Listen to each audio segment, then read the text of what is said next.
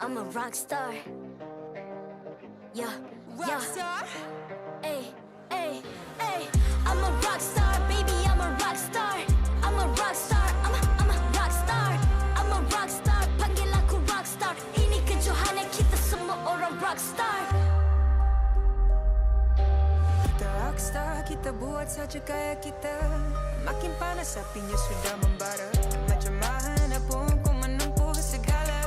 Demi negara kau buat semua bangga. Step into my world, you know I'm always in my zone. You know I got my team, no I'm never alone. Bring out my best, buat yang terbaik. Jadi juara perlahan kita naik. Get on my way, aku nak push. Naik-naik jadi lebih bagus. Jadi hero, ku ada skill. Berapa banyak musuh aku dah kill. Ramai cuba mencabar, cause they envy me.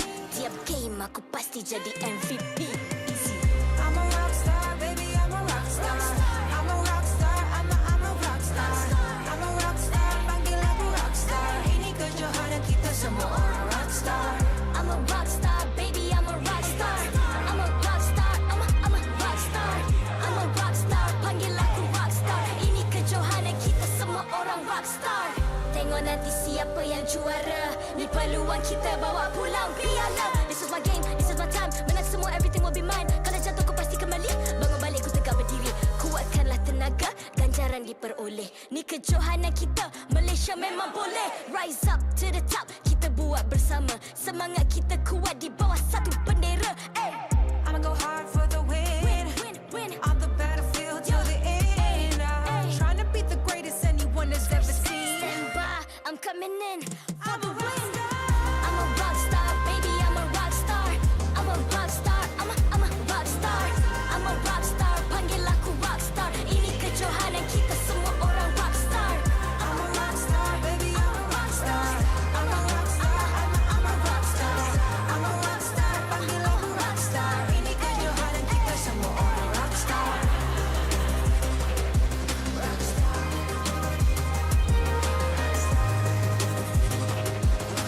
Ini kejohanan kita semua orang rock star. I'm a rock star, baby, I'm a rock star. I'm a rock star, I'm a rock star. I'm a rock star, panggil aku rock star. Ini kejohanan kita semua orang rock star.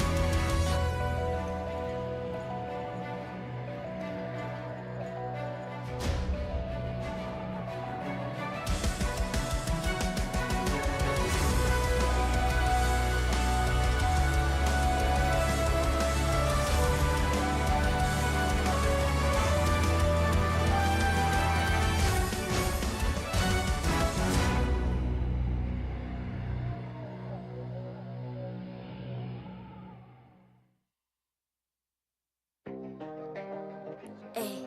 Ay. I'm a rock star. Yeah. Rock star. Ay. I'm a rock star, baby, I'm a rock star. I'm a rock star, I'm a rock star. I'm a rock star, panggil aku rock star. Ini kejohanan kita semua orang rock star. Kita rock star, kita buat saja gaya kita. Makin panas apinya sudah membara. Macam mana pun kau menempuh segala. Demi negara kau buat semua bangga.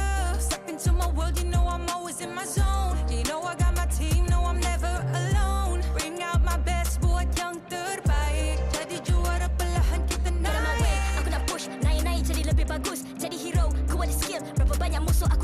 Ramai cuba mencabar cause they envy me. Tiap game aku pasti jadi MVP. Easy. I'm a rock star, baby, I'm a rock star. I'm a rock star, I'm a rock star.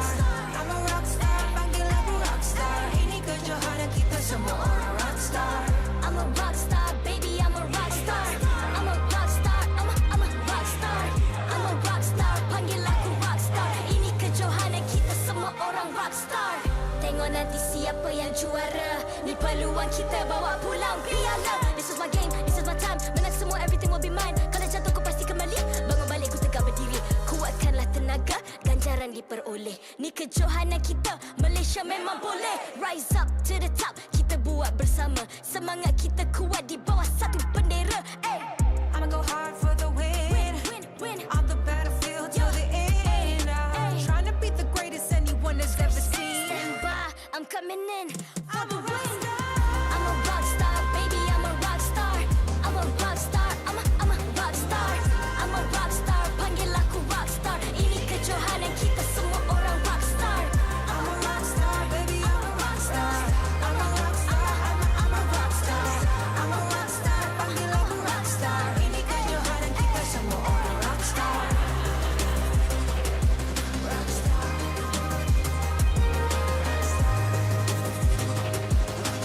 Ini kejohanan kita semua orang rock star.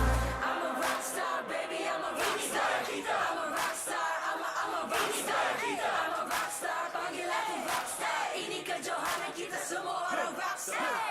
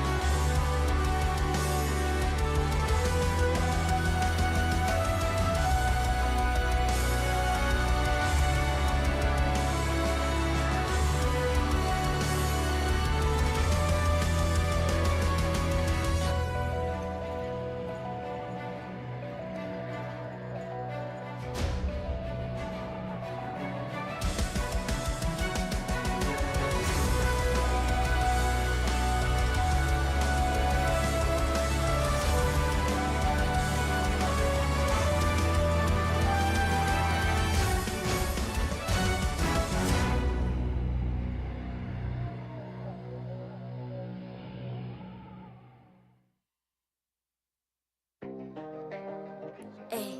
Ay. I'm a rock star. Yeah. Rock star. Ay. I'm a rock star, baby, I'm a rock star. I'm a rock star, I'm a rock star. I'm a rock star, panggil aku rock star. Ini kejohanan kita semua orang rock star. Kita rock star, kita buat saja gaya kita. Makin panas apinya sudah membara. Macam mana pun kau menempuh segala. Demi negara kau buat semua bangga. Step into my world, you know I'm always in my zone. You know I got my team, no I'm never alone. Bring out my best, buat yang terbaik. Jadi juara perlahan kita Get on my way, naik. aku nak push, naik jadi lebih bagus. Jadi hero, ku ada skill. Berapa banyak musuh aku dah kill. Ramai cuba mencabar cause they envy me. Tiap game aku pasti jadi MVP. Easy. I'm a rock star, baby, I'm a rock star. I'm a rock star, I'm a rock star. I'm a rock star, panggil aku rock star. Ini kejohanan kita semua orang rock star. I'm a rock star, baby, I'm a rock star. I'm a rock star, I'm a rock star. I'm a rock star, panggil aku rock star. Ini kejohanan kita semua orang rock star. Tengok nanti siapa yang juara. Ni peluang kita bawa pulang piala. This is my game, this is my time. Menang semua, everything will be mine. Kalau jatuh kau pasti kembali. Bangun balik ku tegak berdiri. Kuatkanlah tenaga, ganjaran jarang diperoleh. Ni kejohanan kita, Malaysia memang boleh. Rise up to the top, kita buat bersama. Semangat kita kuat di bawah satu bendera. I'ma go hard for the win. On the battlefield till the end. I'm trying to beat the greatest anyone has ever seen. Stand by, I'm coming in for the win. I'm a rock star, baby, I'm a rock star. I'm a rock star, I'm a rock star. I'm a rock star, panggil aku rock star. Ini kejohanan kita semua orang rock star. I'm a rock star, baby, I'm a rock star. I'm a rock star, I'm a rock star. I'm a rock star, panggil aku rock star. Ini kejohanan kita semua orang rock star. Rock star.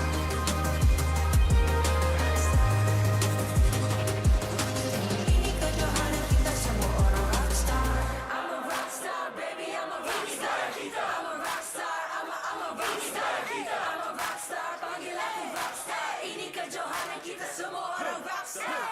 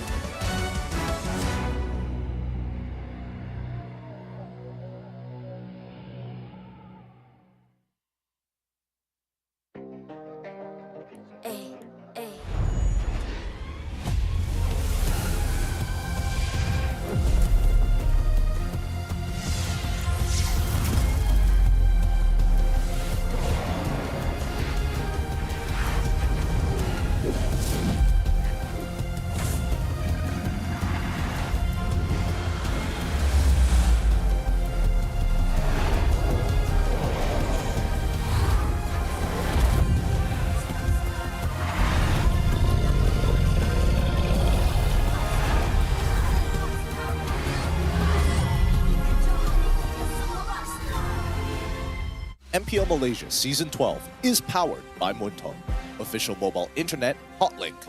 Score an epic MLBB skin for only ₱1 with Hotlink. Summon your legends, unleash your style. Lightning-fast gaming experience with Hotlink all-new prepaid. Now with 5G. Visit the Hotlink booth today. Grind on. Confirm lah Nescafe. Never stop fighting. Grind on. Power up with only Nescafe. Thank you to all our sponsors for your support in MPL Malaysia Season 12. Selamat datang ke MPL Malaysia musim ke-12 bersiaran langsung dari Dewan Sri Putra Bukit Jalil. Anda bersama dengan saya Rose, host anda sepanjang musim ini. Dan hari ini kita sudah masuk minggu kelima kita. And bukan minggu kelima sahaja sebab minggu ni ialah transfer window juga. So banyak new players, coaching staff, analyst yang masuk dalam pasukan kita. Which means playoffs yang akan datang akan jadi sangat-sangat hype. Tapi sebelum kita borak lagi pasal regular season dan transfer window kita hari ini, mari kita tengok jadual untuk perlawanan hari ini.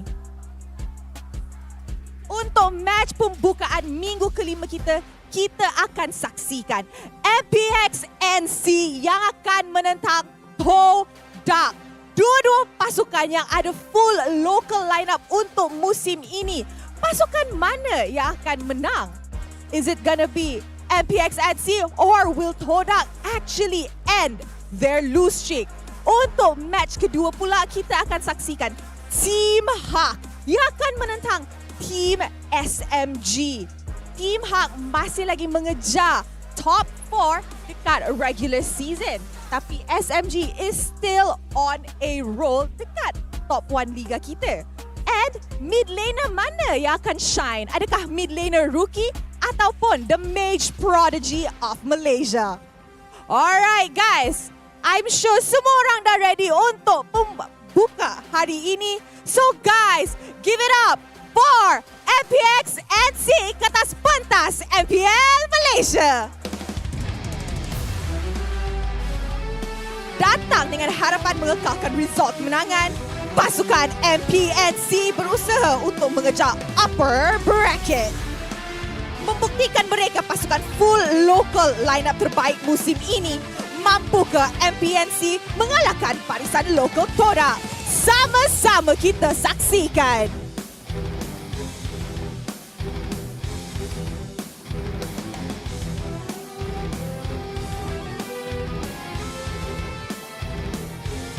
Give it up for Todak!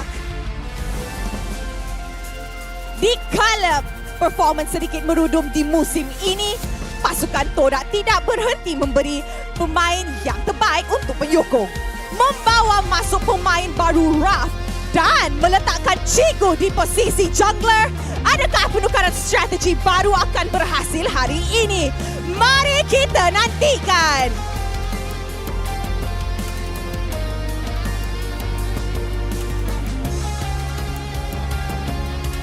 Sekarang, marilah kita menjemput barisan marshal kita yang akan mengalas tugas untuk memastikan perlawanan sentiasa berjalan dengan adil dan lancar.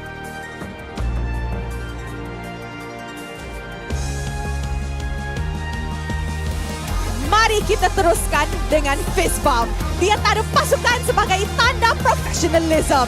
Inilah gaya kita. Inilah semangat kesukanan kita. Kawan di luar gelanggang, lawan di land of dawn. Nampaknya semua dah ready untuk match pertama kita untuk minggu kelima.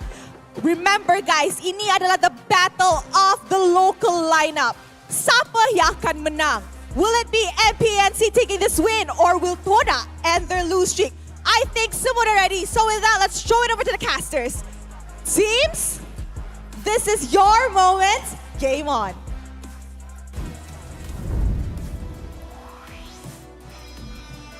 That's a great question, Rose. Welcome back to the MPL MY. We're here at week 4, day number 1, a bright Friday with 2 matches up ahead against us. My name is ENG. This is Icy Baby 12, and we're bringing in another guest this Friday, a good friend of ours, Matthew, all the way. His last cast was MSC 2019. So it's been a while, but it's great to have you on desk. Thanks. I mean, a lot has changed, right? But I'm just happy to be along for the ride. Now I'm the one that's relaxing, so you guys can take over. This guy, every single time, right? Yeah, it has been a while as well, and not every single day on the English broadcast we do have special guests here. For the second time now. Previous week we had DJ White, now we have Matthew Chan. But before that here, for these guys watching at home here, if you guys want a special promo here, you can get your epic MLBB skins for only 1 ringgit with Hotlink. It's currently the easiest way to unleash your style and upgrade your heroes. Make sure if you want to win games here, you can use the lightning fast internet speed that Hotlink provides you. And of course, speaking of lightning fast speed here, there has been a lot of quick rumors here, especially Matthew, formerly from EVO's management and also a caster here. You have a lot of valuable insights. Since the beginning of time of MPL, he has been here for MPL Malaysia. Now, You make me sound like I'm really old, you know? Yeah, to be you're honest, so much older. To be honest, Mobile Legends is kind of old, so I gotta ask you a little bit more things here. But before that, there is something that we have to talk about. Yes, the MPL Predictor, an easy way to start getting free rewards here at the MPL MY. All you got to do is scan that QR code and make the prediction of who the MVP of the upcoming matchups are going to be. You can guess for 2 games if you think it's going to be a 2-0, all 3 games if it's a Saturday or a Sunday. But most importantly, if it goes to 3 games, you're going to be having a higher clear, significant chance of getting yourself that skin or maybe some in-game currency. So make sure, scan the QR code, pull it back if you need to. But let's jump into the questions here because yes, you did mention that he has a lot I of like that valuable... segue was really smooth. I was gonna ask, have you guys done your predictions? Yeah, we have, but I don't want to reveal it just yet. We got more GFX that are coming up later, which that's when I want to bring it. Okay. But I think we need to talk about for this upcoming matchup, it's MPNC versus Todak, and Todak looked very different from when you remember it. I mean, to be honest, everything looks really different, right? Like, I was just speaking to you guys. When I first started casting, we were in a dark room. No one knew where we were, right? Like, look at this atmosphere, right? It's insane. Like, you have drummers right to our back. Oh, yeah. You have a huge screen. There's so many things has changed, and I mean, it's just beautiful to see how much MPL has really changed. Well, if you like these changes, let's show off some of the newer teams who weren't around when you were casting, and this is going to be MPXNC with Sonic, Hyde, Mali-chan, Zabs, and Ye3. Now, when we talk about MPXNC here, starting things off with the regular season, no one kind of expected them to be doing so well. But lately, when Hyde kind of integrated here with Mali-chan also playing on the roamer position, things kind of started to make a lot of changes, especially for MPXNC. They've gotten a little bit better, and on top of it all, they have been stomping all their games thus far, and by far, very, very consistently if you think about it. Well, I don't know. What about your thoughts on this, Matthew? Well, I like the sort of like the tagline that everyone's going to say, Hyde is like the prodigal son of the mid laners. Oh, the prodigal like, son! I remember back in my days, Yeah, right? yeah, it was yeah. AIM who was the one that everyone was hyping up. That's so now right. Hyde is sort of taking that up. Ah, interesting. I mean, if we're talking about mid laners and legacy mid laners, you might remember this one here. It's coming in from Todak's side. It's Zaim Senpai. Yums Ruff as the gold laner that was recently being added in addition to the rest of the Todak lineup. Chiku guys, and as well as Momo. I mean, you have to say, I'm sorry, like, Todak is still Todak. The fan base is still insane, right? Like, yeah. I'm pretty sure we just literally heard somebody screaming in the back of us not too long ago. But what do you think about Ruff so far? How do you think his overall performance is going to be, Terrence? Like, is he going to be able to integrate it, or are you just happy to see Chiku, quote-unquote, back in the jungle? To be honest, I'm really excited to see Chiku guys back in the jungle here. He has been one of the consistent ones when it comes to objective-wise. He's always been thinking of the bigger picture. But the question here is, why did they make the switch? Because to be honest, I've heard a lot of rumors when it comes to Todak. You know, there has been, you know, in the community itself, it's been surrounding with, hey, there has been management issues, there's been player issues, there's been a lot of drama here. Now, Matthew, you have been in a stable team. I know you have a lot to talk about this year. What are your thoughts about this? Well, right now, every time, right, as the season progresses, you kind of want to shift your focus to what's ahead of you. There's no point thinking about we want to win the season, right? Right now, for Todak especially, they need to know that actually qualifying for playoffs is not out of the question yet. There's still 2 more weeks of gameplay to go, right? They need to focus on this. Doing this swap, you know, and if I remember correctly, the transfer window is closed, right? Yes. So no more changes. They made the changes. They need to stick by this, and they need to go all out. Todak is still Todak, right? They are still a legacy brand. They are still a legacy team. They have so much experience. Even players like Momo, he's been to so many international events. He needs to bring it up, right? They need the leaders to step up. Zaim Senpai from SMG, he knows how to win games. They just need to really come back in. I mean, we say come back in here, but we've seen teams who have won a previous... I mean, Zaim Senpai, he has won an MPL title before. Same goes for Yums as well as Chiku guys, right? You wouldn't put it past them. Kuja, even he himself has won a title prior to this, but every single time we've seen a champion team come into the next season, instant drop of performance. You know, it's weird, right? Considering how Mobile Legends kind of developed as well. And previous season, Team HAQ was the team that got relegated after them securing the championship for Season 10. Now, Todak seems to be one of the hot seats as well. And I agree with Matthew as well. A legacy needs to be upheld. In this case, Todak, the only team all the way from M1, M2, M3, M4, and now, like you said as well, M5 before... It seems like Todak is in that situation where they might actually get relegated, if you think about it. I don't know about that one. Let's look at the standing comparisons as of right now, because in Season 11, right, week number 4, they were already in second place with a 6-1 record. Compared to now, Season 12, week 4, 8th place, standing 1-5 is their current record. 5 losses already. But you see, in this point of time, right, what you really want to just focus on is make sure you qualify for playoffs, right? Of course, you kind of want to hit top 4, top 2 because you get the upper bracket berth, but qualifying for playoffs is all you need to focus on, right? That's all you need to do.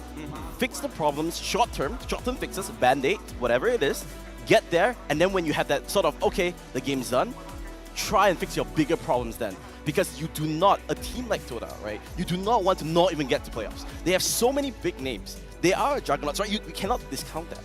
But they need to show up. They cannot be just like, okay, we're done, we do the same thing. They need to acknowledge that something's wrong, which they have done, right? Bring up changes, put you guys back into jungle, which, you know, he has had relatively success on.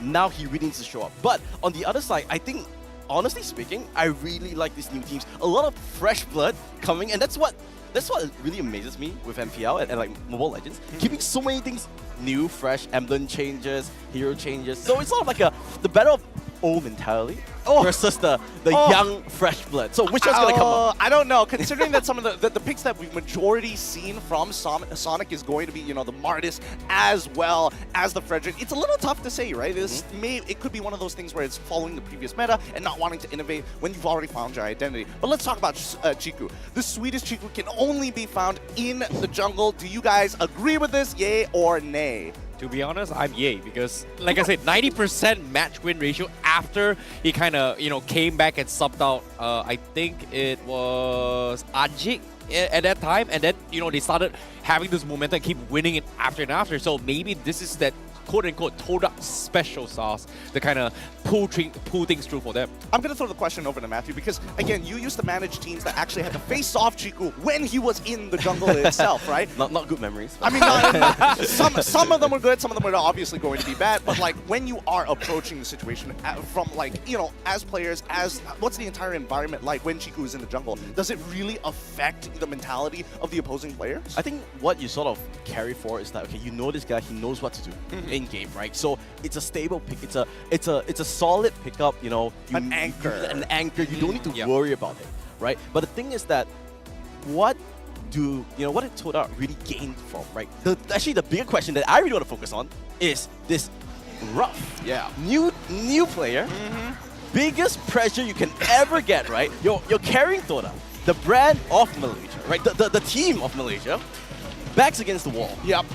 Straight off the bat, playing against one of the hottest informed teams in MPL Malaysia, you need to perform. And you need to perform right now. Because if they go just even like 1-2, right? Yep. They're in a really tough spot. So Rough needs to step up. That's the storyline I want to highlight, actually. Look, let's lay the foundation here. If Todak don't win 2-0 against MPXNC, there's a very good chance that they might not even, well, it's not going to be in their control whether they get relegated or not. So Rough is coming in as a pretty huge pinch server. Yeah, and he needs to show up. I think that's the key thing, right? Young players, all these players, one thing that a lot of people don't remember, they're 16, they're 17, they're 18. Pressure like this, especially when so many people are just looking at them. At one mistake's gonna break their mental, and then they need to really show up. What do you think, Terrence? You've been here as long as me, actually, so you know we're quite equal on this. How do you feel this debut is gonna go? To be honest, it is gonna be a make or break because so far, you know, a lot of new bloods, they haven't been able to have an opportunity to show themselves here. In this case, one particular player here that really shines is got to be Hyde from MPXNC. His debut has been phenomenal. Correct. He started out as a sub, and no one kind of expected him to do well. And guess what? They came in as pinch server, reversed 2-0 sweep, and won that series. So that was something I'm looking forward to. However, with that being said, the match is going to be on its way here. Starting things off, this is going to be the draft here for MPXNC going up against Todak for game number 1. All right, now we've already laid out the foundation here, but it's clear that both teams have quite an importance on that gold lane, especially if Chiku is playing in that gold lane, right? We still don't know. We don't know. We're only going to assume that Rough is going to have to face off Zabs, who's been having hot after hot after hot games. Even when they are losing, he's been pulling up some confident performance, which is a significant change from last season, where we didn't get to see him pop off as hard. Yeah, I agree. And on top of it all, this is a little bit of fun fact as well. Both MPXNC and Todak are pretty much the only two teams that left that are having a full Malaysian roster, whereas the rest have been doing well with imports. So I'm really surprised that, you know, considering that after so many seasons, MPXNC and Todak are put in this position to face off against each other. I think it's also good, right? Just having local players in general, getting, you know, the ground roots kind of set, the grassroots is what they call them. Honestly speaking, from like a management perspective, you don't, you know, it's a bit weird to say this, but you don't really care where the players come from, right? As long as the results come in. All right. And yeah, you bring in sort of imports from other countries, whatnot, but that's what, honestly, that's what I really like about MPL, especially in Malaysia, where I think they have the highest number of imports across every single region. Oh yeah. I mean, it's not a stat that you can kind of quote me on, it's just eyeballing it. No, it's true. It's true, right? It's true. So it shows that, you know, Mobile Legends has turned to this game as like a global celebration of the game, right? At least Southeast Asia, right? Okay. Where everybody, you know, you don't speak the language, it's okay. You know how to play good, win game. That's all you kind of need to know. I mean, let's be real, that's all you need to know, right? And these two teams, the fact of the matter is, it doesn't matter what countries your players are from. Get the W, get the win, represent Malaysia.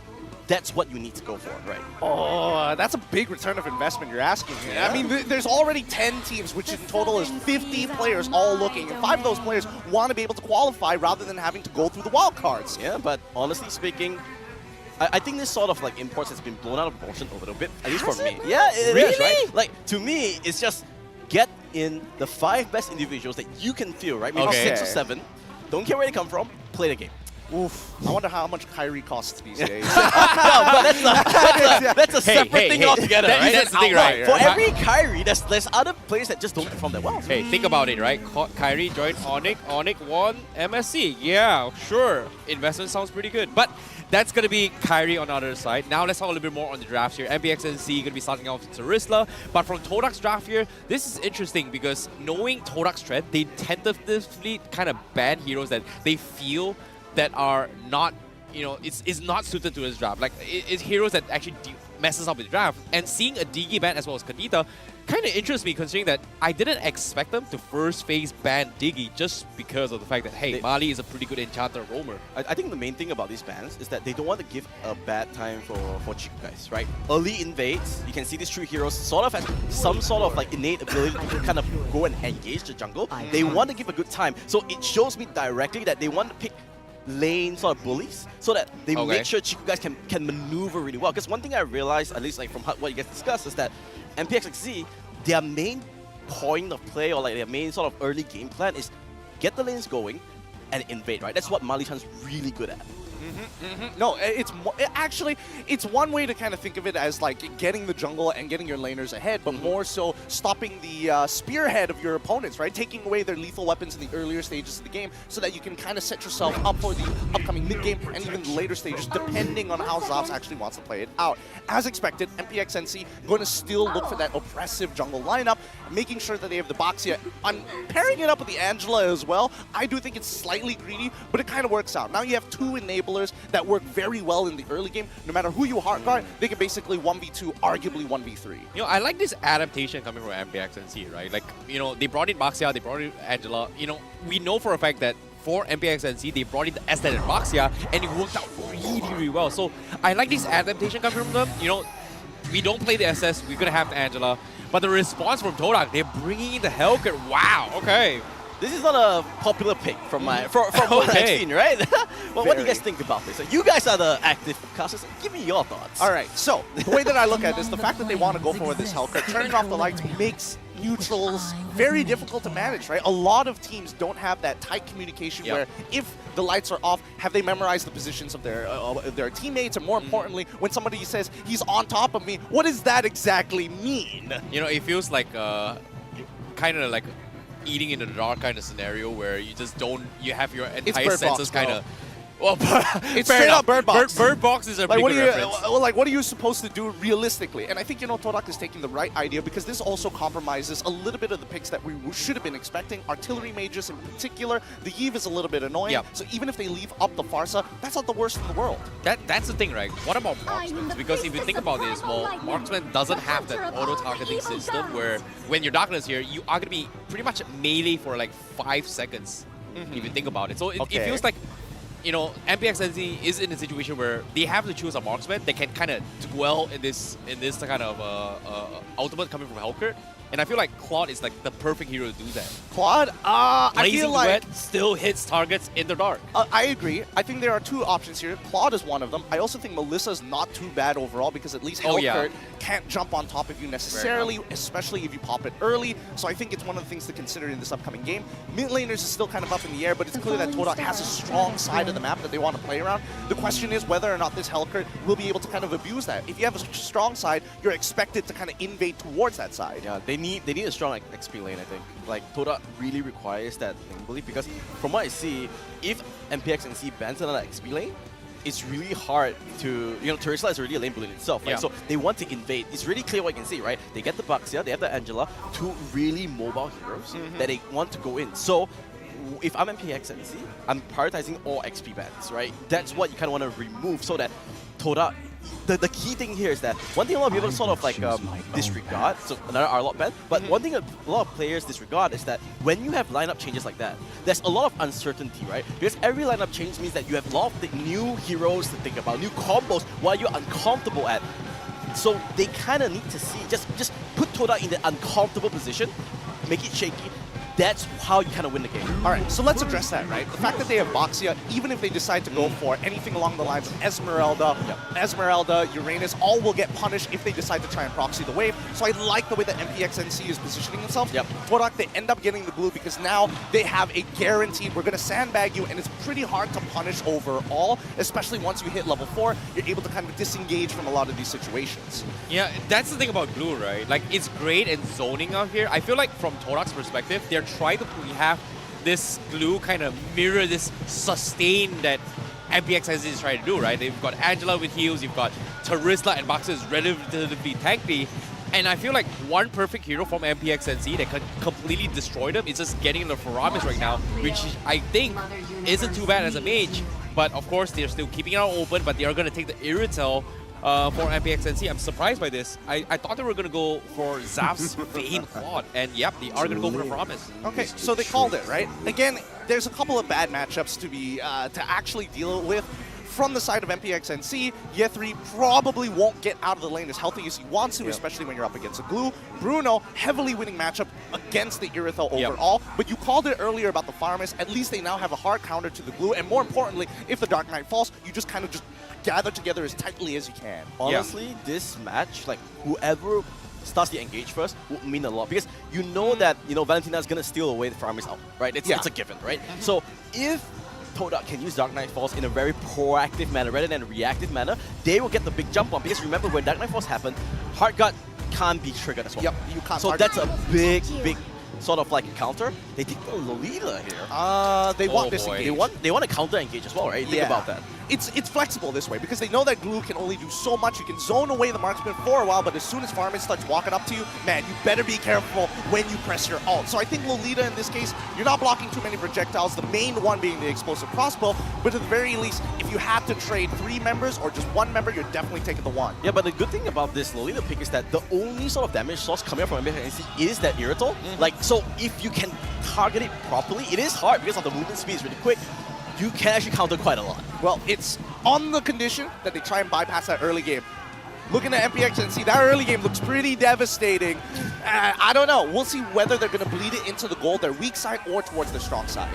You know, to be honest, you know, both drafts, they look very, very conditioned here. MPXNC, you know, going to be sticking to their Ube signature that they have been known for, but Todak, they're going for a composition designed to actually kind of deal with Zap's playstyle, and I'm really loving here, and I can't wait to see how things are going to go, because ladies and gentlemen, we're heading into the Land of Dawn, and this is going to be game 1 of MPXNC versus Todak. All right, let's jump right into it. Sonic going to be starting on the blue side of the map, while Todak going to be on the red side. Sonic on his orange buff straight away, and I'm curious to see where he's going to rotate. Yeah, I want to see that first rotation. I think that's what you can see the cuts happening, so that's what you sort of expected, right? So that first rotation, and I think the key line, at least for me, is that first turtle, because both teams have really good level 4 spikes. I think MPXNC has a better level 4 spike. I think Todak is going to give up first turtle and then look to contest maybe second or third, assuming that the early game is pretty even in terms of gold. Well, seems like we are going to see a little bit of trade-off here, and we're talking about mid-control. It seems like Todak, they just don't really want to deal with that. It feels like, you know, first turtle is going to be very, very important for MPXNC, and whereas Todak, I agree with Gideon as well. They might actually forego this just because of the fact that level 4 on MPXNC seems to be very, very scary. I mean, the lethal ignition is going to try and compensate a little bit to try and secure these kills, but at the end of the day, once Chiku guys gets enough gold and enough items, he should be able to one-shot a majority of the targets from the side of MPXNC. I think Chiku guy's level 4. That's the spot that you need, and right now he's hitting level 4. He needs a big jump.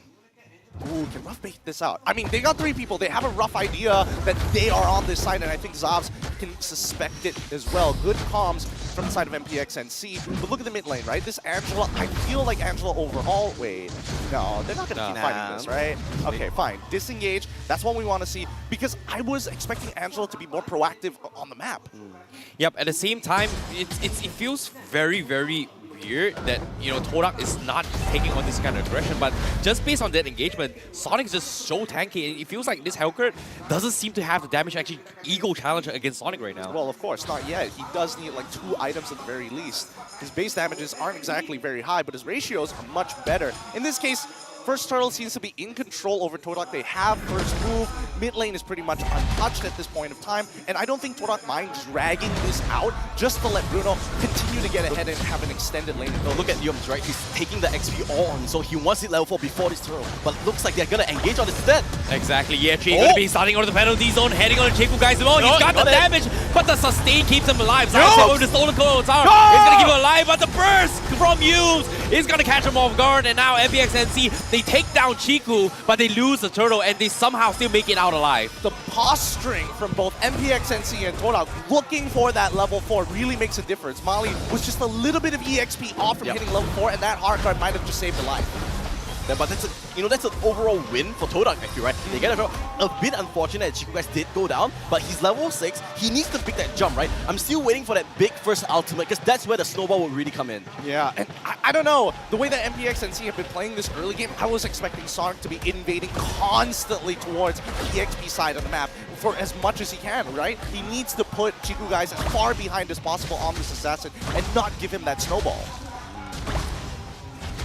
Yeah, it seems like things are going to get a little bit spicy as well. And when we talk about how Chiku is going to be a very, very core factor in kind of snowballing for Todak, right?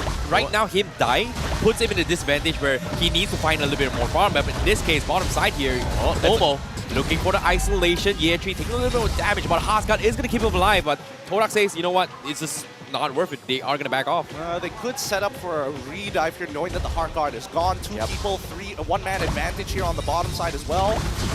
Go for this. Looks like they are going to go for it as well. Chiku pops the Darkness Fire. He's going to focus on Mali-chan. The burst comes in. The stickers are good. And the auto attack is great. And he is going to go down here. And Todak finally finds a very, very important pickup because as of now, top side as well, they are going to make it a 10. Zaz what's going on? Sprint maneuvers with the flicker maneuver, readjusting the Numenor Blast. Zaps will fall as well. Well played to Todak. I think this is great resource management overall, setting up the dive down on bot side, making sure that they have the Lolita on top side to kind of buffer out that lane even more. Now they're winning on 2 fronts. One more thing you need to take note, right? Mali-chan will not have hard guard for this turtle, so this is a big thing. Of course, Lolita doesn't have the ultimate as well, the Numenor Blast, but I think this is big enough, right? It doesn't really matter because look at the control. They won this, Chiku guys, Dark Knight for Mali-chan's what's coming up. Looks like the engagement actually goes towards MPNC. It looks like they prioritize that top tower instead.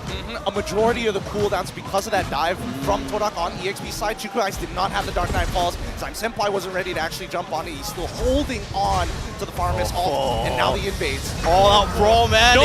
They get the steal as well. Oh my goodness, now Sonic's going to be formed of Hard Guard as well. The Darkness Fall comes in, forces the disengage, and now Chiku is trying to investigate him alive, but Zaim Senpai with his stolen counter star keeps him out. They're looking for back out, but Yetri says, no, you're not getting out. We are going to try and catch you. Zaim Senpai manages to flickers out, but Ruff and Yums, they're in a little bit of trouble here, taking a lot of damage. They need to get out, and Yums, he will be the second redraft, but Ruff with the sidestep, he somehow buys a little bit more time. Chiku also whipping the shot. He's going to die down to this, and now MPXNC will get the trade-off as well. Oh, dang, that was supposed to be a 2-for-2 trade. Ends up being devastating for Todak. 3-for-1 trade in favor of MPXNC. Overall, that was just them overzealous, right? They wanted the win. They kept on pushing it, but they all could have just backed off any moment.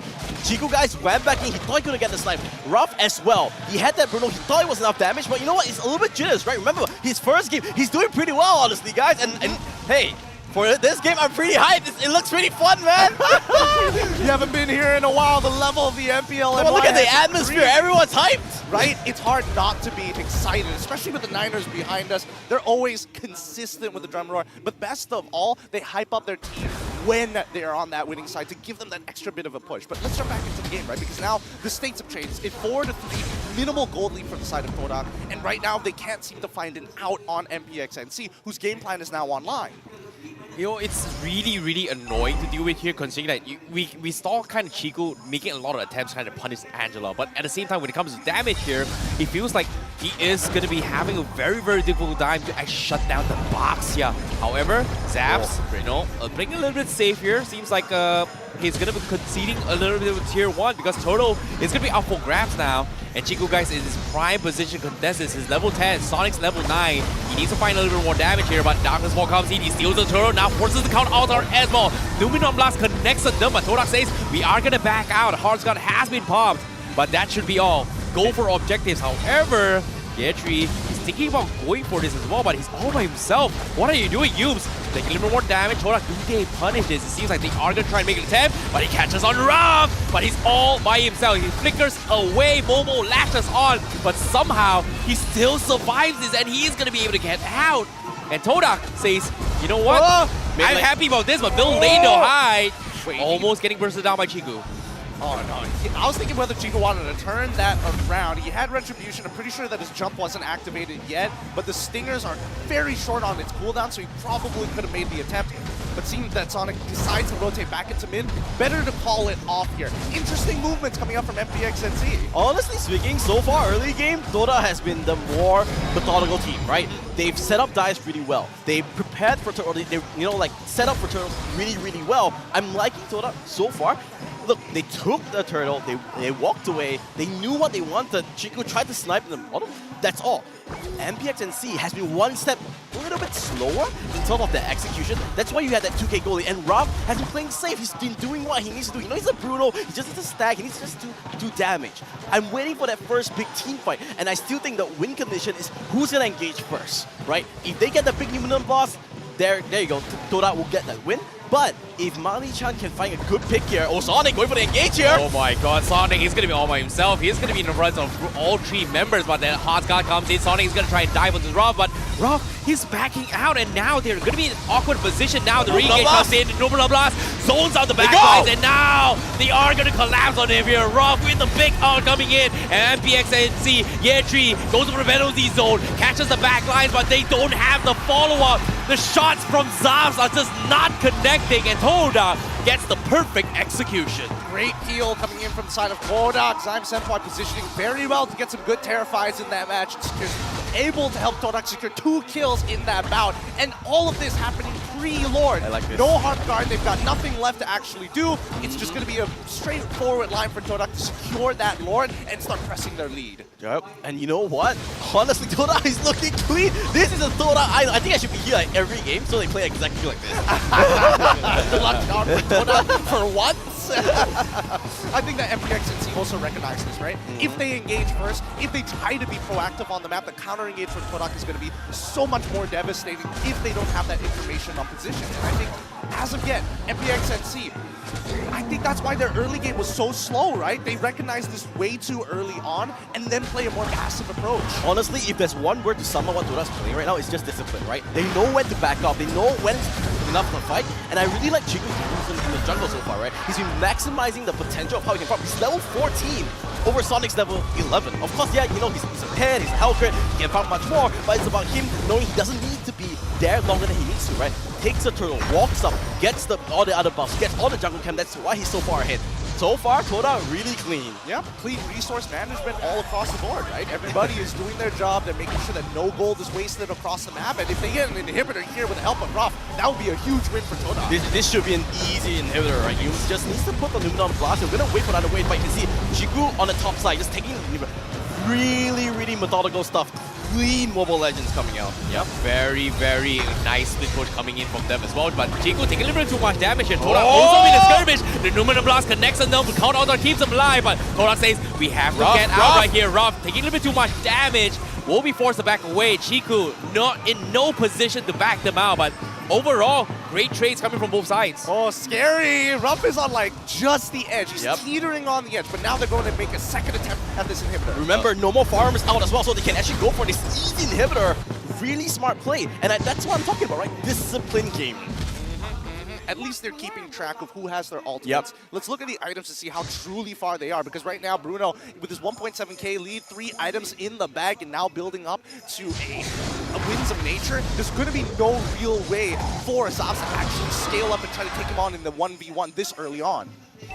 Yeah, and then seeing how this is going on as well, it feels like Zaps is having a very, very difficult time to actually contest this because of all these shield blocks coming from Yubes. Likewise can be said for Sonic as well if he wants to take advantage of his shield debuffs, because as of now, Yubes is just such an annoying force to overcome, and even if you overcome Yubes, Ruffs always positions himself in a way where if you go all in, they are going to find a way to just punish you.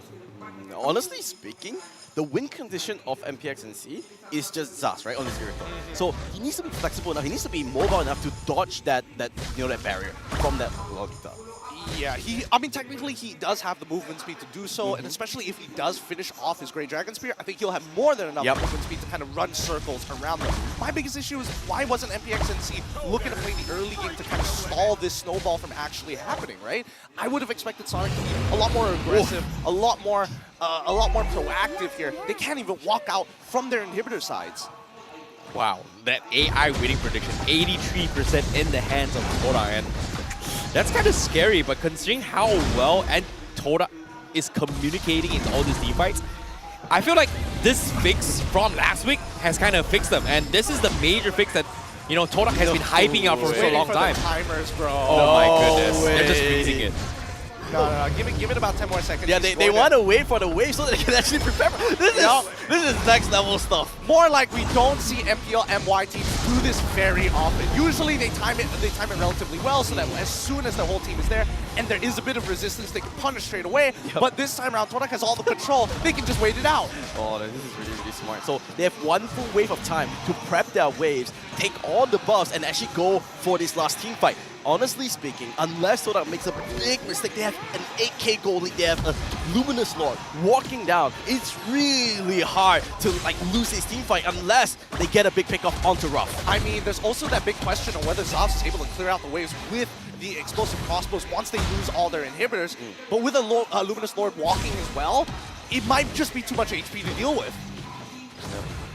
So one thing if you realize that HAQ's doing is that he's sort of walking away from Zion Simple because he doesn't want to give that ultimate away to Zion Simple to steal, because that's just been the thorn in the side that MPXNC has been so hard to kill off to win this team fight. Especially when they get close to finishing it, but here, now, the final sequence might have just started. Exactly, Zion Senpoi going to be taking a little bit of trouble as well. He flickers out of Penalty there, zone, but the Ruff! penalty zone onto his Ruff. He gets out of position, but he needs to get out. Winds of danger coming from him as well. But counter Altar is going to keep him alive, but now Irito forced to actually focus on the Lord instead, while Todak picks apart on Yetri. But now Chiku guys, he misses it! He misses the stinger, and he's going to pay with his life here, and now Zaz will get the reset. However, the damage from Ruff is a little bit too much to handle. He's gonna be focusing on the crystal. Right, tries to buy time, but it's not gonna do him any good. And that's gonna be Todak back in action, taking down the crystal for game one. Whoa, that was a solid game. Honestly speaking, that team fight was actually pretty good for MPXNC. He just was a little bit too much. Rao's positioning was pretty on point there. He was. There was a moment that he could have been punished. The Winds of Nature bought him just enough time to get a slide tackle off the cooldown so that he could actually escape the overall barrage that MPNC was looking for. What were you guys been talking? This is the Todak I know, man. I mean, that's the Todak I've known. Look at that. Kuja's happy. Everyone's happy. Look at that. Smiling all the way. yeah, they're vibing. The past 4 weeks did not happen. MPL just started today. Exactly. I think that right now, Todak, again, that looked like a very clean game overall, through and through. Yep. Clear shot calls, clear ways to actually macro out MPNC, and more importantly, punishing them for their passives throughout this game. And it's interesting to see how Ruff is actually playing on the same pace on what Todak is trying to do. And we talked about, hey, is his debut gonna be good? And so far, we've seen how well Hyde has been doing, but Ralph's debut with Todak looks really, really clean, and it feels like he's dictating the tempo for the team as well. Hey, what can I say? Todak know how to pick up their recruits. Every single time a recruit has joined Todak, it's either they do piss poor or they do incredibly well. There's just no middle point. There's no middle point. Just go really good or really bad. That's the saddest part, right? It's hard to be in between, especially with a team with this type of branding that's known to be winners. So I think that Ruff, even though he played relatively safe in the earlier stages of the game, towards late, you can see his confidence building up. You see, that's what your team really needs, right, on Todak, right? You get that Bruno, you picked it up because you want that consistent damage output, right? Keep on putting out, and that's the thing that I was really impressed by Ruff was really his discipline. Agreed, but at the same time, let's talk about the MVP thus far. It's got to be Zion Senpoi with his clutch stolen counter altars to keep Ruff as well as Chico out of safety multiple times here to turn the tides against their opponents. And thus far, 4-0-5 on his KDA. Unkillable Valentina. I mean, he continues to still provide what he's been bringing in SMG, now transferred over to Todak. Just a perfect KDA. Yeah, I mean, he was the MVP, but I think the whole team played really well. Yeah. I couldn't really find one player that didn't do their job. And that's what you really want. Coming into the crunch time, you seem like you have something to say. Well, that's only because I feel like Zion Senpai is that like insurance policies. Like someone is about to die, saved your butt. Okay, fair enough. Fair you know, enough. I think it would have been very different if he wasn't able to steal the Farmers ultimate. The timings were always very good, but I agree with you. Toda overall as a team have looked by far the cleanest in this game compared to the past 4 weeks. But honestly speaking, right now, if you're Todak, you cannot be happy anymore, right? Reset. And this is the thing that a lot of people don't really know. When it comes to best of 3, game 1, you win, fine. It's good. You need to reset and need to understand that right now, Draft's priority is going to change. It's going to be a new game. All right, they've seen what Draft can bring. Maybe the Bruno's going to be taken off the bat. Maybe the Hellcurt. But honestly speaking, good start for Todak. Exactly what they needed to do. Yeah, exactly what they needed to do. They got all the towers, every single lord. They only secured 2 turtles and gave one. I think it was the second turtle over to MPNC. But other than that, you can see that it's clear decision making, right? It's we need to give this up. We've already committed to a dive down bot side. We don't have the resources. We might as well not risk it and look to attack the other sides of the map. Yep, at the same time here, let's talk a little bit more on the items here as well as the setups, right? In terms of 1v1s here, I felt like Hyde should be a big threat towards Momo, right? Momo should be very, very afraid multiple times here. Every single time he goes to the split, it feels like Hyde was forced in a position where he's not able to just threaten the glue because of the fact that they're just so focused on Bruno just being such an annoying force to work with. And Ruff, to be honest, seems to be very, very annoying in all these team fights. Well, let's focus down on the item builds, right? Because we start off with Todak's side. I think it's very understandable for Glue to be like, okay, dominant size, what am I getting next? An Athena shield, like as quickly as you possibly can, and then participate in these fights by pulling either Terizla or Baxia away when he gets a little too over-aggressive. Farmis is never going to appear first, because if he appears first, the rest of Todak have a clear indication of who they want to jump on before the Heart Guard actually activates. I think the main problem with the draft on MPNC side is that they didn't really have a backup plan. Because you could see Ruff was always pretty low, but they didn't have that secondary burst coming out from anyone else. Whereas on the side of Todak, you always need to be, on your hands. Even though Chiku guys is 107, looks bad, but he did his job really well. Always adding that pressure. They always ensure that Irito couldn't really step forward, right? Because he just stopped one step a little bit too much, he would just jump on, get the burst down, and they would die. But Ruff, so many times, how many times? I think like 3 to 4 times, he was like one silver off, one tick away, but there was no one to really dive to the back line. And that it was the one small flaw on MPX's NC's draft. Because if they're out and build, I think they just built to completely cover for Irito. It's one of those situations where it's just like investing too many eggs in one basket and not having that fallback plan, or at the very least the overlaps in the draft, which everybody has like a dedicated role. Terizla's looking for that engage, Baxia is playing for that peel in early game, Farm is to secure team fights, Irithel to secure the team fights after the damage has been done, and Angela to kind of buffer and support whoever is taking the most amount of damage in the middle of these fights. You know, that's the thing about the drafts coming from MPXNC, right? It looks good on paper in terms of like the power ranking of the heroes, but when it comes to just in all this team fight potential here, who's the guy that's really dishing out the damage? Faramis and Irithel. And this two they're heroes, really in short range, right? They only can fight front Exactly. to back. There's no one to really go for a flank. Exactly. And these 2 heroes pretty much gets countered by just one shield block from Lolita, and if you overextend by that, well, everyone from side Toda is going to collapse on you. I have to say one thing, coaches get a lot of flank for picks. We should also shout out the fact that Lolita was a genius pick. Yep. Like my personal MVP was Yumes, because the Aluminum Blast always gives that insurance that no one can really come in, because they're already so short range with the Irito, with the Faramis. So if they come any closer, the stun is there. So you know what? Props to Kuja. That was a pretty good pick, and it was the last pick as well, right? If I'm not mistaken. Yep. So it was a really good draft. It was a really good draft. I think at least with the Numnom Blast, you're guaranteed, you have to use a battle spell. Don't have your battle spell, you're going to die. And that works out in Todak's favor no matter what. Overall, Rich Guy coming in, 779, pretty good start for his debut match for Ruff.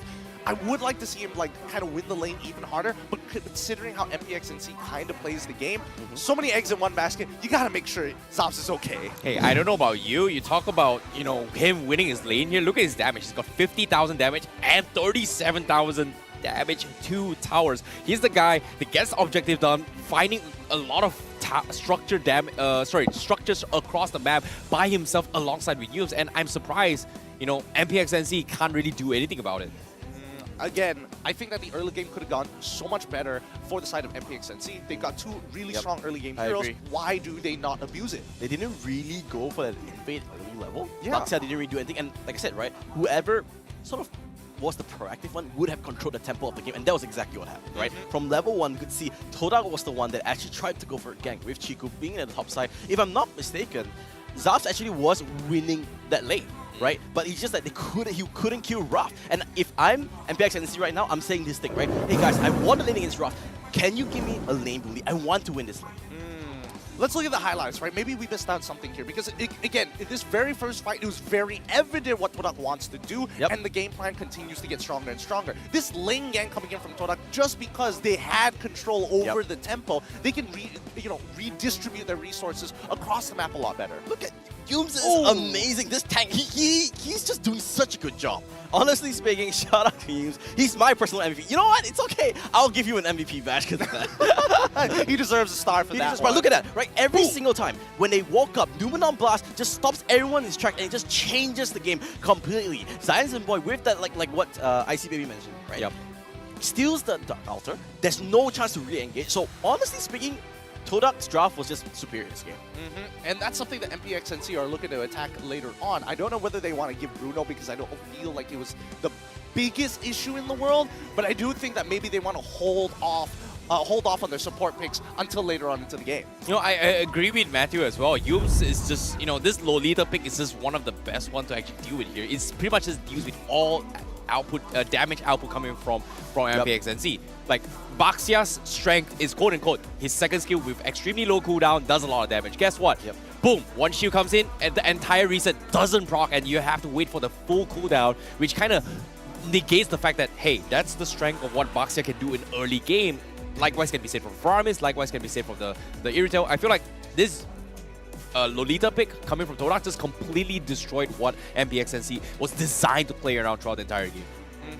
And I mean, the hard part is that MPXNC had a lot of correct ideas, right? They had control over, they have ways to actually force priority in the mid lane so that they get able to start supporting their sides. They know that Terizla was going to be fine at the end of the day, so just stick to your game plan.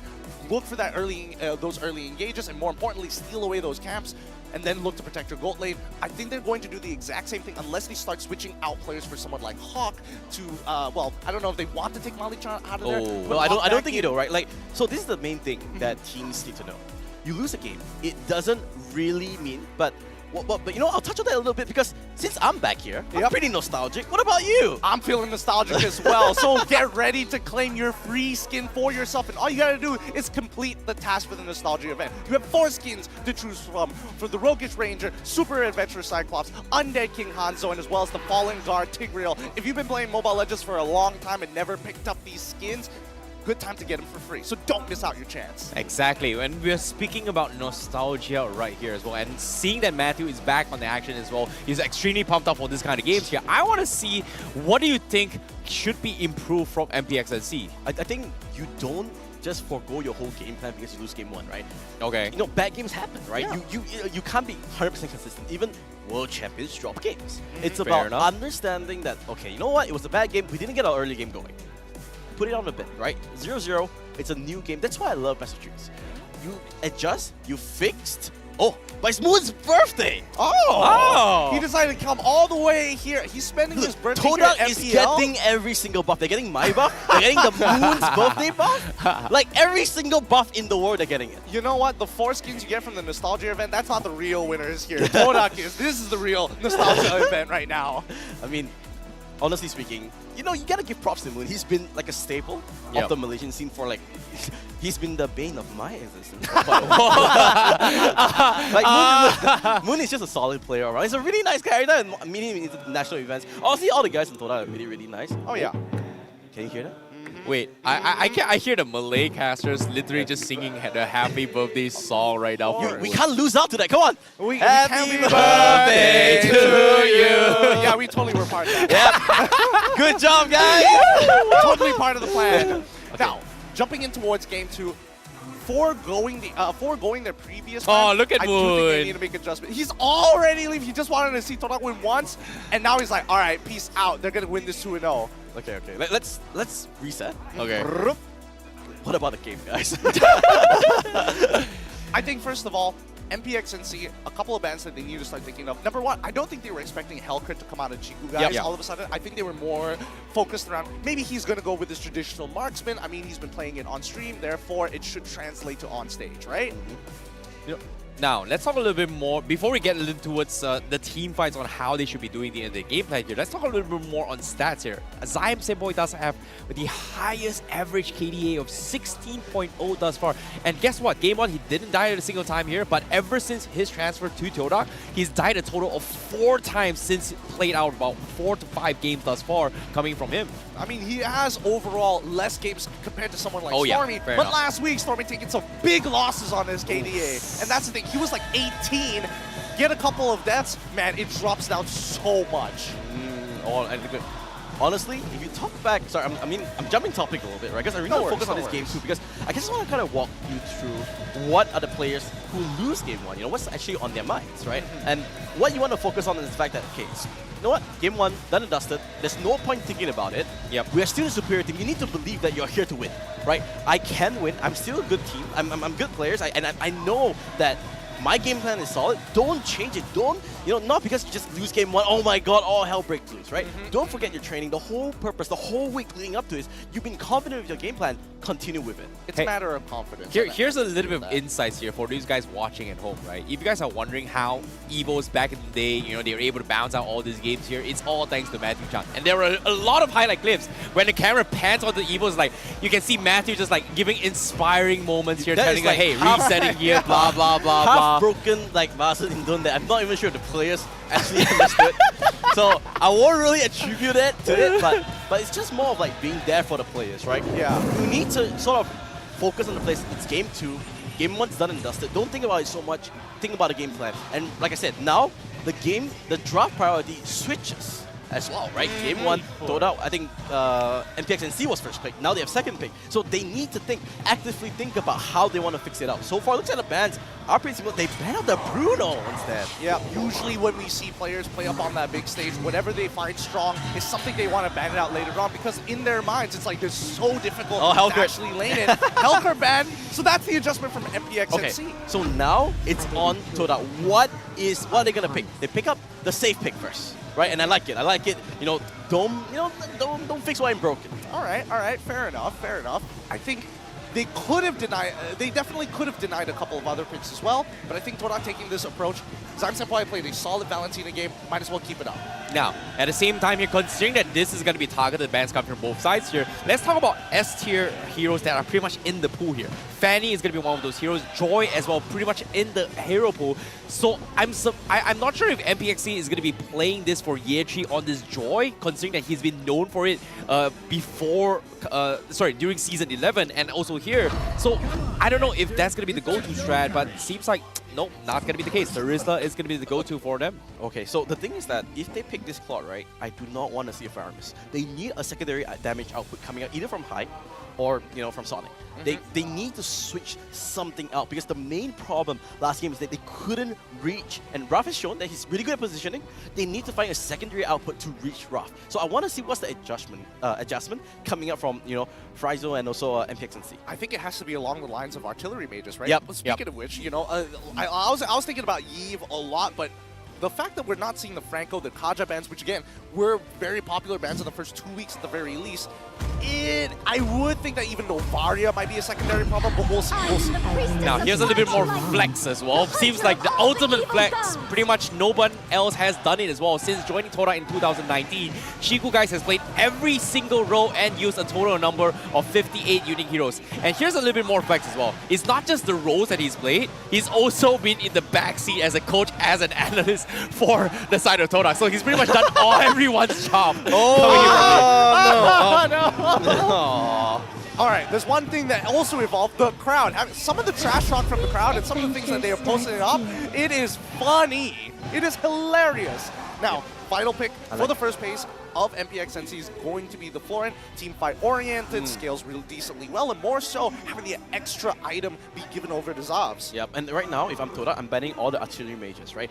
Like Eve, Novena. Farsa, I think Novaria. Novaria is a little bit of a better ban because, like, you know, it helps so much I will in protect terms of like you. opening the map. Because normally when you pick a support, it's the issue that you get. Because last time in Evolve, Rec loves to pick support, right? So they banned all these like map openers, mages out that would really help out the map. So I want to see how Todak fixes this. It would be a good Novaria ban, and also like what you said mentioned at Eve or Eve's Among the ban. planes Yeah. exists Now, let's the talk a little bit more on equilibrium this Florin pickup coming from which MPXNC, right? They have been known to like to try an Ube strategy for themselves here, but based on this draft, they have some similarities towards Evo's Icon as well as Rebile and Zion, where they want to play this Florin's Bloom to kind of have this hyper carry mage down middle or maybe jungler. So I feel like considering that Joy is still in the pool, MPXNC may look to actually play the Joy in the jungle or maybe even the mid lane mage, but that's just me, you know, giving some stats from a different region, not necessarily what MPXNC is going to be doing.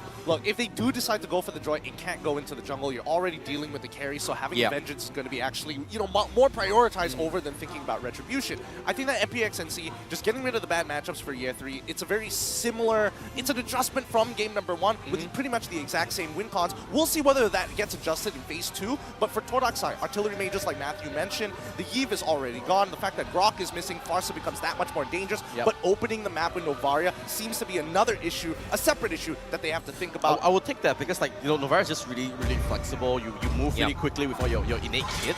And The southern No, seas are I wanted to mention this. I was waiting for Oh. it. As a secondary option, I was thinking having maybe a Kadita as a way to, oh, they want to come together, even better. It's going to set this Petrify up perfectly for a full innate combo. And more importantly so, the Edith can be taken as a flex pick. It's Yep. flexible both EXP and as well as Roam. Yep, I agree. Now, I Yep. want to see what's this adjustment coming out from MPXNC. Will they pick up a secondary damage dealer in their Farsa. lineup? Novaria. They should go for either or that, right? Like, I don't think there's any other heroes that can actually deal with it here, but the biggest question for them right now is how do they catch the Claude? If you think about it here, Claude is extremely annoying. Edith is great for those catches, but I feel like once the Claude comes in with the Blaze Duet, Todak doesn't really have a lot of answers that can deal with just denying it here. But Whoa. MPXNC, they go for the Lilia instead. Okay. I'm surprised with this. I'm really surprised. There has been rework changes onto his Lilia. The second skill's cooldown is much faster from before. But the thing about it as well is that the Black Shoe no longer resets the Shadow Ball. Yes, it doesn't reset the Shadow Balls, but it's clear that MPXNC are probably going to play a more Peely style of composition, which is kind of strange because they could have instantly like pivoted into something more dive heavy against Todak, but they're still afraid of what the last 2 picks are going to be. Let them finish off their composition and maybe they pick up a Martis for themselves to go into the jungle. Adds on to that peel, you have anti-CC, may not necessarily be good against carry, but at least you can keep people away from your backline. Honestly, Martis would be a really good pick for Todak's side as well, right? Look at the squishiness on both, you know, like they pick up the Joy, Power of and light they pick and Kaja instead, so it's going to be a Joy jungle. What do you guys think about that? Looks like you guys have really interesting thoughts. I think, well, here's the problem, right? Innately, when you have Joy, you're looking to dive the backline as soon as you can. The heal is one problem, but catching specifically Claude, it's a little tough. The BMI can be used depending on the type of terrain that they're playing around. Can be tough to kind of close that distance. I'm really curious what MPXNC is going to do, because this last pick is going to basically say, hey, this is the style of play that we want, Yeah. right? Because I think on Todak's side, really clear. They have the Kaja. They want to pick somebody off. They have a lot of single target damage where Joy goes to the back line, sort of, you know, does his own thing. Let's see. Yeah, at the same time as well, Baxia again coming from MPXNC, but based on the drafts coming from Todak here, here's a little bit more stats for you guys as well. Chiku guys have had a lot of success playing core marksmen as well as assassin playstyles over compared to like tankier heroes in terms of his win rate ratio. But for now, it feels like personally, when it comes to Todak, I find it extremely annoying. He can flex it here, maybe Kaja jungle, etc. But I don't think Chico's gonna play Kaja jungle. I feel like it's still gonna be him playing Jungle Joy. I think it should be Jungle Joy, but you're Yeah. talking about, you know, a guy who picked up Layla. In like, so you'll never know. You'll never Song in know. the mid lane. I can keep on going with this. So the list is extension. it's interesting. I think this game, it's really going to come down to the mechanics of the players, like to a very large go degree Joy. from early to mid. It's going to be Joy in the jungle this time. Momo on the Edith in the EXP, so Yums at the very least. Level 4 is going to be important for him, but even so, who is going to be the most ideal target other than Claude and as well as Lydia? Because I feel like MPXNC usually make the first move on the engage. Okay, quick one, guys. Whose drop is better? It's gonna be tough, but I'm gonna plead the fifth for now. But we are gonna be heading into this game here. Game number 2. This is Todak versus MPXNC. Game number 2. Todak looking for the 2-0, and MPXNC, can they bounce back with this reformed draft and bringing the Lydia up on high? Oh man, man's in the wrong region, pleading on the 5th in Malaysia. Gideon, what about you? I think, personally for me, I think that Todak's draft is a lot more flexible in the way that they can actually approach the map. And the early game should go to MPXNC, but as soon as Todak hits level 4, they're going to be attacking from every single angle, not just playing the traditional front to back. You know what? I will not play the fifth. I'll go for MPXNC just because I like Lydia. You know, Lydia's new OB skin looks really, really nice. Oh, that's fair. Fair enough. But I think the main thing, I like this. Straight off the bat, MPXNC is going for the invade, right? He's already playing so different. Sonic knows that, hey, we need to play to our strengths, right? Momo a little bit low, needs to be careful because he doesn't have any help. He will have the flicker out of it. That's a big win. And yeah, Yetri doing Wait, what is that? Here comes the dive. Okay, it's not over Sonic, yet. Sonic! Sonic! Down. Oh! Fade away, not even worried, no problems at all. That's what you want to see. That is so close coming in from them, but at the same time here, MPXNC seems to be, you know, getting a little bit more confident now compared to game number 1. They're playing the way that they should play. Exactly. And that's the thing about MPXNC as well as the Niners, right? They know game number 1, you feel out your opponents, right? You might not be the most warmed up, and to be fair, I felt like MPXNC weren't feeling very confident, but this time round, it feels like they, know how to stoke the fires within themselves. They know how to be aggressive. Look at Zobs, right? He wants to be in Ruff's face, but he wants to minimize trades so that he doesn't lose out too much HP. Okay, now this is a big... I want to see what happens in this turtle because Chiku guys is actually not here. Yep, it is going to be a difficult one considering that Todak here is the sidestep, but he's going to be dived on by Yetri with the penalty zone. However, Sonic will secure the turtle for the fight here. Momo is going to try and buy a little bit more time. However, like you said as well, Chiku, nowhere to be found. He's actually gonna stealing invade away instead. the purple buff from MPXNC. Yeah. Smart play, smart play. You know you can go for turtle, go and get resources instead, so that at least it's not that bad of a loss. Yeah, you just got a power farm, right? It's made clear that Todak didn't really want to kind of contest the lore, but at the very least, you gotta posture yourself in a way that forces out MPXNC to waste time in those moments. Yunus does have the divine judgment. Yeah. So, but what target do you really want to go for here? I think you just go for Bali, right? Because Hyde has the black shoes, and I don't think Zyme Senpai has enough damage yet to one-shot him. Though they do have plenty of CC, right? Penalty zone, there's also the Terrify from the Shadow Strike, so we'll see. I think the Divine Judgment is going to be great on just punishing Zaps as much as possible, right? Yes, you've got Purify, but the Divine Judgment pretty much just overrides everything from that regard. You like the new stickers in Man, the game as well? I love stickers. It makes the game so much more interesting, right? Like, come on. That's just psychological warfare. Let's wait for Zorn. He's another big perpetrator of it as well. I can't help it. It's very expressive for the players, but I know for a fact I'm not pro because that would get to me. For sure. If somebody walks away going, no, no, no, oh, my blood's boiling. Oh man, I wish someone pulls up the Evo sticker today. Just Hopeful, but with 30 seconds left on the clock, this next neutral objective is going to be interesting because at the very least, from Todak's side, Momo, he's taking a bit of a loss on the EXP, but not to a point where he is down by an entire level or down by too much gold overall. Chiku, guys, he might just omit the second turtle entirely again and look to power farm. Now Hyde is actually really, really far ahead. He just needs to not die here and he'll be fine because he does have the Ice Queen 1. That's a lot of team fight sort of, it's not really crowd control, but it just makes it so disturbing for Todak to walk around here. This is going to be a big turtle. Oh, now, interestingly, look at that. Claude is not going to join this team fight. Penalty zone has already... Who's going to go out for this turtle here? It's going to be tough here, but as of now, they are going to try and Chiku force guys the fight there. here. Sonic gets pulled away from the They get Divine it. Judgment. Chiku guys secures the turtle. Meanwhile, Zion Sempo tries to go play Chico. with the penalty zone. But look at this, Chico, he's going to try and ram crazy as well. Mali Chan will be bursted down by the beats. However, Zion Sempo is going to be there to provide a little bit of assistance, but that is going to be a very, very easy takedown for Todak.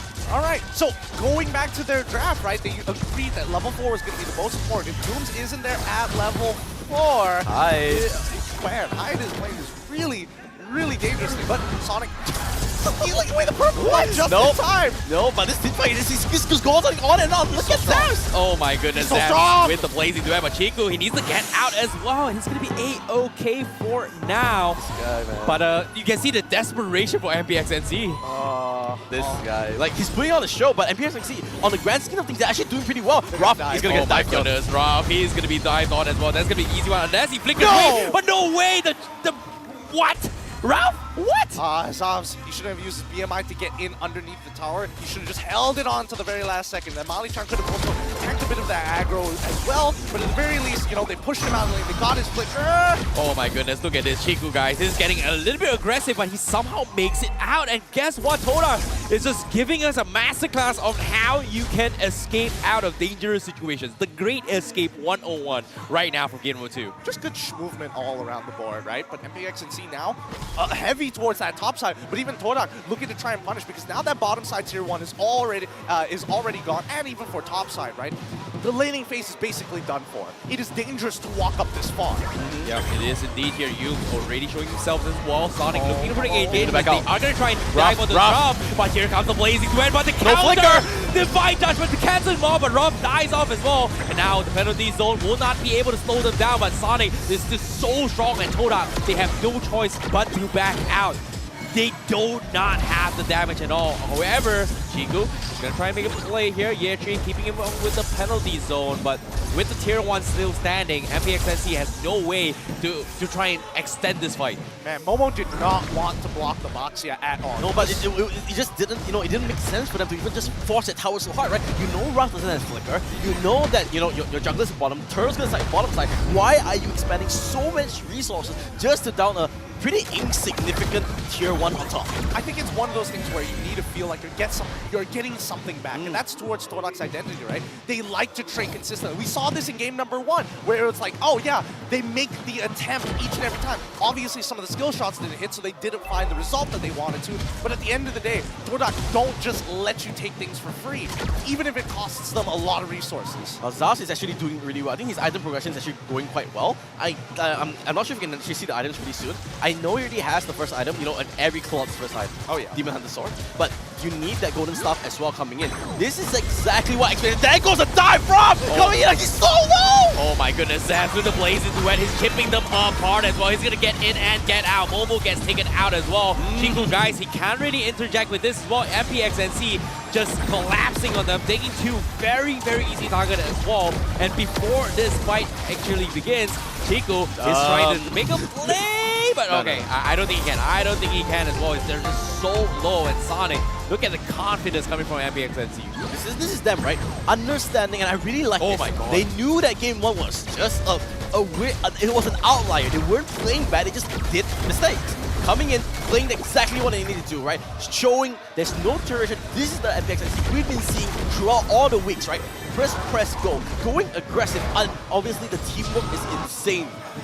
I think it's more than that, right? The adjustments that they did from game 1 to game 2 as well, the bans on specifically Lolita, and also really investing, really making sure that they invested in their mid laner Hyde, who now not only controls the mid laner, but is doing a very good job against Zion. Penalty zone. Now, Yetri catching the backline as well. Momo forced to disengage from the fight. Yus now in a little bit of awkward trouble here, but seems like they're just taking a little bit too much damage from Zams as of yet. But as of now, MPXNC is just so strong in all the damage department right now. I mean, they're really far ahead. The fact that they're 4.8k, they're about to convert this to about a 5k gold lead, and with the Lord pushing, that's going to be an 8k Zion gold. Senpai, come on. What? Really? No, he's not MVP, gonna- Zion Senpai! Okay, no, not happening. Backtrack, no, it's all good, guys, no problem. Not happening. Got to backtrack from that one quick. It's tough. It's tough to get in on these fights. And as confident as Chiku guys can actually get in on it, he might not necessarily be able to get out. He only has so few dashes to work with. Oh, MPNC here here comes the roll. Here comes Sonic. Okay, Sonic is gonna try and make an attempt as well. They're diving past tier 2. They're Good flickering disengage. forward. Good But Todak disengage. says, you know what? Let's just waste their spell. Nothing much. Nothing much that we can do about this. I mean, they know that you guys' electrifying beats is down for a short period of time, but they do know for a fact that Senpai doesn't have his flicker. Same goes. Oh, Yums. It's gonna be a tough one here. The Lord is still collapsing here. Zaf still has the blazing duet. They're still waiting for the right moment to strike this. However, the lanes are pretty sharp on, and also the Lord already being taken down very easily coming from Todak. But MPNC, right, very methodical, getting all the turrets out there first before you go inside. Remember, there's no more burst, so they can actually go for this dive. They want to attack us, but it's the tree! Yeah, tree with the penalty. Oh, it comes the penalty zone! One from Fall back, dude! Catches all Chico! of them, and now Chico is gonna try and ram rampant, but the damage from Zaf is a little bit too much to handle, and Zaf, he almost takes him out, but no. Zyme says, okay, I'm good. I am good. That's so annoying. One auto attack away, 3, the Trinity build already finished, and an empowered Bloom as well. How did he not have enough damage to take him out there? Dude, straight off the bat, Zion Senpai says, you can dunk, I can dunk better. Captains 4 members, stops the disengage single-handedly, and guess what? Todak steals all the inhibitor, dude. Yup. Honestly, a very literal, I'm gonna one-up you. Yeah? Okay, now, this is important. Now, Todak actually has tempo to do something. Yums has the flicker, has the divine judgment. He just needs to find a good pickoff. That is not a good pickoff. Oh boy, now. But they go for it. What? Sonic, they are gonna try to make a attempt here. Rob does have the damage, but Back off. it seems like it's just not worth it. They don't really know where Year 3 and Zaf is, and here comes Year 3. They need to back up. Penalty Diesel catches on Momo. He needs to disengage. Pop the Primal Ram, but it's not gonna do him any good here. Ruff, he's trying his best to do damage, but MPNC says, I don't really care. I've got the numbers advantage. They are gonna settle with that 1 kill. However, Zaf was nowhere to be found in that fight at all. More importantly, it's like, who are you expecting to shred down Sonic other than Ruff? If Ruff is not there, Sonic is going to live no matter what, so your better target was Chico. probably... Oh no, Chico. He's taking a little bit too much here, Zaf. He is going to settle an inhibitor instead. Middle tower Zion. still dead. Zion is going to get caught up. That's going to be finally Sonic taking him out. However, he does have the immortality. The heals from MPNC is going to keep him alive. Meanwhile, Todak looking for the catch. Momo can't seem to catch this fraud at all. Zaf is just so sneaky in all these approaches. Not without flicker, Mo. There's no way Momo is going to find Zops unless he has that flicker. But each and every time, he's been using it defensively. So not being able to make the play, he's just playing in pure peel. Look at the AI winning prediction. 99% in MPNC's favor. That is ridiculous. Mali Chan's loving it. Look at him. Look at his bottom screen. He's just like, yep, that's what I'm going to do here.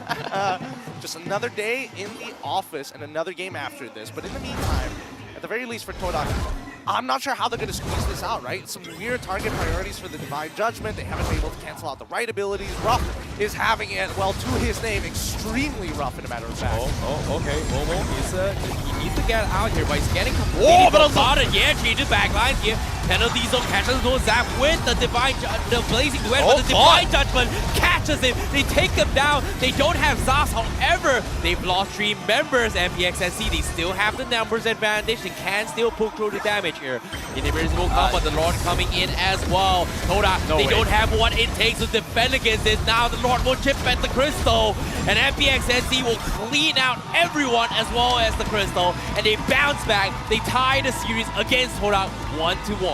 Nobody else is happier than the Niners right now, pulling this game back. The flags are up, and now we have to determine who's going to win this game number 3. I think I just want to say, I think Moon needs to come back really quick. You know, it's a proven theory so far.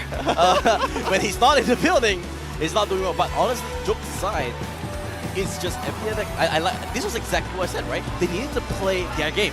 Game 1 was a fluke. They made some mistakes. They kept on doing it, and I really like. Raph, unfortunately, just didn't get online. They banked everything on Raph. I think you guys didn't really get the chance to get going, so it was really hard. Great play from MPNC.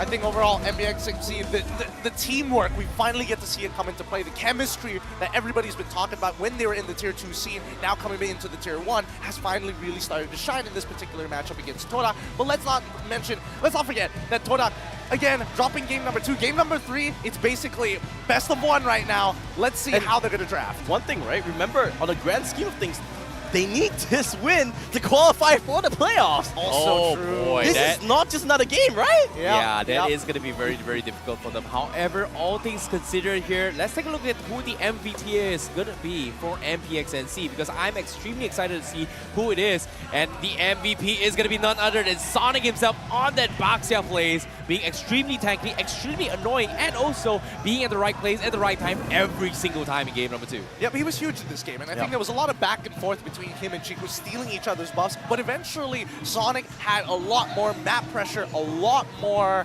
tempo on Chiku to really make sure that he felt like choked out, or the sides of the map where the fog of war slowly creeps in closer and closer to your base. Honestly speaking, right now, again, right, like in this position, if you're Todak, you say the same thing as what you say. Don't care about game 2. It's not a joke, right? It's like, you need to understand this game means a lot to them. Yes, It's they do. all about qualifying. Don't care. Shut off your mind. Screw it. It was a little bit of mistakes here and there. What do we bring out in game 3? You know, I have a special friend I would like to introduce to you here, Matthew. Like, I feel like Poji is the best friend for you. But before we get into the introduction of how Lalang is going to be like here, let's take a look at the mic check on what MPXNC is going to be looking like in game number 2. Siapa nak tahu nak menang sebut langgar? Langgar. Siapa nak tahu nak menang? Nice tu. Nice one. Zafri. Lambatkan. Dia dah dash. Assalamualaikum. Assalamualaikum. Bro. Tak ada step. Kau panik kali. Ini lo tadi gua baca game lo. Kali. Santai bro, this is Mali bro. Aku tahu. Kita respect guys. Respect guys. Teman aku bawa dulu. Aku Ada lot, respect. respect cuy. Respect. Boleh macam ni. Bunuh. I want Mali's confidence, man, to be a foreign and trash talking. To be honest, I agree. It's like, I'm doing everything, and then I'm just healing on my team. This is Mali, bro. Big heals, big heals. Like, it's not the craziest plays in the world, but it really... No, he was a difference maker, right? Let's be real, he was a difference maker. It is such a difference maker. And more importantly so, when you see especially a Boxy of all people gets hit by that Divine Judgment, the quote-unquote true healing coming in from Florin, that's why you're seeing no Dominance Ices, because what is the point? Really, there's no point into picking it up right now other than to maybe slow down Claude's auto attack speed. But even then, once he's stacked up to his Art of Thievery, it's just too much. And technically, hey, no Dominance Ice doesn't really matter. I have the extra spell vibe, I have the extra attack speed with the item provided by Florin. You know, that's the thing about having the Dominance Eyes, right? Regardless of Florin having the ultimate to actually negate it here as well, it feels like with it, it still can be contributed in a way in stopping somewhat of a healing coming from Baxia. But even then, not having it feels like it's just, you know, just giving it to its MPXNC to just completely overrun you, if you think about it. I mean, they had the damage, right? I think Todak definitely had the damage, but once Boxia is in this position where he's so far ahead, he's slowing down your jungler, and more importantly, he's taking way more shots than he should be as a Boxia. Barely any armor, he was slowly building up into it versus a carry who couldn't burst him down. Yeah, at the same time, you know, when we're talking about tankiness, right? Look at his emblem. He's always got firmness. He's also got the concussive blast as well for wave clear. Personally, I feel like on this Baxia, I would have preferred maybe agility for movement speed, but because he's going for this tanky build here, maybe because of the fact that he's got the heals from Florin, he is so confident to be in front of Todak and just say, you know what, there's nothing he can do to me, and he's going to be able to get out alive. And I agree with what you said as well. Chiku, you know, being the Joy, he's annoying. But with this Radiant Armor purchases coming from Yetri as well as Sonic, this Joy pretty much tickles them. I don't think any Boxia player has ever thought in their mind, maybe I need more move speed to get across the map. Might as well take the extra stats. Yeah, I mean, I agree with you, but I want to touch on a different point, right? Like, Todak's, I know we're looking at MPNCs, right? But now I've just realized one thing, where Todak's drop itself didn't really have a synergy with Joy.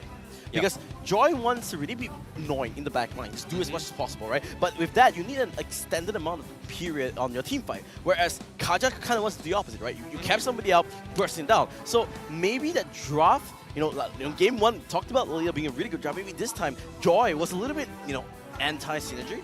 with everyone. But I want to see how Game 3 really, sort of changes on their adaptation, because it was close. If you remember, it was up until, when we see the highlights maybe, it was not that top lane team fight that really changed everything up.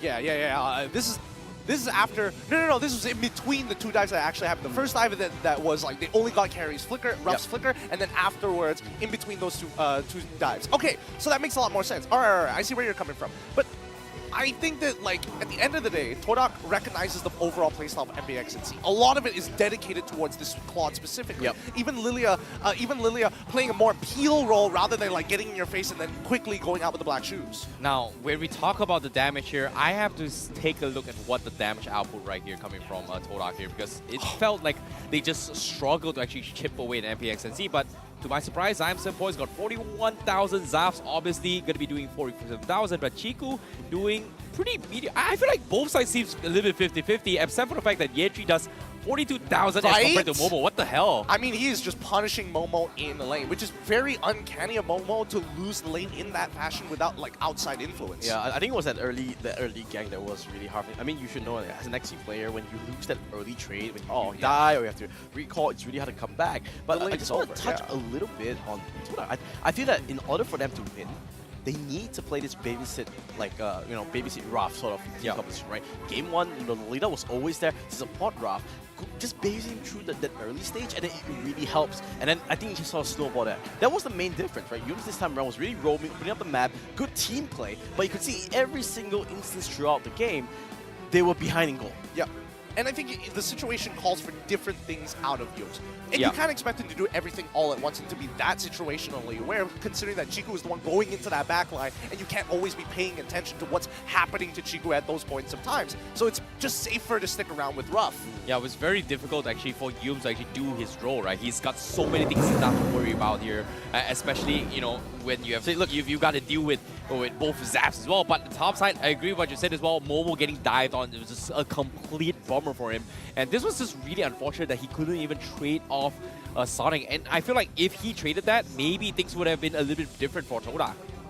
It could have been, but even if he did trade, I think at the end of the day, there weren't many camps still left up at that point of time for Chiku guys to be in position to kind of steal it away. This is the one, right? This is the one, yes. There's no support for Ruff. He just goes down. He has no flicker because of the early game. Yeah, good follow-up, but from there, you just steamroll all the way forward because there's no defensive item. There's no way for them to really come back. And that's why I was curious why Momo didn't decide to like get in front of the Boxia's face and block it. Like, even if you're just trading your life, at the very least, Ruff was playing it just that much, could have been playing it that much better. Again, the one-up of a lifetime coming in from Siam's standpoint, but it's still overall a tough game to play.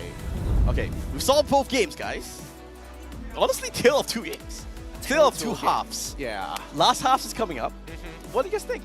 I think Chiku's going to play another assassin, and I think he's going to play a more meta assassin like Lancelot. I think MPNC still got this. Okay, wait. I want to touch on that Lancelot very quickly. Okay. Right, this is like tapping onto my old man now. Yeah. Alright. So traditionally, whenever Todak picks Lancelot, Mace is the one that plays in the jungle. Chiku never plays Lancelot. That frequently. I wouldn't be surprised to see him play the Roger again. Just saying, it's Something Chiku. that kind of fits both, I suppose, but I think that the early game, considering that they have to deal with Boxia so consistently, I feel like on this joint, you're looking to instigate fights anyways, but I think with the Lancelot, with the iframes, you have a lot more flexibility in and out of the team fight. I mean, I have no doubt he can play it. It's just traditionally, he's not the Lancelot player. He's not the guy. Yeah, so maybe that's going to be an interesting pick, but I really want to see what's the adaptation that they bring in, right? Will MPNC ban the Hellcrit again? Maybe? I feel like they should. Like, game number 1 here, MPNC had issues with the drafts. The only reason why they lost was because of the draft. Game number 2, we know for a fact that MPNC just has a little bit better when it comes to execution and team play. I feel like it's just a little bit better. However, before we get into what's game number 3 here, I have something you guys would really like to see because we are controlling onto the stage. Terima kasih kepada kasta-kasta kita yang sangat handsome hari ini. Sekarang, saya dengan Abang Lan, the owner of Todak. Okay, everybody? Tepuk tangan dulu. Alright. Hi, Abang Lan. How are you feeling? I'm great today. Feeling good. Alright. Okay. So, Abang Lan, let me start off the bat. Alright. Kita tahu untuk musim ni prestasi Todak, I wouldn't say it's the best they've ever been. adakah Todak sudah tahu apa yang kekurangan atau masalah untuk musim ni? Untuk musim ni sebenarnya bagi saya Todak bukanlah lemah, tidak. Tapi disebabkan kami telah menang setelah sekian lama, kami telah diperhatikan seperti tikus makmal, menjadikan semua permainan kami dikaji. Jadi saya akui yang lawan kami semakin kuat, bukannya kami semakin lemah. Jadi itu komen saya.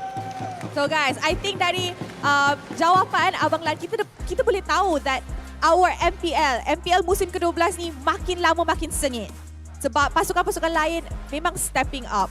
Alright, tapi it doesn't mean that Todak memang lemah untuk season ni kan? Setuju. Alright, so Abang Lan, kita tahu that dari side management, apa yang jadi? Kenapa Ciku role swap? Because kalau kita go back to minggu ketiga ke minggu kedua, Ciku pernah jawab dekat interview that dia takkan main jungle untuk musim ni. Dan after 3 season, dia kembali dalam role jungler. So apa yang jadi? Okay, apa yang terjadi adalah ramai yang tersalah perception because of kita sebenarnya bukanlah mendengarkan pendapat individu. Kami adalah satu pasukan. Apa-apa yang kami buat adalah berdasarkan mesyuarat yang kami lakukan. Jadi setelah kita dah cuba macam-macam cara, Todak sentiasa cuba elakkan diri kami daripada duduk di comfort zone. Jadi kami sentiasa eksperimen benda-benda baru dan menyebabkan setelah kita dah cuba banyak benda dan gagal, kami tak putus asa. Kita cuba lagi dan cuba lagi. Jadi keputusan kita untuk meletakkan Ciku di jungler adalah membuktikan Ciku sekarang dah tiba masanya Ciku menunjukkan leadership dia sebagai seorang pemain yang sangat berpengalaman. Alright, and it just shows that Ciku masih lagi boleh main jungle sebab kita tengok dekat game pertama memang prestasi dia memang macam tak tukar role pun. Alright, Abang Lan. So, selepas match ni, Todak ada lagi 2 perlawanan untuk musim ni where esok dorang akan jumpa RSGMY, satu pasukan yang ada prestasi yang sangat-sangat cantik untuk musim ni. So, I nak tanya Abang Lan, pendapat Abang Lan, prestasi Todak, alright, momentum, mental, semua dah okey ke untuk lawan RSG esok? Semestinya sudah, disebabkan kami semakin banyak Todak kalah, semakin kuat kami. Makin banyak kami kalah, semakin kuat kami. Jadi sepatutnya pasukan lawan lebih gerun dengan kami sekiranya kami banyak kalah. Kerana kami akan come back really strong. Alright, okay, maybe a few more questions. So kita tahu hari ini Todak turunkan a rookie player which is Raf. Alright, so apa yang buat Todak decide untuk ambil Raf actually? Since I'm pretty sure ramai orang yang mesti try out untuk Todak. Untuk tu saya tak nak cakap banyak. Cuma satu je ni pendapat peribadi saya. Raf adalah Ciku Junior. Wow, now that is a statement. Alright, Abang Lan, last words untuk Todak. I'm pretty sure your boys tengah dengar dekat player room sekarang. Okay, so untuk tim-tim Todak bagi saya mereka merupakan pasukan yang sangat-sangat kuat sebenarnya dan kami sentiasa diuji dengan pelbagai-bagai cabaran.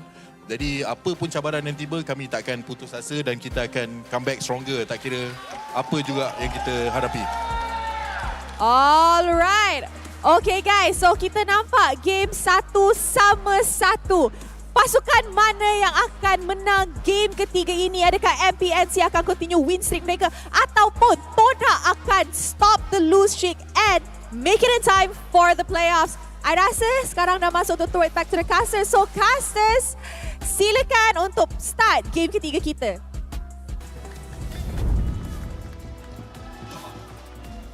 Now, let's conclude how this series is going to end with one final match here between Todak as well as MPNC to end the day 2-1 against their opponents. And remember, these points are very crucial for Todak as well as MPNC. Honestly speaking, if I'm Todak, I'm hyped now, right? Like, okay, Lan's come in, my boss is there, supporting. but honestly, like, you know, jokes aside, game 1, we saw Todak play this game. Yeah. Game 2, we saw MPNC came out. Game 3, you would hope that both teams have sort of, okay, we sort of felt each other out. Yep. We know how to play. We need to adapt, and this is where coaches, analysts, management really comes to the play. You need to adapt. You need to do changes. Now, look at that. I like those high fives. Yeah, go for it, guys. Good job. I can't Hey, wait, imagine Moon's what- back in the building. Wait, where is it? Is he? Oh, He's right he in is. the Oh line. my god, guys! It's over. It's over. I guess it's over now, right? that's, Is there anything more we need to do? We're here to just watch the show at this point. Look at like being very supportive, but honestly speaking, they just need to forget about everything in game 2 and remember that they did stomp that game 1. Yeah. Come back to that momentum. If they get their game plan going, it'll work. Okay, let's talk a little bit more stats here. You know, game number 1, drafts coming from Todak looks really, really good to deal with every single one coming from MPNC. Game number 2, it felt a little bit disconnected for Todak, right? And I feel like when it comes to long best of 3 series here, consistency is going to be key. Because if you think about here, MPNC from game 1 to game 2 has been playing together as a team, and game number 2, Todak lost in a way where we do see that old Todak that we have been seeing these past few weeks where it feels a little bit disconnected with Chiku. And I don't know about you, but I feel like if they don't fix this communication or shot calling coming from Todak, it is going to be a big problem for Todak. Well, I think they need to, first of all, it all begins with the draft, right? And I think we can all see that the draft, as Matthew has mentioned, a little anti-synergistic, especially when you lock in that Joy and you want to have a Kaja at the same time. I understand that you want to get rid of counter picks, but at the same time, you got to, you know, pick and choose your battles. With the Niners supporting their boys, I'm going to make a prediction here that Todak is going to try and get that red side all over again. It was their more successful side, and MPXNC, they might just go for a first pick Bruno. Now, if I'm Todak, I'm actually going to compete for Mali Chan's hero pool. Really? Yep, take it out. Take out whatever it is, whether it's Florin. So it's Florin, it's Angela, it's like Diggy, Lolita. And that has happened. Yeah, and you pick it, right? You take it away from them. Because that was what was kind of, you know, working in game 1 when they had the Lolita, they had a Pew. So you need to set out Ralph for success. That's what I see. All right. Setting up Rough for success here. I don't know. There's another angle I'm thinking is why I brought up, you know, Chiku playing Lancelot in the first place. Get him on an assassin once more. Try to snowball his lead. Let him be the spearhead and then have Rough play as a secondary carry that scales towards the late game. Yeah, I agree. And when it comes to Rob's playstyle right now, we haven't had a lot of information on what kind of hero boost he's been playing here. Like his debut in Bruno, great, amazing. This is MPXNC putting Todak at a test. And this is it's funny. It's ironic how Todak does this to every single team, every single season, right? Like, hey, there's a new player. You know what? I'm just going to ban all your heroes and see what you can do. This time, well, it's going to be roles reverse. This is like an Uno reverse card coming from MPXNC saying like, hey, Ruff, your Bruno is pretty good. This time we're going to do the exact same thing. I'm going to ban Bruno. I'm going to ban all your other heroes. And let's see what else can you play. I don't know. I feel like in these cases, right, if you're looking for the weakest link and trying to ban out Molly's hero pool in particular, it's I hard. Because the role itself has so many options Exactly. in it. Whether you're thinking of like general Enchanter style, you have to categorize Enchanter style or engage heavy. I think getting rid of Enchanter styles might not be a bad idea. Teams have done it before, but you really got to pick and choose which one you want to get rid of. Because even with the Angela, right, we didn't see the early game actually work out too well in game number 1, but in game number 2, why is there a big difference when you put in a Florin instead of the Angela? It's just the mentality going into the game. oh boy. Translation. I feel like I feel like it's Honestly, I love events. I love the follow-up, in a matter of fact, from the camera guy. He's just gonna check back on him. It's like, hey, how's it going? Have you done it yet? Yeah, have you made a confession? Have you committed to it? Yeah. And anyways, a little bit of translation here. It seems like they are going to be a little bit of a very, very important match coming to both sides, right? MPXNC, they're pretty much in the safe zone for now, but Todak, like we said as well, is it not out of safety from the relegation zone? Considering that now it is going to be 1-1, it is even more imperative for them to actually secure the victory and continue on the journey to try and make it to playoffs. I think, you know, their odds have definitely changed. If they want this 2-0, at the very least, they can kind of control their own fate to a certain degree. But now, even if they win 2-1, it might not be within their control at all. Honestly, this draft means everything. Yep. Like, it is the most important thing. I want to see who picks which side. That's really important. Okay. So they prioritize first pick. And they're banning out the Florin, banning out the Diggy. I think you pick an enchant, just like you just take out everything on there, like put, because it does both things, right? It supports Raph, and you put Mali-chan into something that he's not so comfortable. That's the thing, right? The thing about Yums is that he has been known to play aggressive roamers, and he doesn't lean on Enchanter heroes. So it's funny how Yums and Mali are like complete opposites in this matchup, in terms of their roaming hero pools in their playstyles as well. Yeah, they are definitely different, and you can definitely tell like their mentality towards the game is going to be a lot more aggressive. Oh, Toothless Predator. Adult Todak the fish has no teeth. Does Todak the team still have the strength to beat the aggressors in MPL MY? And with a super safe Claude pick, considering that Chiku, an international player on Claude, has stolen away games that honestly Todak don't deserve, can Ruff provide that same kind of value? I want to see what's the response from MPX, because I was expecting, and this is what MPXNC would be expecting as well, they would pick the Valentina, right? Both games, you know, consider priority. They change up the priority, which is exactly what Kuja and Co needs to do, right? You know something's not working, you change it up. What's the response? Terisla steals on it, and they take the Valentina. So just a swap of the Valentina and the Claude. Now, again, if I'm Kuja, I'm the coaching staff, this is expected. This is what you're going to take. Okay, if we take the Claude, we let go of the Valentina, Terisla lost the prize pick, the Valentina was going to go over. What do you pick? You have all this priority, you have all these big picks that you can pick up, but how do you want to play? They could stay as flexible as they want to with the way they actually approach these team fights. The Claude, in terms of like how much supports, is a pretty independent marksman overall. It's how you kind of control that map. So I don't know whether Todak actually wants to invest a lot in early game heroes. I'm thinking maybe if they want to flex the Mardis for Momo all over again to kind of try and fake out MPXNC. You know, that's the thing, right? When it comes to the fake outs, I feel like based on their comfort heroes, Todak is just putting MPXNC in a situation where, hey, you know what? Zafs is going to be a big problem. Just take away the Claude and then put him in a situation where this Claude is able to do a lot more things in terms of, hey, maybe split pushing, maybe even cutting the backlines and as well. I feel like that's going to be the biggest problem because as of now, MPXNC is just in a situation where they just want to focus on diving round. Game 1, that was the biggest problem for them.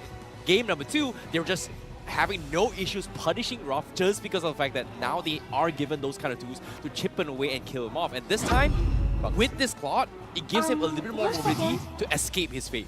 Yeah. Coming in, finishing off the very first phase, the Angela pick. I was thinking whether MPXNC wants to actually pick their support now or hold it up and really dig deep in their pockets later on. But I think MPXNC made the right choice here. It's clear, at least for them, the early game towards the EXP side is definitely going to be the strong side. Okay, so far I really like the draft because there was a lot of options. Because I was actually wondering if MPXNC would have picked up the Bucks here there. Because if they didn't pick up, it was definitely going to be banned. And the secondary ban, what I would go for is something that would, you know, kind of bully Ruff in lane, because you want Ruff to have this really smooth laning phase, right? You pick the Claude, this is your power pick, right? They take away the Lolita, really smart, again, you know, it was just a thorn in their rose, right? Good counter engages. If I'm Todak, maybe you ban the Irithel here? What do you guys think? I think, you know, Iritel's not a bad No, they ban. banned the Mardis as Martis. well. All of them are decent bans, only because, again, MPXNC's style hasn't really changed from either Game 1 or Game 2, so why would they change it in Game 3? Here's a little bit more stats as well, because from the side of MPXNC, Sonic has played a lot of tank fighters this coming patch. In particular, it's going to be Mortis as well as Frederick. So I like that Todak has shifted that focus, considering that they did not draft Sonic's heroes yet. However, let's talk a little bit more on the white elephant. Hanzo is something that Sonic has been very, very known for, and we've seen Hanzo kind of win games. Do you think that this might be an Hanzo game coming from MPXNC? Hanzo game. I think a Hanzo game has its benefits towards the later stages, but it doesn't really change the fact that Todak can pivot themselves to be more early oriented, which makes it difficult at the end of the day. Now that they have Irithel, it's all about, like, you know, having this Irithel to scale as quickly as possible, and that does take a while. I need to see, this is all on Chiku's hero, right? Like, it's so, like, I really want to know what he picks here, because it will define, obviously it's very easy, jungle defines the whole lineup, but it's just the fact that he's been playing Assassins both games. Can he play something a little bit safer to help skill? Because they have the damage output with the Farsa, with the Claw, right? They just need something, some control, some map pressure. So what would you pick here? I think Ling isn't too bad. Like, I know so it's out of uncharacteristic, but no, wow, alright. Gwen, we finally get Jungle Guinevere. Yeah, Jungle Guinevere. I mean, MPL ID, they whipped it out big time, and I think some people have taken notice here in Malaysia of it. It's good to see that his first debut is going to be with Todak. I'm curious to see whether Chiku is like, well polished at Guinevere. But the thing about this, right, is that who's your target? Right, Guinevere does well when you have a squishy target to actually go for, right? True. If if Mali Chan plays the Angela well, which I believe he will, he's never going to be in a position to be jumped on. Yep. Irritable will always have the ultimate to jump out of it. So who do you actually go for? That's the question, because you can't just pick something and feel like it's a good pick or anything, right? You need to see how do you punish it. It's high risk, high reward.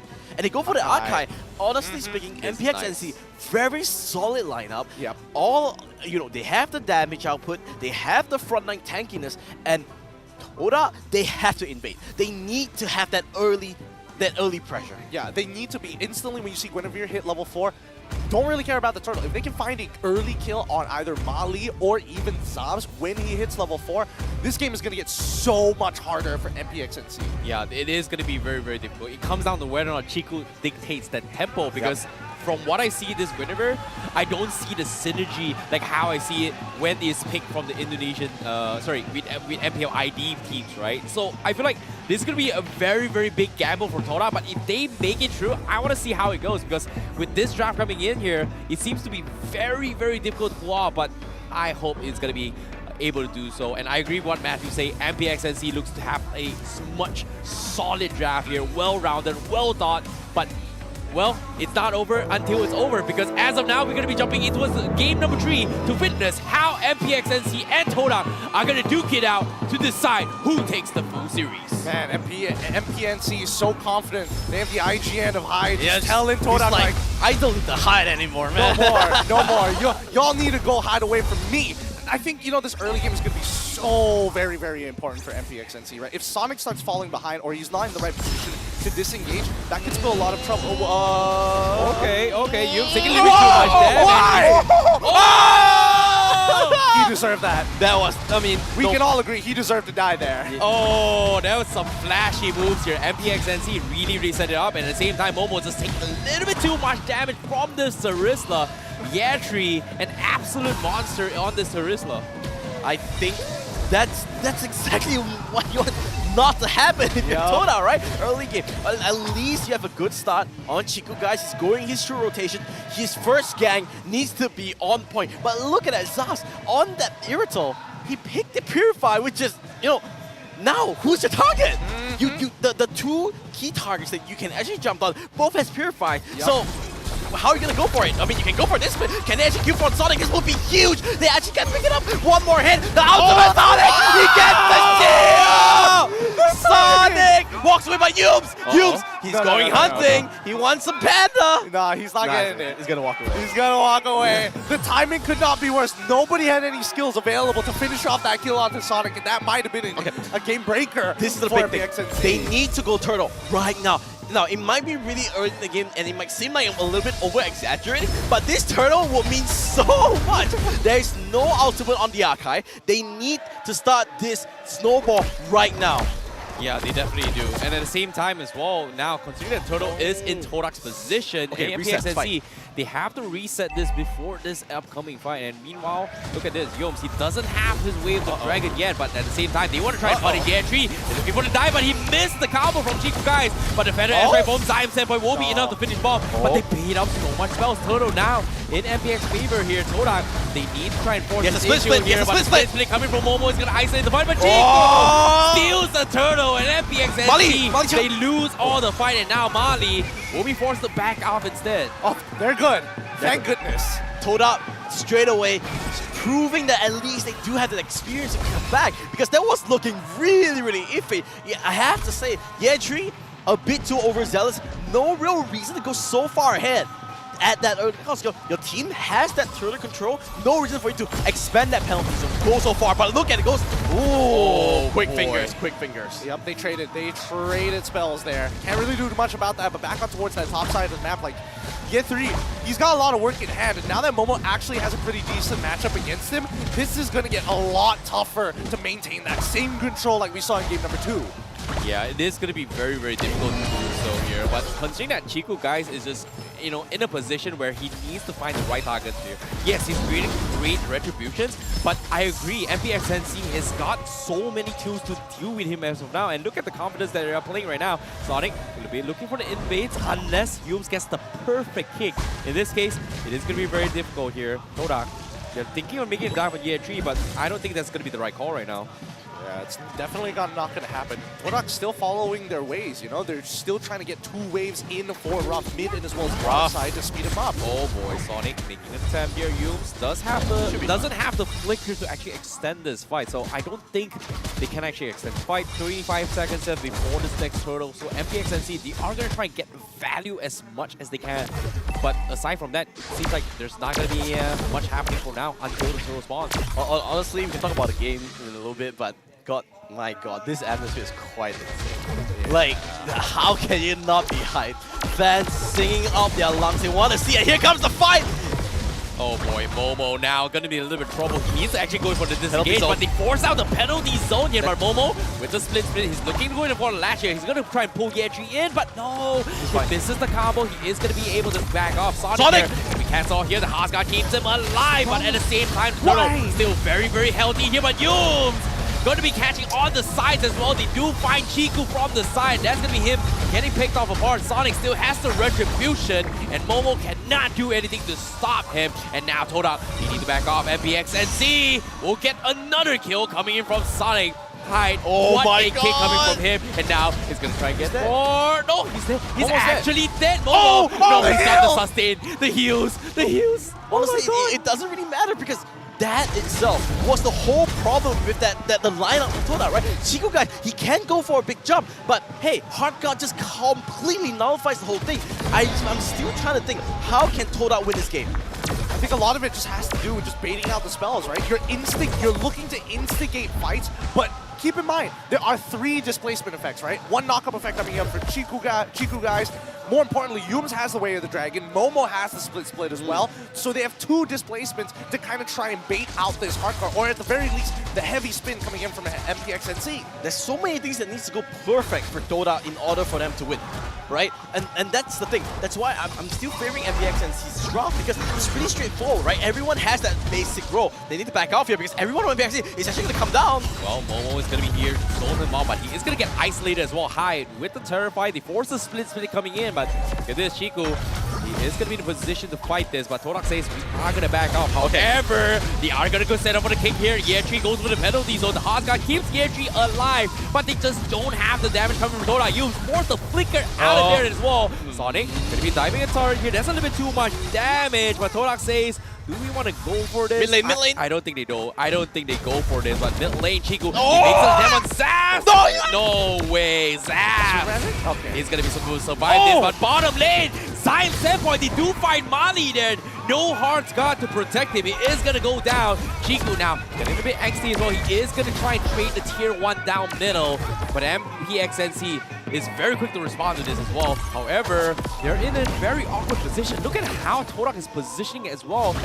They are going to try and get a little bit more fight here. Sonic, he does have the heavy spin, but can they bait this out? Split comes in. Momo with the latch as well. They are going to try and, buy a little bit more time, but I don't think they have the damage to do so. Momo will be zone out in front. Chico looking for the catch, but the heavy spin was going to go for the catch. But Chico secures the turtle, but at the same time, the burst coming in from the Blazing Duet is going to try and scare him off. Ruff completely pushing them back, and now Yetri is going to try and salvage the situation. They find Momo, but at the same time, he flickers out of there. Meanwhile, the back line's Hyde. Look at Hyde. He's challenging Chiku. He cannot kill him at all, and he's going to be punished for this as he back off, but at the same time, in a little bit of trouble. Chiku, he is gonna go in for the catch as well. He catches him, but he just doesn't have the damage. Mali John just catches him, but now with the penalty zone from Yetri to extend the fight, it's an all-out brawl.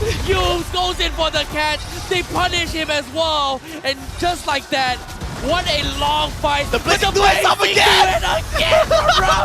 What am I looking? What is going on? This game is insane! Hey, MPL, you didn't tell me MPL was so fun. Come on, man, we live by the mottos. Never back down, never give up. Hey! They are just holding on, and they're continuing to trade constantly. They know how much this means to either side. 6-6 is the kill score, and even when we're looking at the damage dealt, it is all over the place. Okay, let's try to put some calmness in the madness. The problem there was that Zaz wasn't in that team fight at all, right? That whole turtle skirmish, he came in really, really late, and it was a little bit too late. Now, the thing is that Raph played phenomenally. He was just autoing at that perfect sort of positioning where he was doing good enough damage. And now, the next fight is going to mean everything because both teams on edge, less than 1,000 gold, which means practically nothing, right, in this stage. So who is going to pull the trigger? Who's the one that's going to go for it? Oh, Sonic, he wants to go. Oh, he's going to use the hard guard. Yeah, they use the hard guard. They force it out for now, but at the same time, Todak,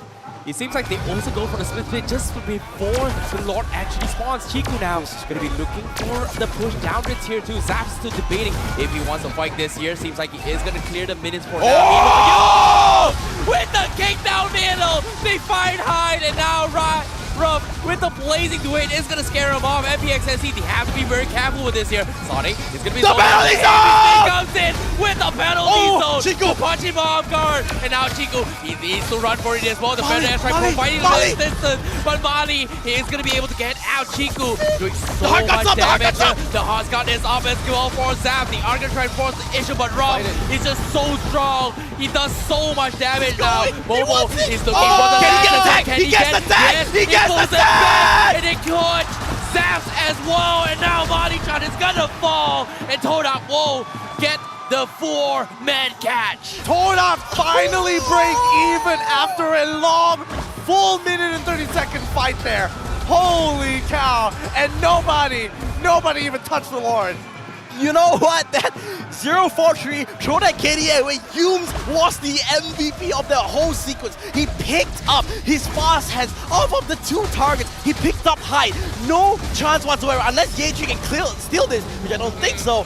Toda in prime position, and now, the Swordfishers are finally back with a hunger in their peeps. They won this win. They won this win. They have every single momentum. They can go for this. Yes, they do. They got basically everything. And even for Chiku, guys, right? He is going for this hard tank build. He needs to be as hard as possible, knowing that he's going to be in the face of Zav a majority of that time. Having the blade armor is already good. Chiku. That's fine. Okay.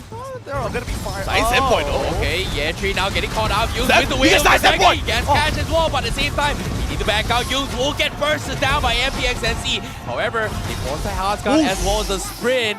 And that's going to be a little bit more of a chip damage, but the Lord is still going to be knocking on the bottom side as well. Todak is still looking for the play. Zaps, level 12 here. What can he do? He's going to clear the Lord here, but Todak, they have no choice but to respect this and just give away the Lord. Episode 3, Toda versus MPXNC, the battle of the marksmen. Right there, I'm saying it. Whoever can get the better team, and this is actually a thing of beauty because both marksmen are playing really well. Their positioning, the way they are moving is really smart. Who gets caught out first, that's going to be the one. Of course, he says he can play a little bit more aggressive because he has the hard guard, but he needs to be careful. What Toda needs to do is to find an opening when Xavers doesn't have anyone. What Sonic! is this damage, Rob? Oh, Sonic needs to be careful. Okay, Chiku making an attempt here. He's gonna get shoved off. Zap still holding onto his Purify 4 now, but seems like mid-control is gonna be the way to go. However, with the Lord still alive for a very, very long time, pay attention to the Humes here. He's looking for a flank to potentially try and punish Hyde again. Can he do so? But no, they know exactly where he is though. Sniffed out. He's going to do it again. See whether he's closer towards the end. Big stun coming in. Battle Diesel from Yetri to catch the back lines, but Todak, they are going to try and make an attempt as well. Momo the back line. Zaf will pick off Momo instead. They force out the house guard, and again, they lose 1 for 1, but it's still going to be a 4v4. It's not over yet, Chiku. They're looking for it, man. Okay. They won that jump. They know it, but the good thing is that even though we went for 1 for 1, right?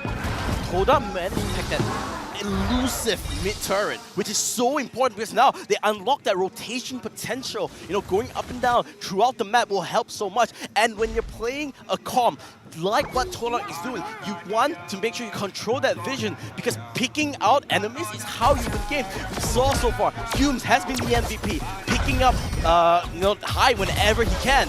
Chiku needs to do the same. I think his targets are going to be even harder, right? Because everybody else has relatively the same job. Try to jump on towards us, trying to split this composition apart and make it difficult for Sonic to get a clean disengage with a traditional front-to-back team fight with the heavy spin. But even so, there are still 2 Purifies from the side of MPXNC, which only means that Hyde is the only susceptible person to raw CC, and they might even get the Heart Guard on top of it. Oh, this is going to be a tough one here, but with the lore coming in, Sonic going to be starting things off, trying to make this out here. Chico looking for the flank here. Seems like he is going to be looking for the dive onto with Zaps once again. Zaps shows himself, but Chico will be backing up for now. Sonic now holding it a stalemate, but none of the members of Todak are in this positioning. It seems like they're just giving the image that they're here, whereas the rest of Todak is still somewhere around the other side of the map.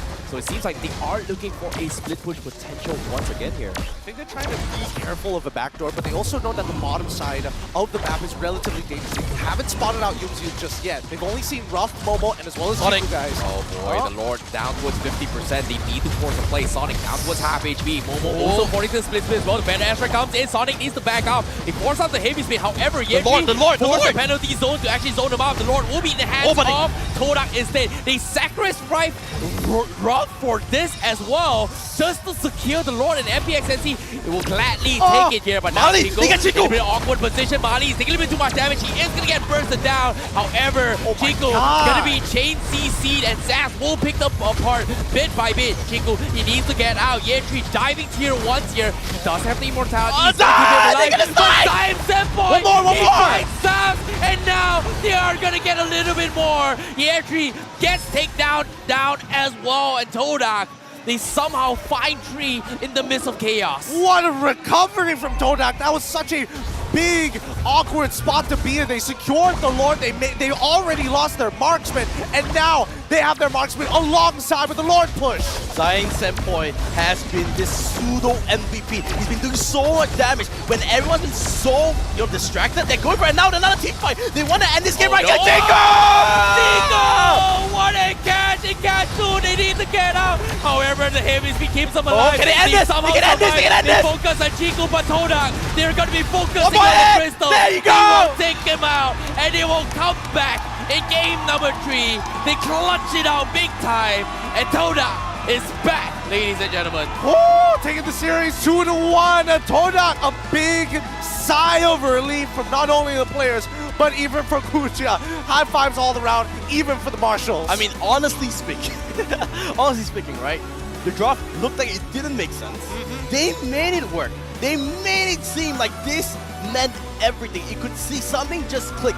And I have to say, Rob's debut has been a, 9 out of 10, right? Didn't do really well that game 2, but that game 3, he was the one dealing all that damage. But Zion Senpoi, without a doubt, has been the MVP of the series. He has been. What a huge play coming in towards the last couple of moments, last couple of minutes of this game itself. They finally picked apart the composition, right? A large margin of error. Very difficult to execute, but if you are able to pull them apart and get the perfect scenario of all the ultimates being down from MPXNC, they find the window. Oh boy, what a game coming from Todak here, and I'm curious to see what they have to say on stage as well, because we are controlling it up with the host up on stage with Rose. Take it away. I think it is safe to say that Todak is back. Selepas 5 lose streak, Todak bangkit sekali untuk tutup game lawan MPNC 2-1. Alright, I'm sure ramai orang nak tahu pasal Chiku sekarang.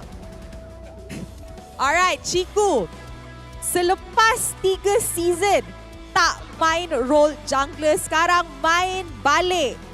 Apa perasaan Chiku? Adakah senang nak adjust daripada gold laner balik ke jungler ke you macam susah sikit juga? Kalau saya rasa main jungle senang je sebab saya dah ada basic. Tapi sejujurnya season ni memang saya tak nak main jungle. Tapi ini je cara kita orang nak menang, so saya main je lah. Alright, so dari jawapan Chiku kita boleh nampak that actually dorang dah discuss dah.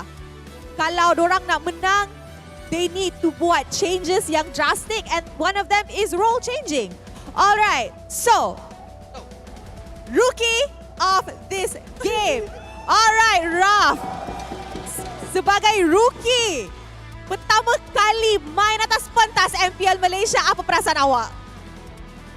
Rasa nervous. Tapi disebabkan tim saya hilangkan rasa nervous tu. Alright.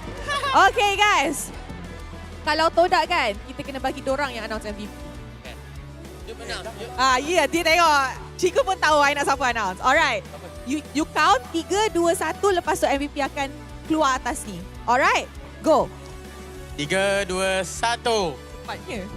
MVP kita ialah Zaim Sempoy. Alright. Kalau you boleh tanya soalan dekat Zaim Sempoy, tanya satu. Okey, tanya satu. Tanya apa? Apa perasaannya apa? Raf yang nak tanya soalan. Tapi diorang tengah ajar. Best tak rasa menang? Woi. Best sebab season ni first time menang. Alright. Jawapan best juga. Okay, Zaim Sempoy. Sekarang, kalau untuk semua orang yang tak tahu kan, Zaim Sempoy actually nombor 1 ranking untuk KDA musim ini. Walaupun ni pertama kali menang, dia punya KDA sangat-sangat mantap. Alright, Zaim. So, aside from MVP, your average KDA ialah 1 paling tinggi untuk musim ini. Do you think KDA ni boleh tolong awak untuk playoffs yang akan datang? Sebenarnya saya tak pandang KDA pun. Even saya mati 10 and then game menang, saya lebih pilih yang tu daripada tak mati kalah. Alright, KDA is just a number kan? Betul. Okay, last I nak tanya Momo. Next game korang akan jumpa RSGMY. Satu pasukan yang prestasi sangat-sangat baik untuk musim ini. I want to know, is Todak ready untuk perlawanan esok? We totally ready lah untuk besok. Kalau you boleh cakap satu ayat dekat, let's say, Ripo. Nak cakap apa dekat Ripo? Tengok kamera, lepas tu cakap kat Ripo. Gula have fun lah Ripo. Alright guys, once again, congratulations to Todak. 2 berbalas 1. I'm pretty sure dorang sangat-sangat happy sebab kemenangan ni sangat penting untuk dorang keluar dari danger zone. Alright guys, I'm pretty sure it's now time to throw it back to the casters untuk mendapat tahu apa yang menjadi dalam game best of 3 ni. Casters, silakan. What a way to open up week number 5. Our MVP, Zaim Sempoy, finally tasting victory alongside with Todak. Finally, after so long. He played really well. He played one hell of a game. That whole game tree, right? If you watch and you look back, his alternate positioning, his positioning whenever he popped up the fed air strike was so optimal. He was never in range. The whole reason of the Terisla pick is that you want to, use your penalty zone and then flicker in, but he was never in a position to, enable that, right? And so he was really, really well played, honestly. Like, a deserved MVP. He really does. I mean, there's a lot of times where Farses don't even get all of their shots off because you have to cancel it either early or somebody cancels you out. He was able to literally hold on to his shots and wait for people to kick them back into the range of it. Agreed. And, seeing how Zaim Sempoy has been playing this game here, he has been very, very consistent in his positioning. And look at this, 8-0-5, he's not died a single time. And obviously, the game that he lost, he died once, but aside from that, his KDA has been top-notch. His positioning has been very, very spot on to a point that multiple times Yechi was forced to commit it to him and just completely get bombarded by Todak because of those separation from his team. Well, Matthew, can we both agree that MPXNC may have overheated a couple times in these fights overall? I feel like they're a little bit too... You never had that perfect setup, right? Because you felt that team fight in the early game, right? When Zaz wasn't there, and then you didn't have the damage output from Iritol, you just couldn't win that fight, but they still wanted to go because everyone was so low. But, you can look at the KDA, right? You guys 0-4-7 and whatnot, but they didn't do anything wrong. They did exactly what they had to do. Open up the team fights, make it so drawn out, make it so messy. There was one fight where Ralph's ultimate even came back because it was so long. So that's what they want to do, right? Short cooldowns, quick bursts of fights instead of one long team fight, and that's what they want to do. It's like a very controlled chaos sort of playstyle. Speaking of control chaos here, let's talk a little bit more on Chiku Guys' build for this Guinevere, because I've seen some of the Guinevere here where they play jungle, but they still tend to go for this magic damage item. But here, going full tank, I think it's safe to say that Chico, guys, when he starts the fight, he is always to try and buy time. So I guess from his position and his playstyle is the reason why the fight kind of extended all the way to like 1 to 20 minutes. And like you said, it was from the first blazing duet until the second blazing duet even came in, and he was still kind of there. Because the Guinevere, right? The pick wasn't to do damage. The pick was to set up for crowd control, because he knew that, hey, whenever he jumps in, everyone has an ability to either walk away or the hard guard's always there. Or Purify, so yeah. you know that all I need to do is just waste their Purify so Yums can come in, so Zayn Senpoi can do the damage. That's all he needed to do. That's why he built so tanky. And since he is the one with the surplus amount of gold, because Akai just kept on sticking with the rest of the team. To be fair, MPNC, the idea was right. You want to be there as 5. You can't have that much coverage over the map because you're the strongest when you are together. And Todak figured out a way to kind of like some of the habits that we saw from MPNC to break them apart. Start throwing members into the side lanes, making sure that Chiku's getting a split push while the lore is still up. MPNC need to respond. If not, they lose inhibitors. They lose towers for free. You know, the thing about sustaining the Hearts Guards burst, right? Once the Hearts Guards is activated here, they are going to be looking for this fight here. But somehow, because of this Guinevere, they have so much more opportunities to do exactly just that, which, like you said as well, split push potential, buying a little bit more time, going for this kind of aggression here. Guinevere can do everything in that scenario. Mobility, check. CC, check. Damage may not necessarily be great, but if you buy enough time, the Cloud is going to be able to chip everyone from side of MPNC. So I'm really surprised with this idea that Todak went for, and it worked out in their favor. I mean, I still think it's extremely volatile, right? At the end of the day, if Zabs just didn't get hit, didn't get knocked up, it might have been a quick turnaround, as a matter of fact, as soon as he got his crossbow, sorry, not crossbow attack, his explosive heavy crossbow up and running. So the fact that the score line so close, 15 to 13, 15 minutes into this match, Rich Guy coming in from roughing both sides as well as the carry. If you compare the damage numbers, it is like one fight away from being in favor of Zabs. Yeah, it's that one team fight that he wasn't there, right? Yeah. It was that fight that really defined that position where Todak was really clear, right? Okay, they saw Zabs. You're clearing it on the top lane. This was the time to go. That was their only opportunity, and they took it. So I had to say, props to Todak. They played really, really well today. I think so. And, you know, Ruff's debut has also been extremely impressive, right? Considering how often there was a good moment, chunk of time where MPNC probably couldn't have gotten on top of him and get Zabs into that backline. I would give him the rookie of the day because he's the only rookie. So he already wins it. so I'll still give him to that. All right, fair enough, fair enough. I think he definitely deserves, you know, more attention, but we're going to put our monocles away. We're not going to hyper-focus on Ruff. We do want to see him grow as a player in these last 2 weeks of the MPL. You know, I'm not going to lie, when it comes to this kind of plays here, all the rookies, when they come in for debut, they always kind of try to prove themselves. And I like this as a proving ground for Ruff. However, let's get a little bit more details here, you know, to break it down, the highlights of how things kind of happen between both Todak and MPNC in game number 3 here. It seems like this early aggression coming from MPNC kind of gave them a little momentum to kind of snowball their way, but what happened coming from Todak? Well, a lot of this just came down to just, again, we did see Yums actually make that first mistake, being a little overzealous and trying to flex it out to show, hey, I can cancel out your abilities, but it may not necessarily work with every single character depending on what options that they have. But in a lot of these fights, just keep in mind that Zaym Senpai is making sure that he himself is not getting caught out by Look at the ultimate. Yeah, it's optimal every single time. He's not getting hit by the penalty zone, and the times that he does, he quickly escapes and then resets. Yeah, it's just so annoying to actually catch him off guard, considering that he's so far off, right? Like, he's always in a way where he will find a way to actually synergize with the team. But this was a really sick catch coming from Momo as well. Zaym Senpai was already prepared for that to actually follow up the check, actually take him down, which is crazy. Moments like that, I'm just guessing that Zabs in his mind is like, man, I really wish I either had Sprint or GDS right now. That would have been so great.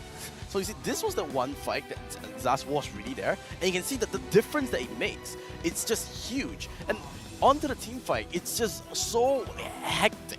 And that's what Todak really want to go. So when there's so many things happening, they split the fight so awkwardly for MPNC. That's why. You know, as an Irito, what you really want is to fight everyone into a circle. That's why they pick the penalties. No, they pick Terisla, right? They pick all these things where they can come out in this AoE. But props to Todak, they played really, really well. They did, and they got the deserved points, putting themselves at 7th place above Team Lunatics just by 2. It would have been 9 and a little closer to MPNC, but man, MPNC, whew, they were able to take away a game from Todak, keeping them at the 6th place spot. Well, all things considered, it's still that's a pretty good number for MPX and CH actually qualify towards playoffs. But Todak fans here, they are going to be holding towards their horses for now. They are going to still be in, in the spot where Todak might not be relegated here. Maybe. I mean, two assumptions. I see like 8 right now. It's still going to be close. They still have 2 more matches to go, though. Look, 2 assumptions here. First one, Todak fans having to hold on to horses. That's an expensive pet to have. Second of all, Team Lunatics isn't too far away, and Red Esports could easily catch up in the next 2 games or so. So I think coming towards it, Todak, they still have 2 matches left to wrap it up. But if Red Esports and Team Secret go for that 2-0 both times, it can really shake things up in the bottom 4. I'm just saying that. I think the best way to say is like nothing is confirmed yet. It really isn't. It really is. But, well, maybe towards Sunday on the 3rd day of week number 5, we might get a better idea in starting to posture ourselves for week number 6. But for the bottom 4 teams, it's scary stuff. For the top 4 teams, even they have competition amongst each other because let's keep in mind that we have a gauntlet style of a playoffs rather than the traditional double elimination. Agreed. Speaking of gauntlet styles here, this upcoming match is going to be a very, very interesting gauntlet because it is going to be a battle of the top where we are going to see Team HAQ going up against SMG for the top spot. Currently SMG is still in the number 1 spot. However, things can change, for the better. If you know what I mean. Like kind of. I would honestly say that Team SMG, they did take their very first series loss yesterday against RSG, and that was a bit devastating, but they need to lose to figure out how they can perfect themselves to continue to win. Even Team HAQ has that same storyline because again, they had a rough week 3, and even week 4 you can slowly see them reform, but week 5 we need to see them very polished. It's all about adaptations here. In this case, they were a little bit early here. Todak today, they did really, really well, and I'm really surprised as well considering the fact that, Matthew was like, hey, we brought in Matthew here. You say, hey, we're going to try and analyze what Todak's management is going to be like, and so far, they have made the right moves, and I like it. I mean, it's all about winning game by game, right? There's no point to think about, okay, what's going wrong, how do we fix it? Win the game, go 1 step at a time. Well, with that being said, this wraps up our very first BO3 of the day. We got one more to close things up here for week number 5, day number 1. In the meantime, we're going to take a short break. We'll see you back right after this.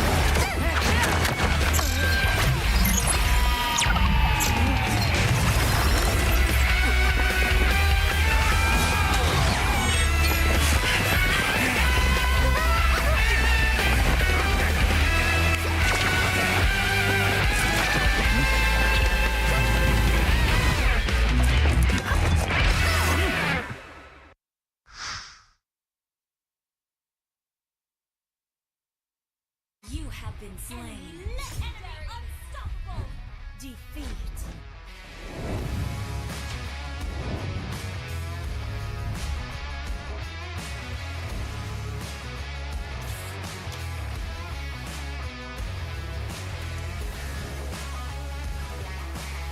You have slain an enemy. Monster kill. Legendary.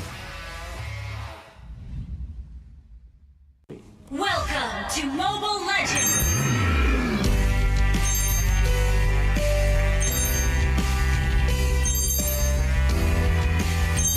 Ini Malaysia lah.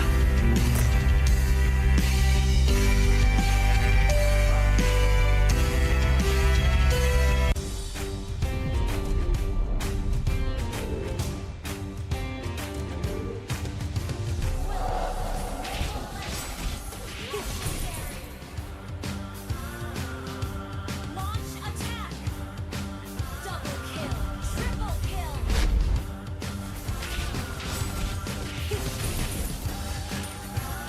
Legendary!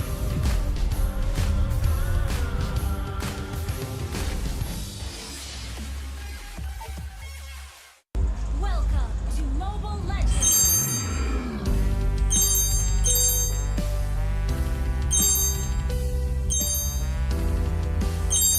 Ini Malaysia lah. You have been slain.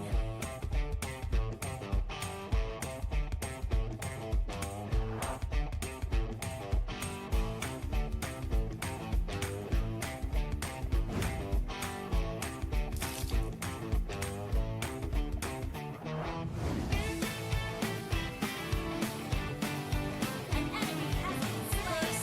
Double kill. Legendary. Victory.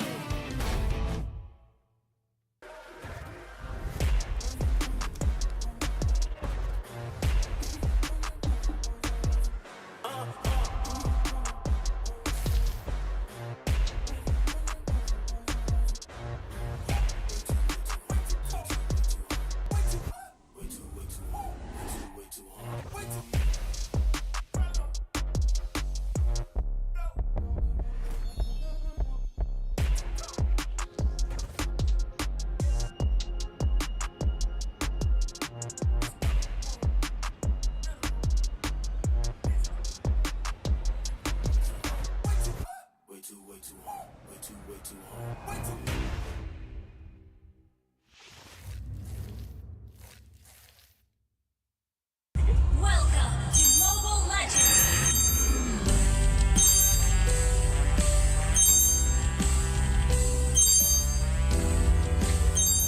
Ini Malaysia lah.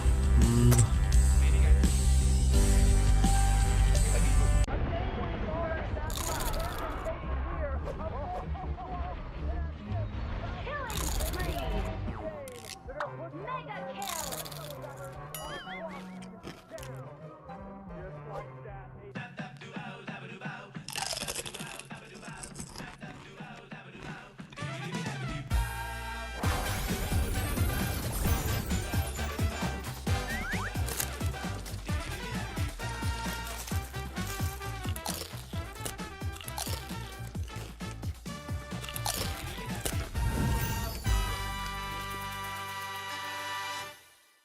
Welcome to Mobile Legends!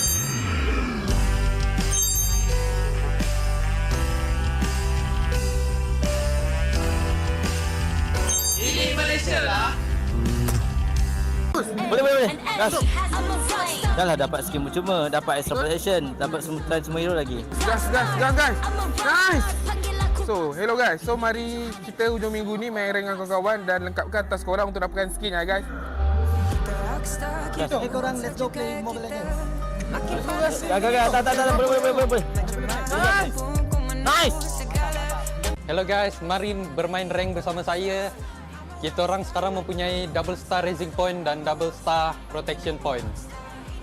Bonus ni cuma ada untuk 5 perlawanan rank game anda saja. So korang jangan lupa untuk bermain rank bersama teman-teman anda dan takluki Land of Dawn. Ciao. Tengok nanti siapa yang juara.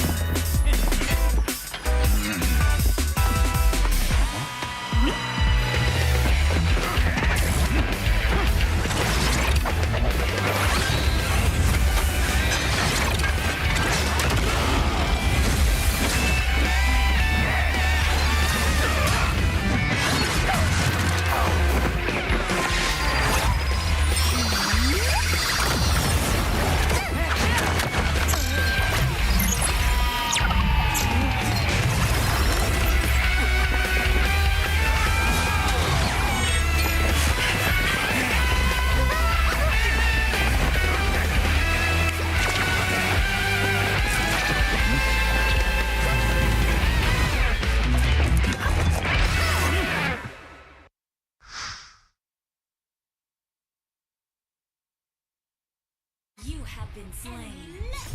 Unstoppable. Defeat.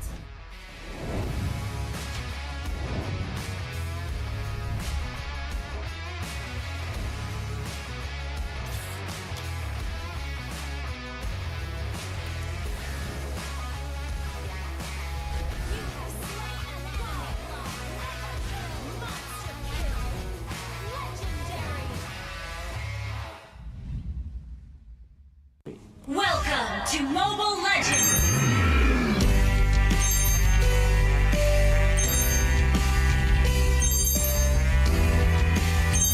Ini Malaysia lah.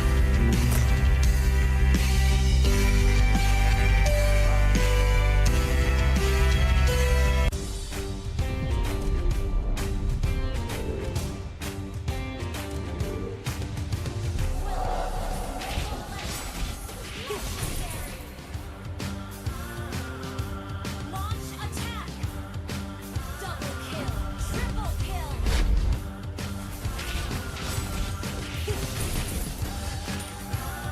Legendary!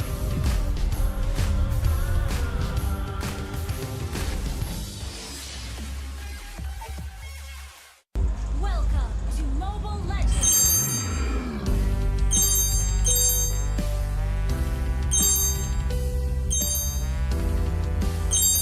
Ini Malaysia lah. You have been slain.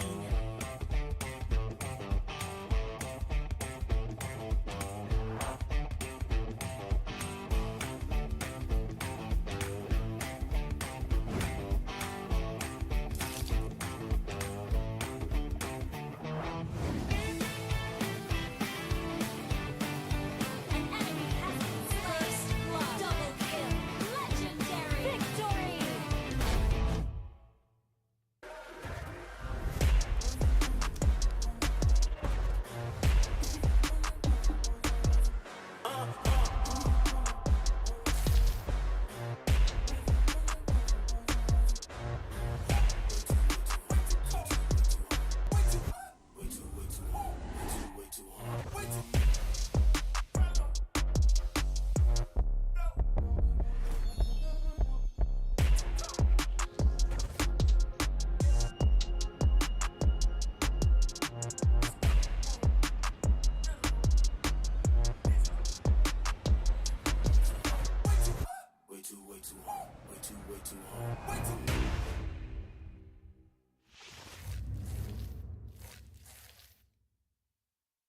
Welcome to Mobile Legends!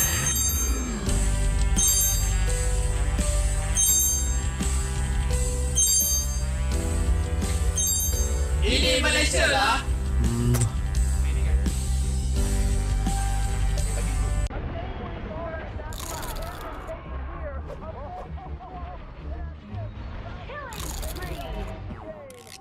Mega kill!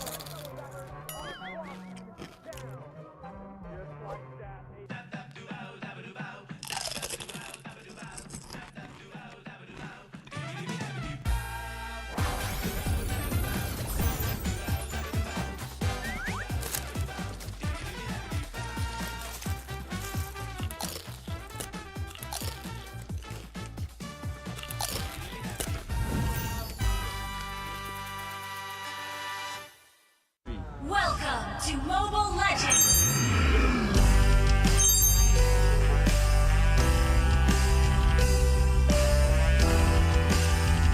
Ini Malaysia lah.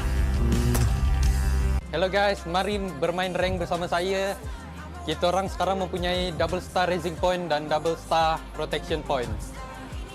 Bonus ni cuma ada untuk 5 perlawanan rank game anda saja. So korang jangan lupa untuk bermain rank bersama teman-teman anda dan takluki Land of Dawn. Ciao.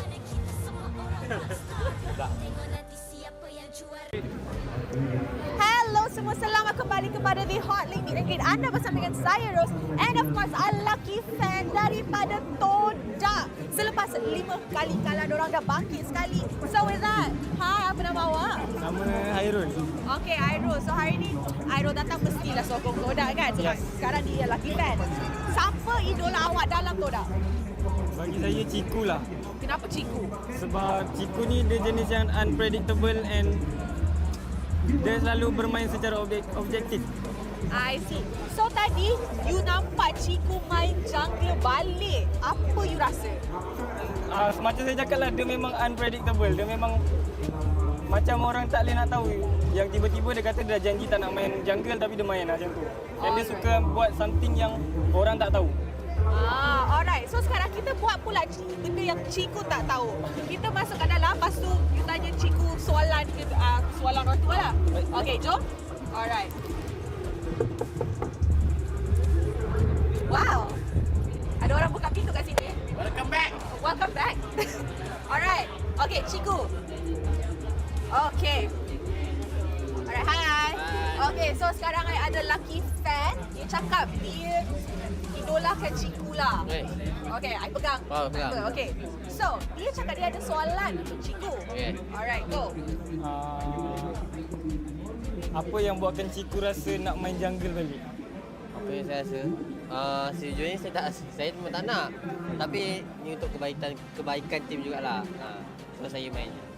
Apa perasaan Ciku lepas menang dah banyak kali kalah? First time lah saya rasa ni menang paling best lah. Sebab kalah banyak kali kan. So ni menang yang paling bersyukur sangat menang. Alright, dari pendapat Ciku dah ready ke untuk playoffs yang akan datang? Kita dah ready sebab kita orang akan tahu kita orang akan lalu daripada lower bracket. So memang kita orang dah standby lah untuk playoff. Alright, okay, so Ciku ada something untuk dia kan? Ada 3. Oh, 3? Bukan 1 tapi 3? Tak, ni set. Oh. Ni letak cap punya ni. Satu bang. Usually pasukan bagi 1 je. Tak apa, kita orang kaya. Appreciate Todak punya fans. Alright, Sebab okay. dia selalu datang walaupun kalah kan. Betul. Satu lagi ni cap dalam ni. Oh, okay. Pasal dia lagi? Yang ni jersey. Kalau dia salah size boleh naik atas ni cakap je nak Rose tukar. pun tak ada jersey Todak? Rose tak boleh lah, Rose bukan fans. Alright, okay, bagi. Alright, tengok. 3 ni. Alright. Boleh tukar size kat atas. Saya pun ada benda nak bagi kau. You pun ada. Wes, bagus. Stok pun dah habis. Tunjuk. Saya punya stok pun dah habis lah, so bagus. Terima kasih. Boleh guna esok. Esok boleh. Kan. Alright guys, jangan lupa join the official fan club of Todak, aka the Patriots. And with that, this is it for the Hot Limit and Day. Jumpa korang sekejap lagi. Bye-bye. Bye.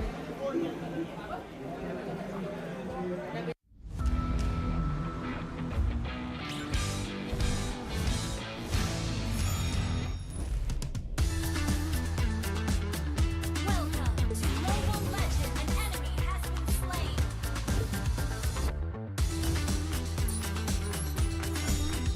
Triple kill.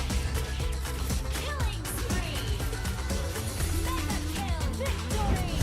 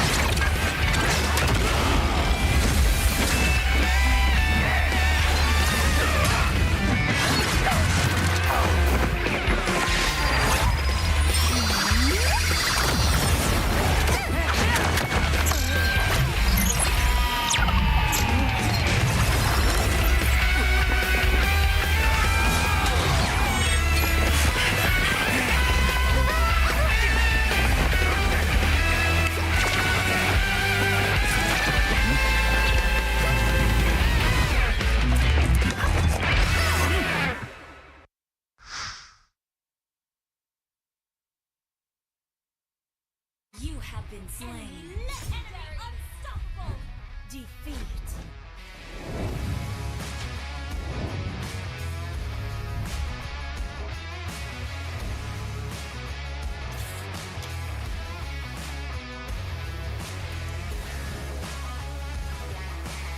You have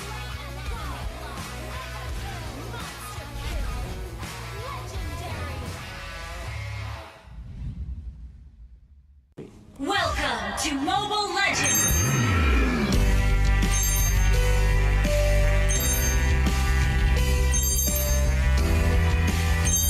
Ini Malaysia lah.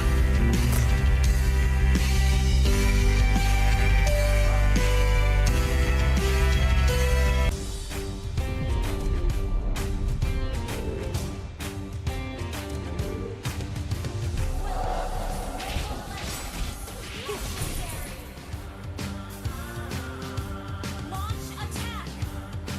Double kill. Triple kill.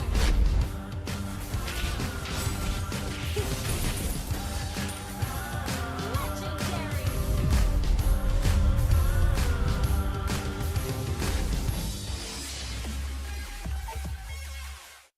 Welcome to Mobile Legends.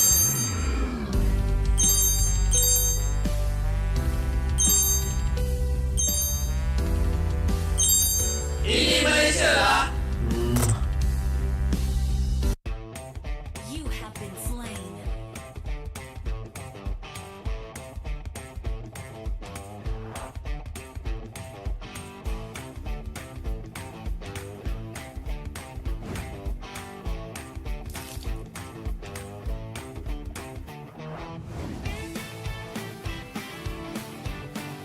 An enemy has been slain. Double kill. Legendary. Victory.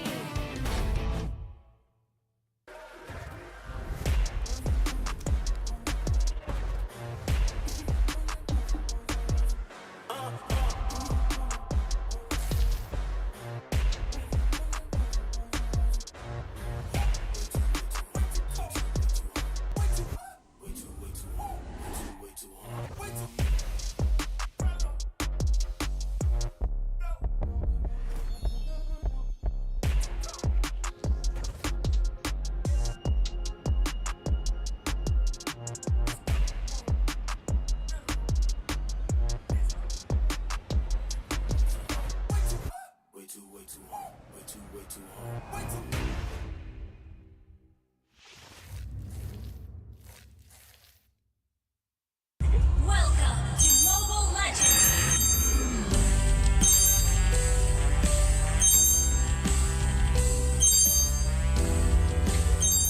Ini Malaysia lah.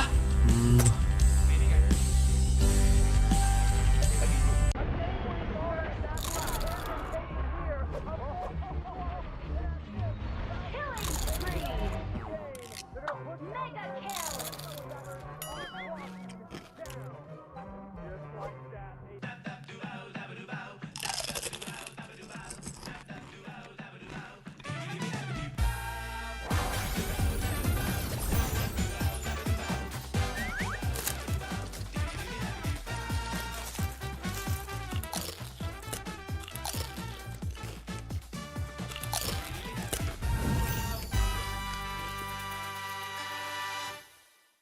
Welcome to Mobile Legends.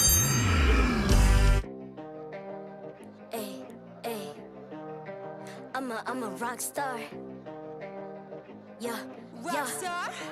Ay, ay, ay. I'm a rock star, baby. I'm a rock star. I'm a rock star. I'm a rock star. I'm a rock star. Panggil aku rock star. Ini kejohanan kita semua orang rock star. Kita rockstar, kita buat saja gaya kita. Makin panas apinya sudah membara. Macam mana pun kau menempuh segala. Demi negara kau buat semua bangga. Step into my world, you know I'm always in my zone. You know I got my team, no I'm never alone. Bring out my best, buat yang terbaik. Jadi juara perlahan kita Get on my way, naik. aku nak push. Naik-naik jadi lebih bagus. Jadi hero, ku ada skill. Berapa banyak musuh aku dah kill. Ramai cuba mencabar, cause they envy me. Tiap game aku pasti jadi MVP. Easy. I'm a rockstar, baby, I'm a rockstar.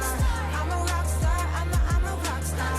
I'm a rockstar, panggil aku rockstar. Ini kejohanan kita semua orang rockstar. I'm a rockstar, baby, I'm a rockstar. I'm a rockstar, I'm a rockstar. I'm a rockstar, panggil aku rockstar. Ini kejohanan kita semua orang rockstar. Tengok nanti siapa yang juara. Ni peluang kita bawa pulang piala. This is my game, this is my time. Menang semua, everything will be mine. Kalau jatuh kau pasti kembali. Bangun balik ku tegak berdiri. Kuatkanlah tenaga. diperoleh. Ni kejohanan kita, Malaysia memang boleh. Rise up to the top, kita buat bersama. Semangat kita kuat di bawah satu bendera. I'ma go hard for the win. On the battlefield till the end. Trying to beat the greatest anyone has ever seen. Stand by, I'm coming in for the win. I'm a rock star, baby, I'm a rock star. I'm a rock star, I'm a rock star. I'm a rock star, panggil aku rock star. Ini kejohanan kita semua orang rock star. I'm a rock star, baby, I'm a rock star. I'm a rock star, I'm a rock star. I'm a rock star, panggil aku rock star. Ini kejohanan kita semua orang rock star. Rock star.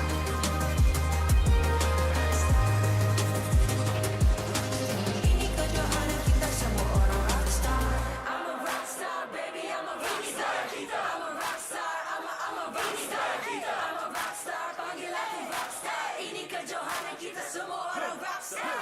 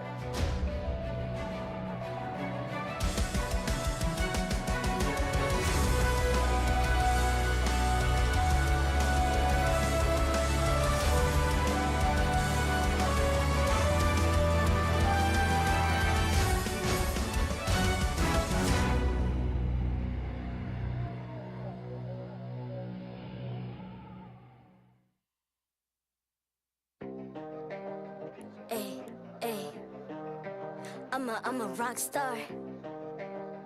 Yeah, Rock star. Ay. I'm a rock star, baby, I'm a rock star. I'm a rock star, I'm a rock star. I'm a rock star, panggil aku rock star. Ini kejohanan kita semua orang rock star. Kita rockstar, kita buat saja gaya kita. Makin panas apinya sudah membara. Macam mana pun ku menempuh segala. Demi negara ku buat semua bangga. Step into my world, you know I'm always in my zone. You know I got my team, no I'm never alone. Bring out my best, buat yang terbaik. Jadi juara perlahan kita Get on my way, naik. aku nak push, naik jadi lebih bagus. Jadi hero, ku ada skill. Berapa banyak musuh aku dah kill. Ramai cuba mencapai, cause they envy me. Tiap game aku pasti jadi MVP. Easy. I'm a rockstar, baby, I'm a rockstar. I'm a rockstar, I'm a rockstar. I'm a rockstar, panggil aku rockstar. Ini kejohanan kita semua orang rockstar. I'm a rockstar, baby, I'm a rockstar. I'm a rockstar, I'm a rockstar. I'm a rockstar, panggil aku rockstar. Ini kejohanan kita semua orang rockstar. Tengok nanti siapa yang juara. Ni peluang kita bawa pulang piala. This is my game, this is my time. Menang semua, everything will be mine. Kalau jatuh kau pasti kembali. Bangun balik ku tegak berdiri. Kuatkanlah tenaga, ganjaran diperoleh. Ni kejohanan kita, Malaysia memang boleh. Rise up to the top, kita buat bersama. Semangat kita kuat di bawah satu bendera. I'ma go hard for the win. On the battlefield till the end. Trying to beat the greatest anyone has ever seen. Stand by, I'm coming in for the win. I'm a rock star, baby, I'm a rock star. I'm a rock star, I'm a rock star. I'm a rock star, panggil aku rock star. Ini kejohanan kita semua orang rock star. I'm a rockstar, baby, I'm a rockstar. I'm a rockstar, I'm a rockstar. I'm a rockstar, panggil aku rockstar.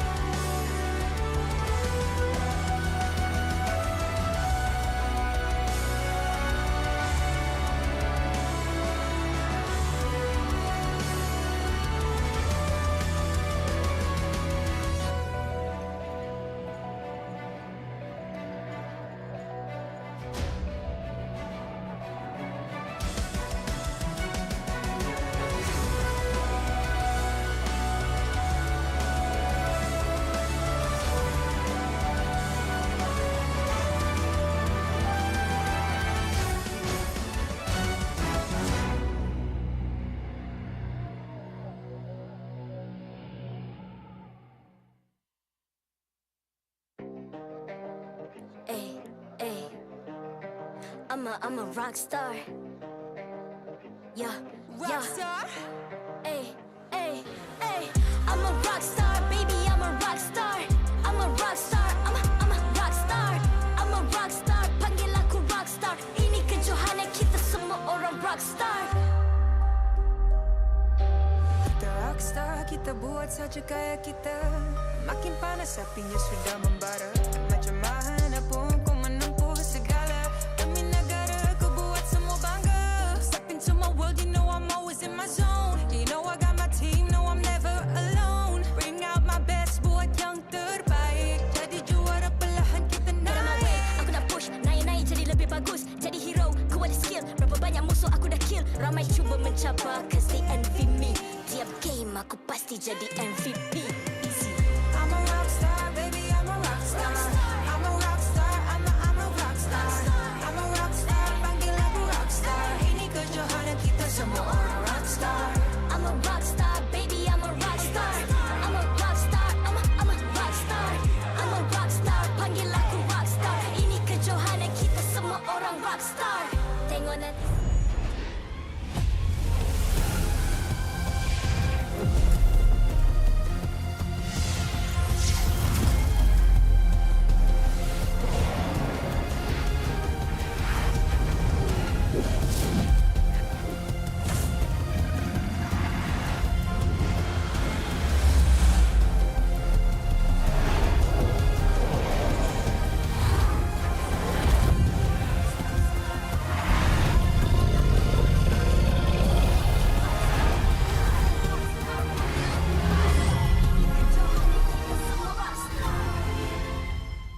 MPL Malaysia Season 12 is powered by Muntong, official mobile internet hotlink.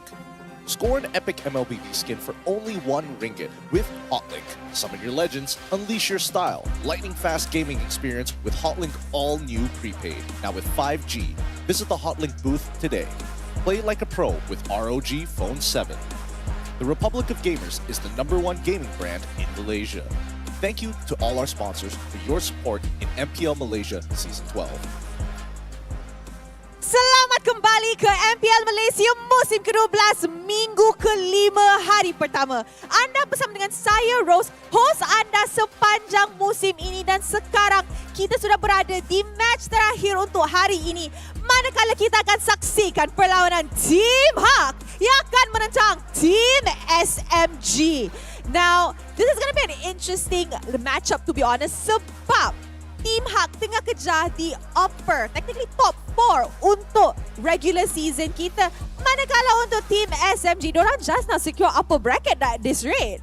Sebab, you know, it's gonna be lagi senang bila kita masuk playoffs. Now, I'm pretty sure selepas minggu lepas where kita nampak SMG tamatkan win streak dorang, I'm pretty sure sekarang dorang nak balas dendam dekat pasukan mana-mana pun.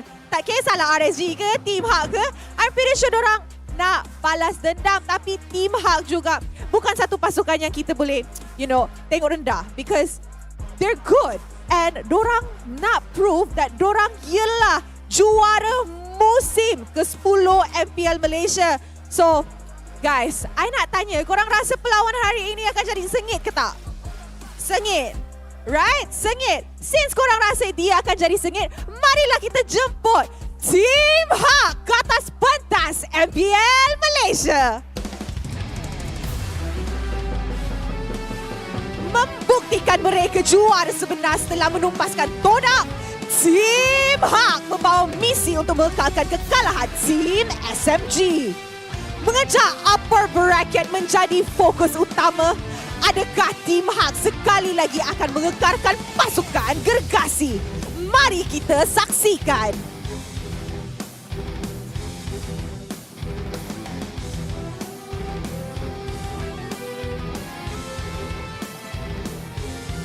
Give it up for Team SMG! Selepas kekalahan mereka yang menamatkan win streak, Team SMG pastinya kembali dengan semangat yang membara.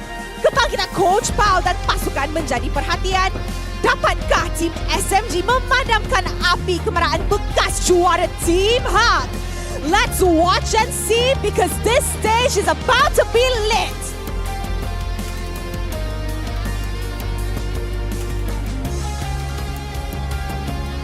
Sekarang, marilah kita menjemput barisan marshal kita yang akan mengalas tugas untuk memastikan perlawanan sentiasa berjalan dengan adil dan lancar.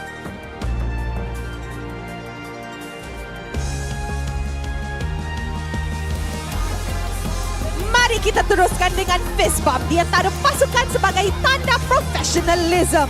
Inilah gaya kita. Inilah semangat kesukanan kita. Kawan di luar gelanggang, lawan di Land of Dawn. Alright. So guys, perlawanan ini akan jadi satu perlawanan yang sengit. Sebab SMG ada Smooth, Team HAQ ada Iris. Korang kena ingat tu. SMG ada Stormy, dorang ada Yura.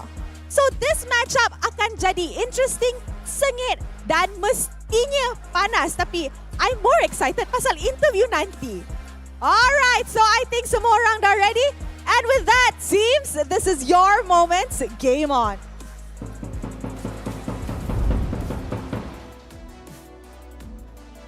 Thank you, Rose. Everybody who's watching, thank you for sticking around through the break to check out the English stream of the MPL MY season 12. Wait, what's so funny there, Matthew? What's so funny? Welcome, everybody. My name is Giddy Q. This is IC Baby 12, and of course, we're having our special guest, Matthew Chan, here at the desk to keep you guys informed about everything related to MLBB. Would you like to inform us what's going on here? Because so far this match, it's going to be a interesting one. It's just that you have to emphasize, oh, thanks for coming to the English stream. Yeah, you know, we get shafted here very often. To be honest, I'm really grateful as well because this is our second time for us, you know, especially now and throughout the entire season 12, we've got a special guest. Usually our so-called quote-unquote special guest is LaFell and Dean from the BM broadcast, but guess what? You know, last week with DJ. Why now we've got you. So I'm very happy about this. It's still really good, right? I would love LaFell here.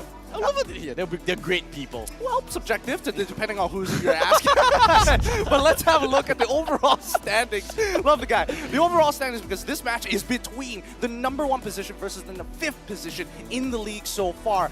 15 points compared to 11 points and still in contention for that top 4 spot. Team HAQ looking to get a 2-0 victory here. You know, the thing about Team HAQ is that they are going to be in a position where they are trying to fight for that top 2 position. They're still in contention to fight this, but the problem is that they are going to be facing off with Selangor Red Giants and Homeboys after this match. So securing this 2-0 victory is going to be very, very important for them if they want to stand a chance to make it the top 2 to actually dethrone Homeboys, who's currently in that position sharing it with RGMY. Well, currently, I do think that like the top four as of right now, that's the gauntlet here. That's the people that you're trying to beat. All of these are in contention for that M5 spot. So the thing I wanted to highlight here is that when you are Team HAQ, you're not really looking for, obviously, you know, top 2 is really important, but you really want to prove that you can stand against top dogs, right? Because when you have ambitions like Team HAQ, who has been to international events before, right? Like they had that experience, they need to really showcase that, hey, we need to show that we can win it all, right? So bidding at, honestly, if I Team HAQ, I'm quite happy that I have this like stronger opponents nearing to the playoffs because I can test my actual strength, see what kind of things go wrong, and then fix from there. I see. Okay. So they're positioning themselves where it's like a top-down approach, right? You know, take out the weaker stuff in the beginning and then eventually get stronger later on, where you could really test yourself, just like Head and Shoulders, because we have no more bad days with a secure and flawless victory with Head and Shoulders. Top-down view, that's how you take care of yourself, boys out there, girls as well. Keep yourselves clean here. Check out Head and Shoulders. If you're having dandruff problems, you'll clear it up in no time. Exactly. And speaking of hair as well here, because when we talk about hairs, we always talk about the twins when it comes to Team HAQ here, Min and Man. And guess what? I think we caught a glimpse here where Min was actually on stage. So I'm curious to see, is he going to be playing here or is he going to be giving that moral support? Because as of now, there's so much in the area where you need to kind of predict your way through. And what about you guys at home? Do you think that he is going to be playing? Because now, scan the QR code right below on the screen here and let us know who you think is going to be the MVP of this series. And by the end of today, we are going to be announcing the winners that's going to be walking away with exclusive skins by us. I can't wait for how many just invalid votes, because people are going to be like, oh, that's Mon. Yeah. And Mon's going to be the MVP for sure. 100%. 100%. Oh, it's gonna Wait, isn't that Min? ruin some days, huh? Isn't that mid? I'll Or let is you it mine? find out. I'll let you find out. You're trolling me. At this point, since both of them use Head and Shoulders, it's tough to tell them apart. That's my only takeaway from this at the end of it. But let's bring it back to Matthew here. The fact that you specifically, I remember this. You Okay. specifically asked me, hey, am I able to kind of like try and cast this particular game, Team HAQ as well as Team SMG? I'm curious to know why. I mean, it's just fun, right? It can't just be fun. It's just fun. like the fact of the matter is, casting is just really fun. So Okay. of course I would like to cast this game, but like you know, I guess more direct is that I want to see what's the actual quality of MPL Malaysia, right? Like these are the let's be real, top table clash. I want to see how they actually go for it. That'll be interesting to see overall, especially considering that you guys, if you don't know about it yet, you can rank up together with the double star raising points as well as the double protection points. So that way you can rank up with your friends, not lose too many in case they're kind of bad and you don't want to admit it to them. But overall, for those who are looking to finish off this season strong and make it to that 100-star point, well, now's the time to do so. Yeah, now's That's the why perfect you've time been to playing do so much. No, that's mainly because I'm trying to get my girlfriend, who is the highest rank she's ever been in her career. That's because you have this double star protection, so it's What okay.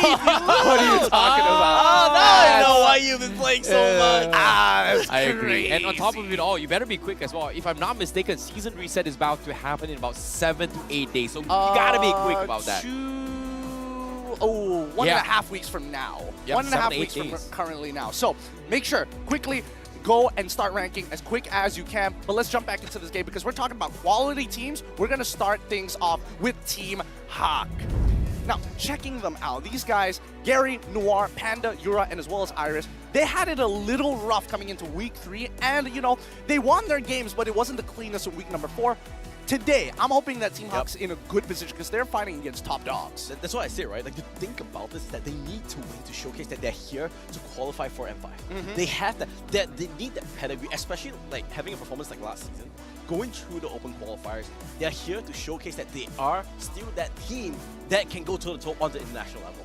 You know, that's the thing, right? I'm curious to see whether or not that's going to be the case because this week itself, they brought in back Min back at the roster, but they're not going to be playing him. So I'm not sure if this is the right move or they're just putting him in for the sake of just giving him moral support or maybe analyst. I'm not really sure here. I think he could just be a pinch server for them. Again, if we're thinking about hero pools, I think you got to keep in mind Miko is a more all-rounded support in comparison to their counterparts. But introducing the lineup, currently on the top of the leaderboards, it's Saksa, Miko, Sasa, Stormy, as well as Smooth representing Team SMG. Now, SMG just oozes that consistency. Even the way they walked in, you just could feel like, they're that confident, right? Because this team, this lineup has been built to win, right? Anchored by Sasa since like how long, right? I think like he's been here for in SMG, like he's the franchise player right now, right?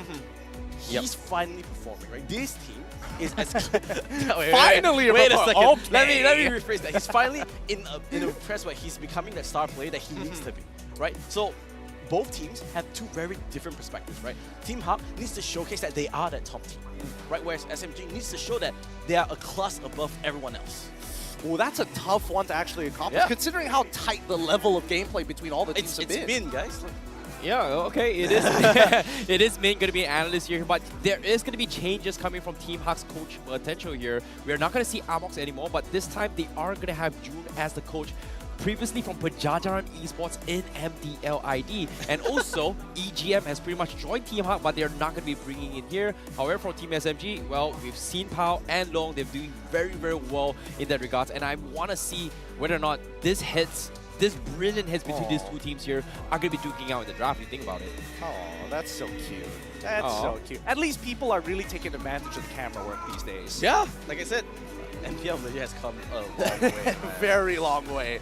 Very long way indeed. Another thing that I've noticed amongst the two teams, that some of the top, and especially within that top 4 gauntlet, their analysts are usually ex-professional players. I mean, it brings a lot of like, you know, when you're a pro player, it helps a lot in terms of like understanding the perspectives of what you're, and also naturally, ex-players can help in that input because they've been in that position before, right? Yep. So they know like, oh, how would the draft? What's kind of your perspective in this like in this moment? It helps a lot. I suppose, but then you cut back to Long, and it's just like his journey winning an MPL title was like an underdog story. So it feels crazy to think, you know, if he wants to help Team SMG to stay on top, this is the first time he's kind of been in that position. And I'd say no. Last couple of seasons, top of the leaderboards, but just could not close out the playoffs. You know, that's the thing about about trust, right? You have to trust your teammates, you have to trust the other plays. But before we get into the details of that, let's talk about the stats here, in particular coming from Iris, especially coming from Team HAQ.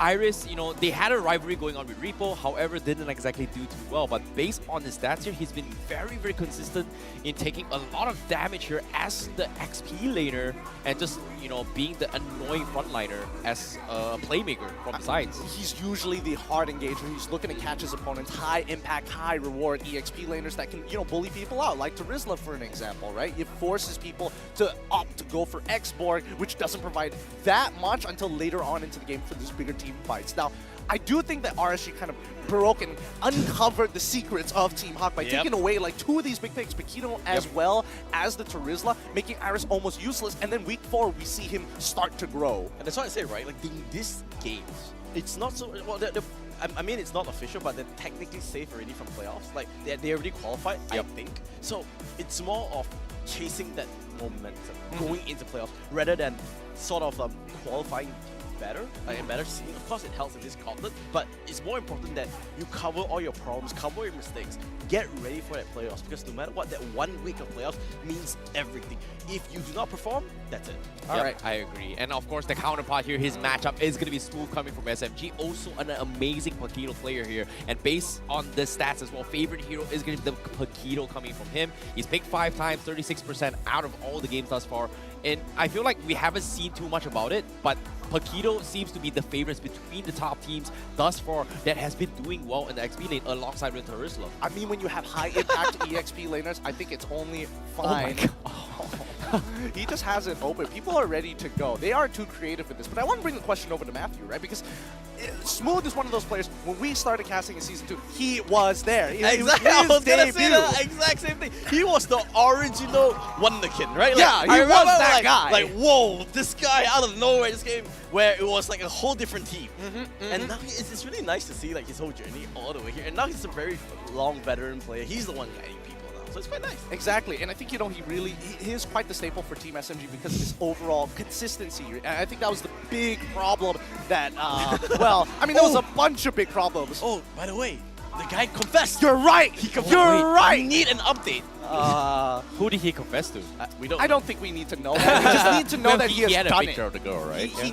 We just need to know if he's done it or not, because a lot of people are following in his steed. We just need the MPL MY Facebook page to just be filled with like people fulfilling the deeds. Well, I guess that's enough because we're into draft. First game, SMG versus HAQ. What do you guys feel?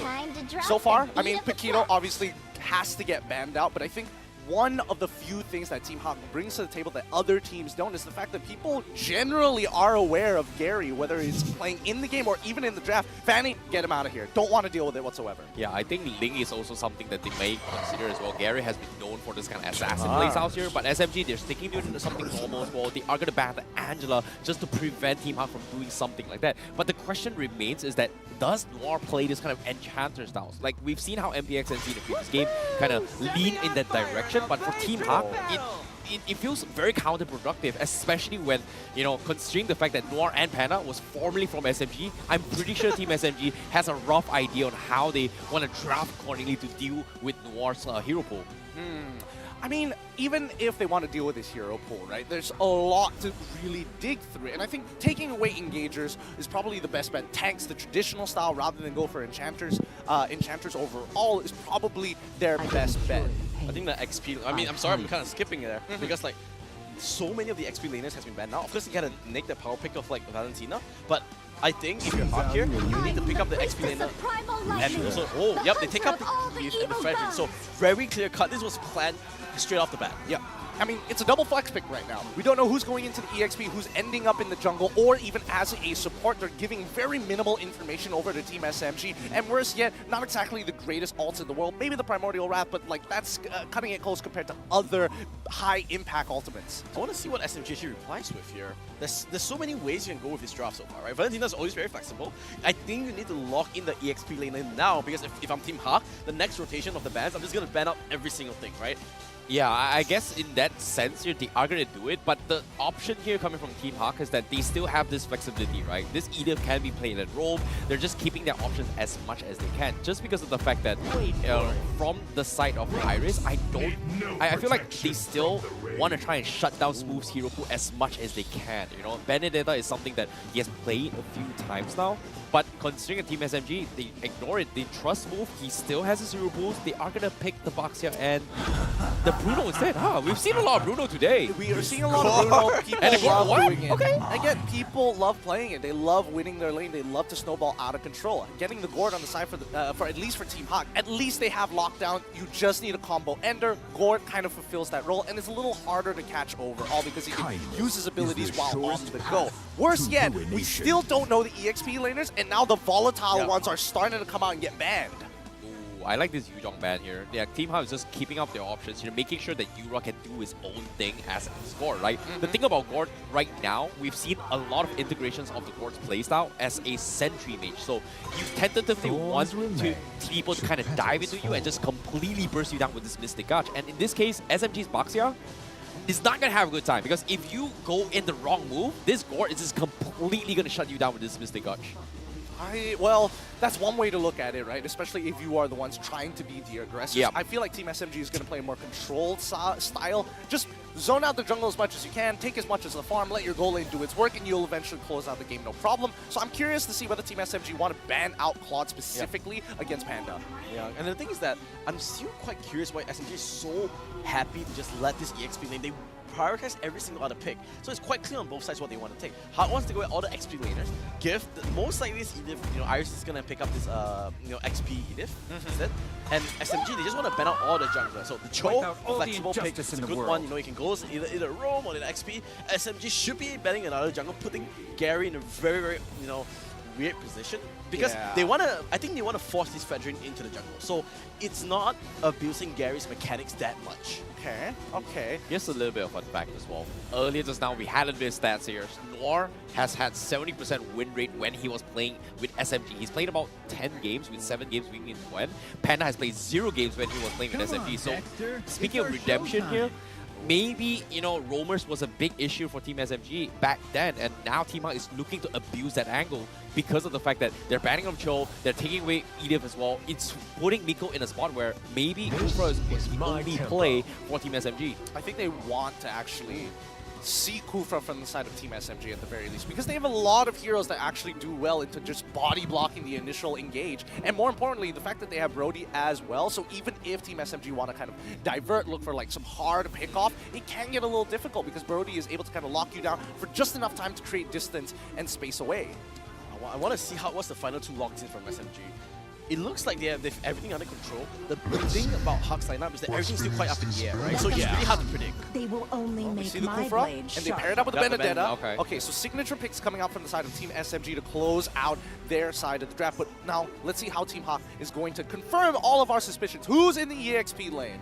Personally, I like the comfort. Like Team SMG, they like to follow this SOP where this is like, hey, step 1's here, step 2 here, and if everything kind of goes down here, okay, we're just falling back to comfort heroes. So I like that this is happening because it gives Team HAQ a little bit of a sense where, hey, we've got our analysis kind of on point, and this time we're bringing in the Franco to shut you down, because if you come in, you're not getting out. This is great synergy coming from HAQ to make sure that Yura dishes out necessary damage. But the question here is Team SMG gonna do exactly what Team HAQ expects them to do? Look, I'll be honest with you, I think that both compositions, the lanes are very volatile. Like a single kill could end up into a dive opportunity for either one of these teams. So I think a lot of it just comes down to how do you play your lane, how do you minimize the damage, or how do you utilize vision to abuse your opponents. Oh, both teams are sat in. Which lineups do you prefer?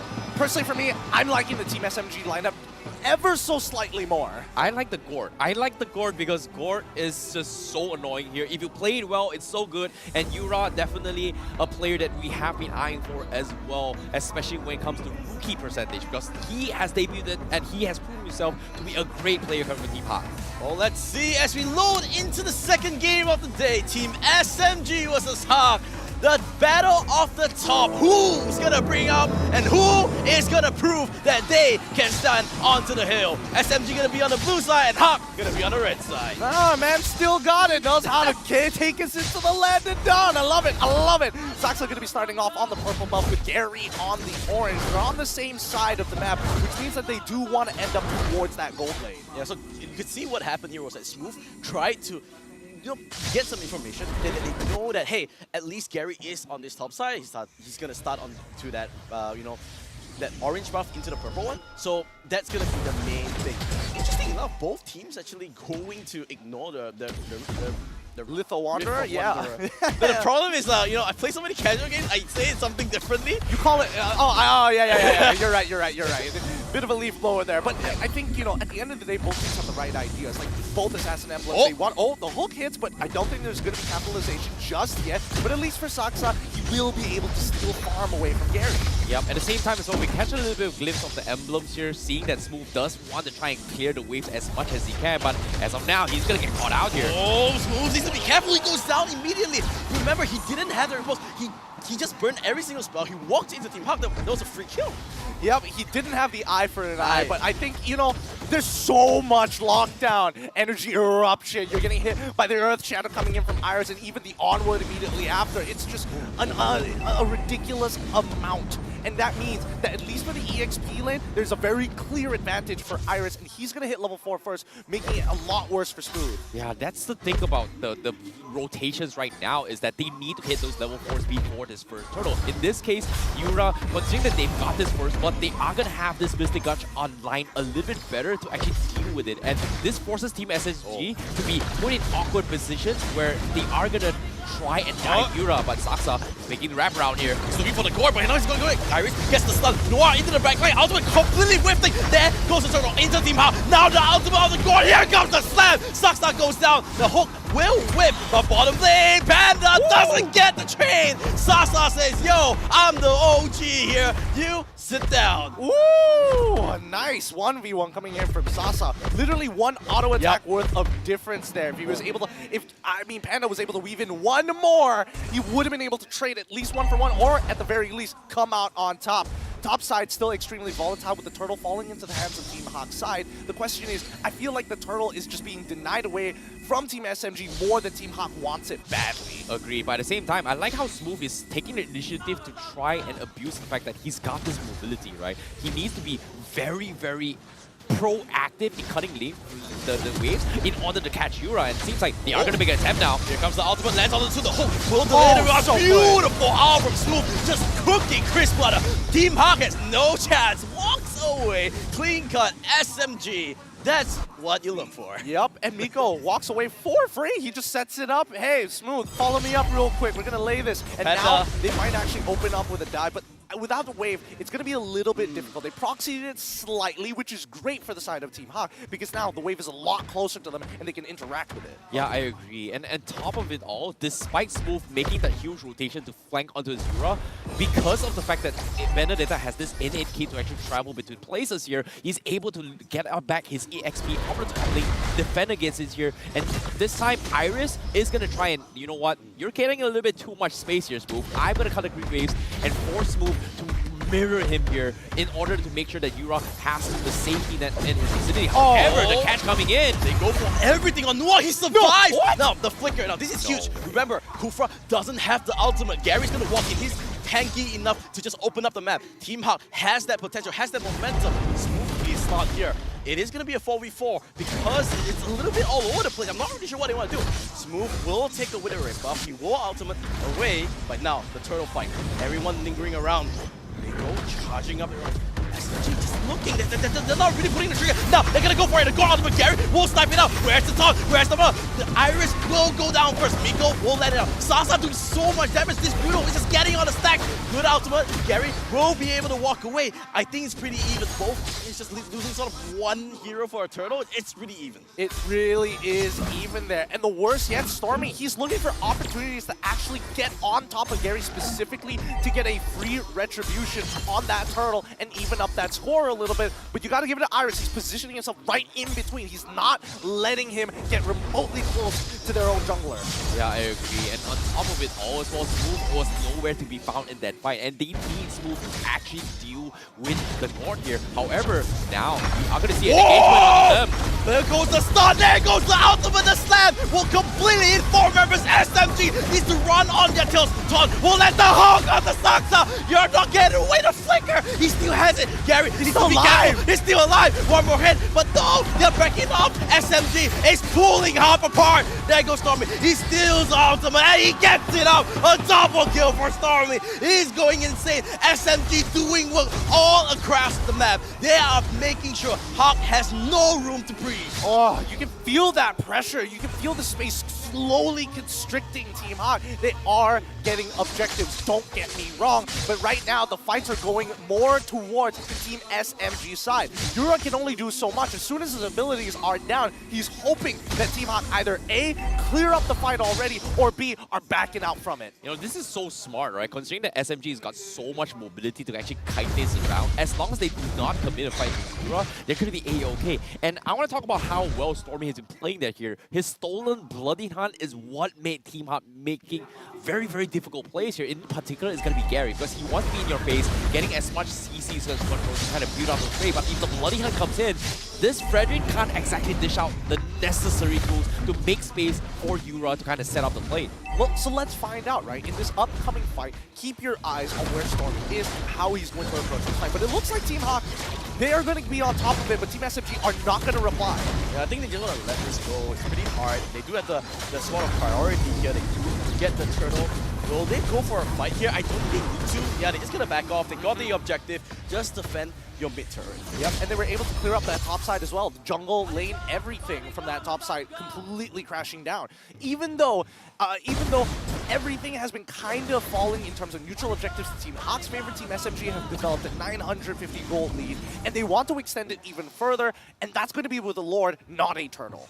Yeah, and at the same time, when it comes to this this trade-offs as well, it feels like SMG, they got a little bit greedy, right? They tried to take the neutral edge from the top side, they tried to shove the lanes here, but they were a little bit late to the total objectives, which allowed Team HAQ that opportunity to kind of clear it out. However, from Team HAQ's position right now, they're playing in a formation where they need to play around making sure that Yura can do his job. And to do that, they have to clump up as 5. And if they do that, means that they need Noir to pull a very, very big hook clutch in order to actually salvage the team fight. Speaking of hooks, his hit rate has been 27%. It's live, oh, by the way. Noir is going to get caught out here. I think a little bit over, but it looks like they want to go for this engage here. Tom lands onto 2, and Iris, he hits in the back line. Yura hits the ultimate, there goes the wombo combo. They get 2, a 2-for-1 exchange. They might go for a little bit more. Saksa, they can stun up in his role. Now, that is what you exactly want. I see Baby want to say that exactly, right? You want those kind of team fights. You want them to be nice and close together, and Sasa and Miko had literally the same idea. They flickered in the same direction, and they ended up dying to Iris, ended up getting blasted, as a matter of fact, by Yura. But it's tough. You gotta be very aware of the spacing. Okay, thank God. I was confident he wasn't gonna die, but then it got scary. Yeah, I was like, what are you launching you out there? But hey, you know what? Calculations, sometimes a little bit hard. Yeah, agreed. But at the same time here, talking about the fights as well, Team HAQ finally equalizing the score a little bit here. They're finally playing towards their strength, which is playing around Yura. Now he's got the Ice Queen 1 and the Enchanted Talisman. That's great if you are trying to look for zone control. But we haven't seen that Genius 1 pickups yet, or even the Divine Glaive. But once that comes in, Yura is going to hurt so much to a point that Saksa is going to struggle to actually tank through all this damage as well with Miko. So that's going to be the objective that Team HAQ is going to be going for. Whereas for SMG, they need to jump right on top of it. Look at the flicker spells. It's all on SMG. It's all on cooldown. So now Team HAQ has this really big potential. War trying to go for the backline. Who's gonna get locked? Ultimate is a little bit. Saksa gets onto the lock. Panda though, he's a little bit in trouble. Smooth just sewing this up. He's going for the kill. Panda goes down. That's a 1-4 trick. But here comes HAQ. They have to back off. SMG just methodically won that team fight. But looks like they're not done here. Miko will go on the jump. Gary needs to back out. Sasa hits like a truck right now. Everything going onto the hands of SMG. That is so very sad because, again, Team SMG making a really impressive call there. Saksa having to go 50-50 against Gary, and he's like, I'm willing to coin flip this as long as Noir doesn't get close to me. So they lock down Noir. They send Smooth after the second highest damage dealer in in from the side of Team HAQ onto Panda, and he manages to trade 1 for 1. Considering that Panda is quite ahead in this game, that was impressive. Yeah, because of that play, to kind of focus on Panda, Yura was kind of distracted from the main fight, which is kind of shift his focus on protecting Panda. And while that was happening, everyone from SMG just collapsed on Team HAQ, which resulted in their fight. They want to go for it, but SMG the Bakta, do they have enough damage? Beautiful ultimate from Yura. He just tries to swoop. He's going for 1v5. He's solo the eye for 9. Not this time. He can't walk away. Beautiful fight, good setup. They were predicting about Miko. Dang, also my goodness, just going a little bit too deep. This is not what you want. If you are SMG, you got the turret, you should back off. They biffed it, They knew they could make attempts, so they were willing to roll the dice knowing that Team HAQ wouldn't be able to hit back harder. Mid lane has already been pushed up. They ended up losing in tier 2 down on bottom side. Even top side, the waves finally get turned back into even, unless we see Team HAQ get a mid tier 1, which even then, we'll see. Is Team SMG going to give this away? Boxia coming on, rolling through. No, they're going to give mid tier 1 away. You don't fight this, right? Because you need to make sure, you don't want to take another bad fight like this, right? Team HAQ, they look at the goalie. It's less than 100. That's how close this game is. One team fight will change everything. And Team HAQ has been setting up fights really, really well. Agreed. And on top of it all, Noir, his hook hit rate has pretty much increased 37% as well. Calling him out. And that's the thing, right? He has been hitting those shots. And with one rank hook, pretty much dictates how Team HAQ is going to be progressing the fight. You want to be playing in Team HAQ court in order to win those team fights. SMG, they know this. And you can see a lot of times here, the Smooth is getting so desperate to actually punish either Panda or Yura to a point that if he doesn't get the catch, he is going to be chipped away by the rest of Team HAQ. Well, yes, he will get chipped down from the side of Team HAQ, but I think inevitably it's really going to boil down to who gets this Lord. And so far, Saksa has just been, again, he's trying his best. He's got 1 Lord in the bag, but compared to the 3 Retributions the last time, they are still going back and forth as to how to actually approach the situation. We look at the items right now, and finally, we see 3 items secured from the side of Sasa. He's got a good amount of crit, but he's also got the raw damage to actually punch a hole in Team HAQ's comp. Now, I'm surprised by the itemizations coming from Team SMG here. They only have Radiant Armor. If you think about this as well, because Team HAQ has got so much magic damage, right? Like, you've got Yura doing a lot of damage here. You've got the Edith also doing a lot of damage from 5 rounds. So I'm very, very surprised that SMG, they're not upping their skill by getting, like, maybe even the Athena shield on top of the Radiant Armor, maybe even the Oracle for somewhat of a sustainability here. Because of this, you know, Team HAQ is just getting away with so much value damage in this team fight. I agree, because Yura is actually ramping up quite fast. You know, I think that damage is quite already up there. So team fights need to look at Yura's position. He will be the one that's doing the most damage. Oh, SMG is a little bit up there. Good hook on Saksa. There goes the Bloody Hunt. I think that's a dead box here. Now, if no, but Smooth trying to target up Yura. He missed the ultimate all completely. Miko lands on the Duma Storm. Look at the backline. Panda. 1 flickers away. He will be safe, but not. But Storm says no. Goes to the backline. Fetches it up. SMG says no trouble, no problem. They clean up the fight. Smooth and Miko doubles up and gets everything away. Boys, What? did Smooth really miss his ultimate in that case? Was Yura his primary target? Or was it an ult to zone people to kite towards the left side of the mid lane so that they can find the turnaround there? You need to be careful here, right? Because remember, there's no box here. Will Gary go for this? Oh, he's just walking away. Oh, there's the free lord going over the SMG. Oh, it's some dangerous stuff. And I think, you know, respect where respect is due. Sasa's very strong right now. I don't even think Gary can take that many shots from him just yet. We'll see in a little bit whether the itemization is going to change, but for now, Team SMG, high chance that they're able to turn this 1.8k gold lead into about a 4k gold lead, assuming that they're able to get at least 1 inhibitor and a fight. Agreed. And while this is happening as well, we have to talk about, you know, the underdog here coming in from Stormy. He's got 4-0-6 on this Valentina, and he's been making the right plays to kind of distract the back lines. In particular, he's been zoning on Panda with those Terrifies alongside with Gary to a point where if they get caught out with these combos coming from Valentina, they are going to be delayed in all these catches here. So they need to fall out very, very quickly in this upcoming fight, because now with the Lord crashing in, they don't have a lot of windows to work with for Team HAQ. Okay, Lord's gonna come in. I think they're gonna be able to save this inhibitor actually. So not a big win as much as, you know, SMG would have wanted. And it looks like they're just going to cycle and wait for the next score. Yeah, I think that's a good idea. Minimizing the amount of gold that Team SMG is actually taking, but they've gone past the 42k mark. And Team HAQ, they don't mind. They know that by the time the Lord comes up, their cores will be maxed out on their items. They'll have their situationals as well. So Winds of Natures are going to be huge. Immortality is already starting to roll in for the members of Team HAQ.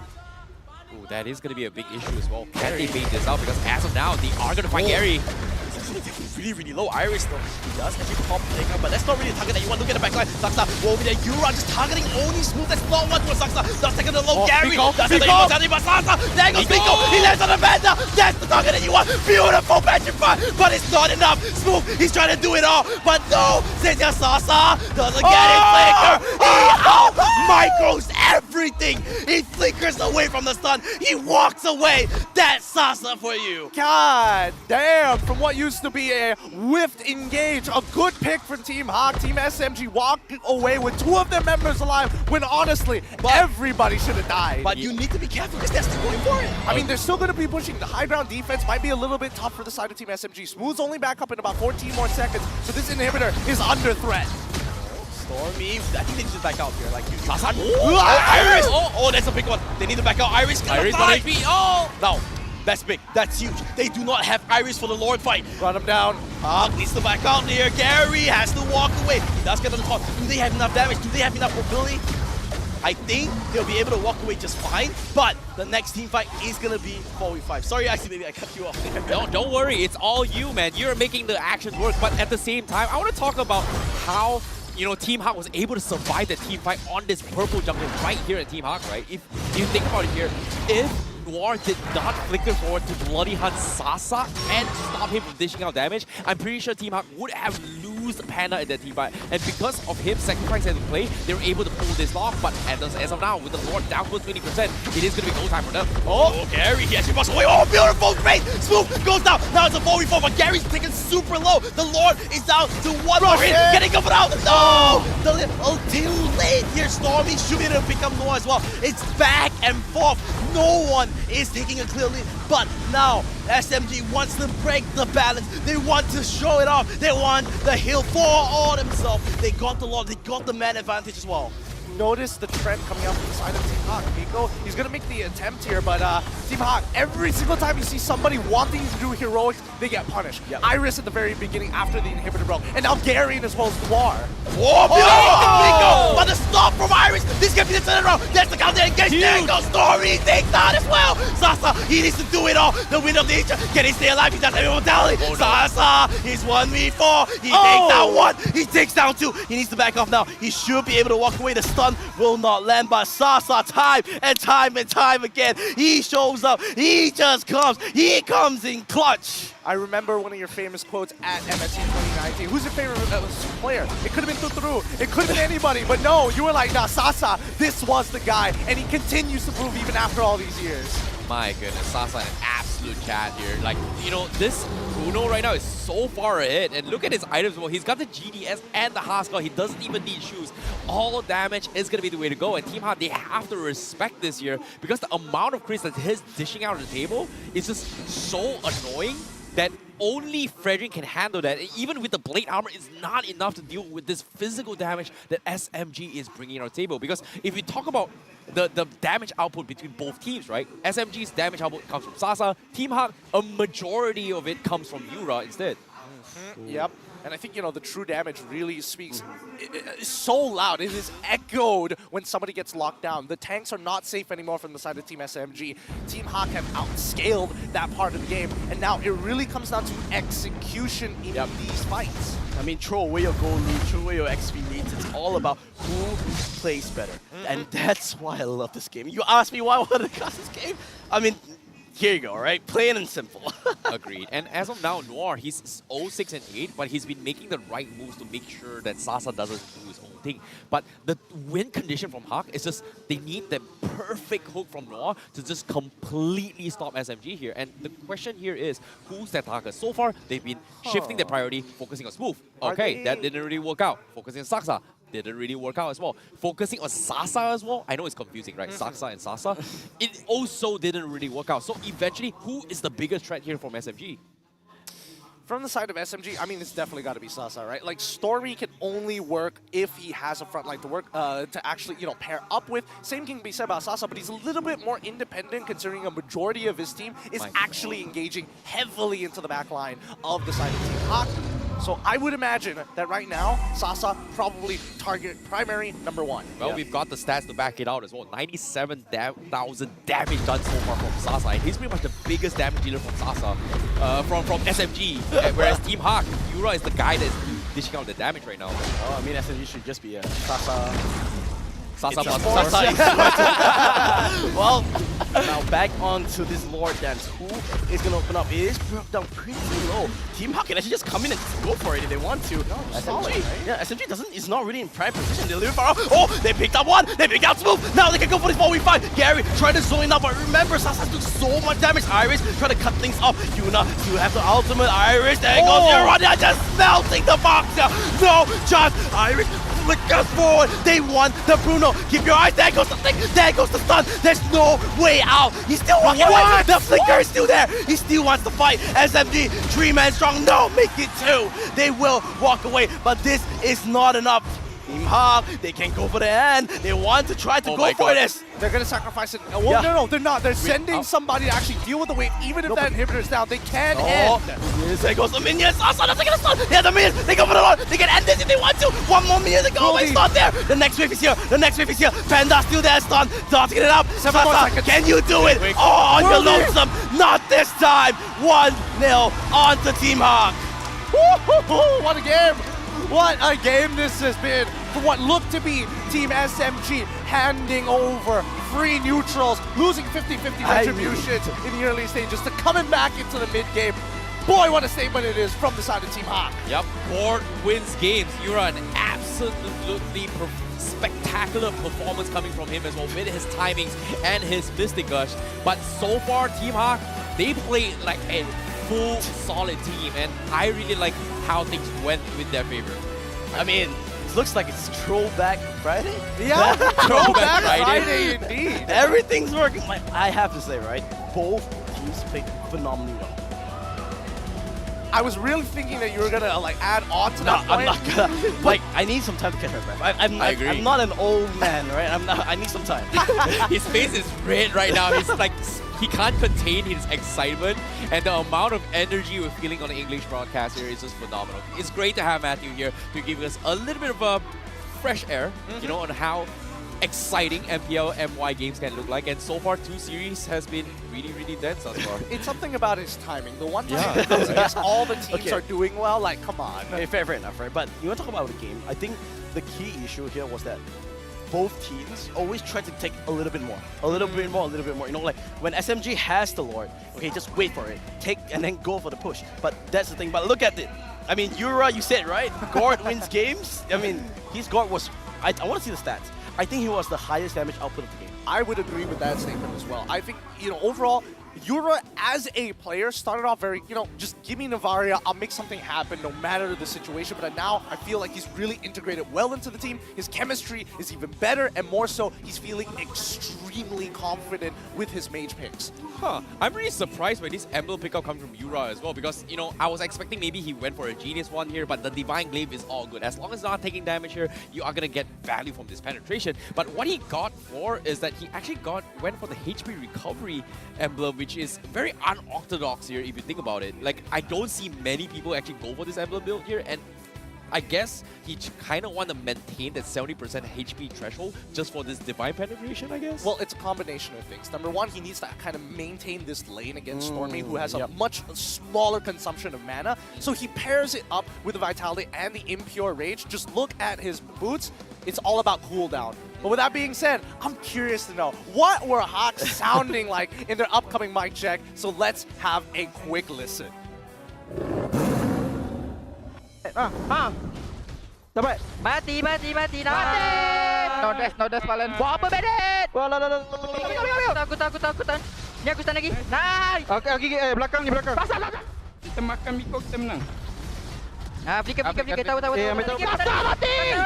Pasal. Sasa flicker. Let's go, guys! Woo! Sasa tak mati, bro. Yes.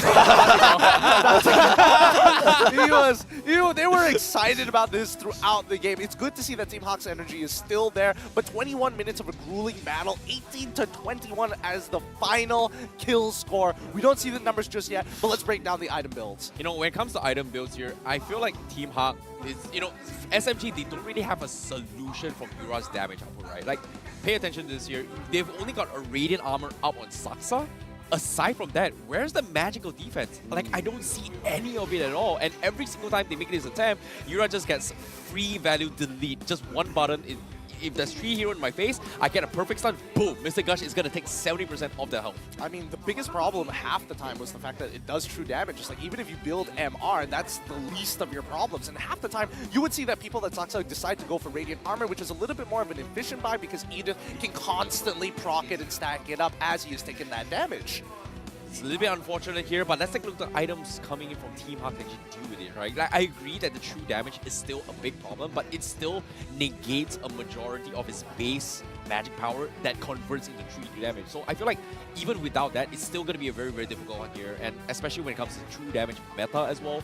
Like, the counter items are a little bit different now compared to back in the days. Last time, you pretty much have one item to deal with it. This time, for true damage, you need Sky Guardian Helmet and also maybe Twilight Armor to actually deal with the burst. So it's still very difficult to itemize with that. But for the side of Team HAQ here, I feel like them having this Sky Guardian Helmet from Edith and Fredrin kind of allow them to sustain the fights even longer against Team SMG. I mean, it's worthwhile. It's an item combination of Sky Guardian's helmet plus having the Blade Armor as well, because again, the other damage dealer on the opposite side was Sasa. So if you can reduce the amount of hits that you take and walk in and back out of the fight, you can top up some HP. Yeah, that's going to be very, very important here. But in his case, SMG here, obviously, we got to take a look at what Sasa is building here. He's got full 6 items here. He's got the penetration. He didn't even have the DHS, which is kind of surprising considering that, you know, normally back in the days, right, you got to have DHS to deal with tanky heroes. But because of how the innate kit of Bruno is designed with playing around crit damage, I don't need DHS. I'm just going to go for crit because of the Heart's Claw and the Malefic Roar to kind of compensate with that with the Berserk Spirit. I don't know. I think people will be trolling if they're building DHS on Bruno of all things. But I'm just okay, saying. I want to take it back a little bit, right? This game as a whole, it wasn't a team playing bad. It's both teams edging out each other. Yeah, Like, I would agree with that. That's some top class Mobile Legends, right? Top And I class? can't wait. He's excited. Yes, it's a fun game. But coming into game 2, I think SMG needs to rethink a little bit on their pick priority. So Yes. they left the Smooth's pick into like the last pick. I think if Smooth was given a better little pick where they can set up the sort of like set up team fights, it would be much easier for them. Exactly, and knowing Smooth, he's a very compliant person. If you tell him to do something, even if it's yeah, bad, sure. he's like, all right, I'll do it, and I'll do it well, as good as I can. But now we get to see what we were waiting for. In terms of damage, he was close, but Sasa, man. even more, breaking the 100k mark in comparison to Yura, who's just 8,000 away. Yeah, and at the same time here, you know, obviously Yura's got one button here. Like, just, you know, if you hit, you hit. If they're all clumped up together, I'm going to be the chunk of damage. If they're not, they're not. Sasa obviously has a little bit more leeway to do this kind of damage. But what was really surprising for me is that I'm surprised Smooth only has 35,000 damage, considering that he actually opted to go for a damage build Benedetta with the sole intent to try and catch Yura multiple times, and even Panda to a certain degree. And for him to do only 35,000 damage, this is weird. Like, I was expecting a little bit more than this. I mean, we saw how Team HAQ manage these team fights, right? The fact that they're peeling backwards, the way that they kite, all of these things are being taken into consideration by Team SMG. That's why we saw well, hopefully we get to see it into the highlights and I'll bring it up again. But I think for Team HAQ's side, I think Iris, early game, probably could have done just a wee bit better. But overall, throughout, his timings on his flickers have been ridiculous. So I think Iris itself, right, he's been setting up these fights much better for his team. And of course, Luan with the hooks were really, really good. Yeah. But you could see every time the team fights, Iris was controlling the fights super well. And I think that was the issue for SMG. They had no follow-up whenever Miko jumped in. They were just waiting and hoping that they could burst whoever they could come. Agreed. And while this is the highlights here as well, we did see a lot of instances where Team HAQ was able to match Smooth's rotation, right? They perfectly understand they are playing around Yura, and every single time this happens here, look what happens. SMG gets completely deleted by this Mystic Gush. Oh, so close. I mean, but honestly, I have to give it to Sasa. He's been playing like a really hot game this time, and usually, like during the laning phase, he does the worst. But I think he's played not only the laning phase well, he's been playing these team fights as good as it can get as a marksman. And we forgot about this Lord, right? Remember, it was a 50-50 Lord. And this gave so much advantage to SMG, and Smooth played perfectly. Look, he just zoned out Panda, he got side, and then this was where things started to go a little bit haywire. The Electro final blow, right? Yep. It doesn't connect at all, but it forces a majority of the members of Team HAQ to move towards that left side. But it was a little bit positioned a little bit better. I think It could have been Yura a kill. would have been just dead by that. Well, I mean, to be fair, Smooth does have the Petrify at the same time. Yep. So yeah, even more reason to believe so. Man, it's difficult. I think that you're right. I think that they do need to start adjusting to give Smooth a much better matchup. My God, look at Yura's positioning as well. And like Smooth was trying to go for the dive. He actually flickered backwards to actually extend his Mystic Gouge. But this was a big clutch moment right here. Like Noir, he got the ult on Stormy as well, and forcing Sasa to focus on him kind of allowed Gary as well as Panda to get out of safety because of that play. Time and time again, these choke points are just so dangerous to fight around. But you can see from each and every one of these clips that either Team HAQ or Team SMG learn from the mistakes and then continue to apply the same logic for the upcoming fights. Yep. And then remember what I said earlier in the series, right? This game is about proving that you can stand on top. Yes. It's not really, obviously winning means a lot more because you know your standings and blah blah blah, but you need to showcase that you are here to win, and both teams did show a little bit of pedigree. I think SMG needs to dial back a little bit on the aggression. Every time. Okay, one thing I'll say, they were playing really well as a unit. What I mean by that is that when they made a call, everyone did the same thing. So when they went to the fight, they couldn't fight. But there was sometimes, I think they missed out on making the best possible decision. Like at that last team fight, they could have just cycled back, finished up Lord. They had prime position over Lord. There was no way Team HAQ was going to go for it. But because they jumped in, then Yura just had a free ultimate, and Gary was just being that mid. It was a perfect setup for Team HAQ, and that's why they lost the fight. I agree. And on top of it all, like I like you actually brought up this point, right? This is very, very top level plays coming from both teams. Everyone was understanding that, hey, they need to do these things in order to achieve a certain result. But the question here is that it came down to one small mistake. It felt like that one miss coming from Smooth or not getting Yura is pretty much what forced SMG to be put in more awkward situations to get punished by Team HAQ. I guess, but I'm taking a different angle here. I feel like Team SMG have been in this position with like, oh yeah, we can win games out, no problem, if we just play cleanly. The question is, how do we go above and beyond to elevate ourselves to that international stage where everybody is playing like a 10 out of 10 and they continue to push the envelope every single time. I think considering the position of Team SMG being #1 in the standings so far, dropping the game doesn't mean much to them. So I think that making the attempt is by far more important. Yeah, I think the more thing about this is that SMG just wants to use this as test, right? Because they've really sort of locked in, I wouldn't say top 2. They've qualified. They qualified, you kind of want to lock in top 2, but they want to win games convincingly. Remember, I think if just one or two things went differently, we would have been speaking the other way around. Right? SMG would have taken up that game, they would have ended the game maybe like 5 minutes earlier, and then we'll be talking about, oh, how great SMG, how clean SMG is playing. Oh yeah. So it's a game of inches, you're right, and they want to use this game to tweak it before they reach the playoffs. And I mean, considering that they've already, well, they adjusted to make sure that they're fighting for these neutrals, right? Saksa, what is at #1 when it comes to Lords, he's only #4 when it comes down to Turtles. So if we're talking about closing out games, Team SMG is definitely one of those teams you want to kind of put a magnifying glass on. You know, to be honest, I think it was #3 just now for Turtle coming from Saksa. Oh, but you're right, yes, nevertheless here, let's talk about the previous game one as a precedent, right? Saksa versus Gary, when it came down to the 50-50 trade, a majority of times Saksa pretty much won that trade in this Retribution battle. So it just shows you that, hey, maybe, you know, Saksa is the real deal right here. And so far, to be honest, game 1-1, it should, even though SMG kind of lost, right? Saksa was the reason why the game kind of dragged out so long for SMG in their favor, if you think about it. Well, I mean, if Team HAQ are able to pull off one more win against Team SMG, that might put them at the possibility of trying to 2-0 SRG and as well as the Homeboys to take that top spot. Yep, I think on the top side of the whole standings, it's pretty close. Everyone is So like a close. couple of points off, and that's what I really love about this season.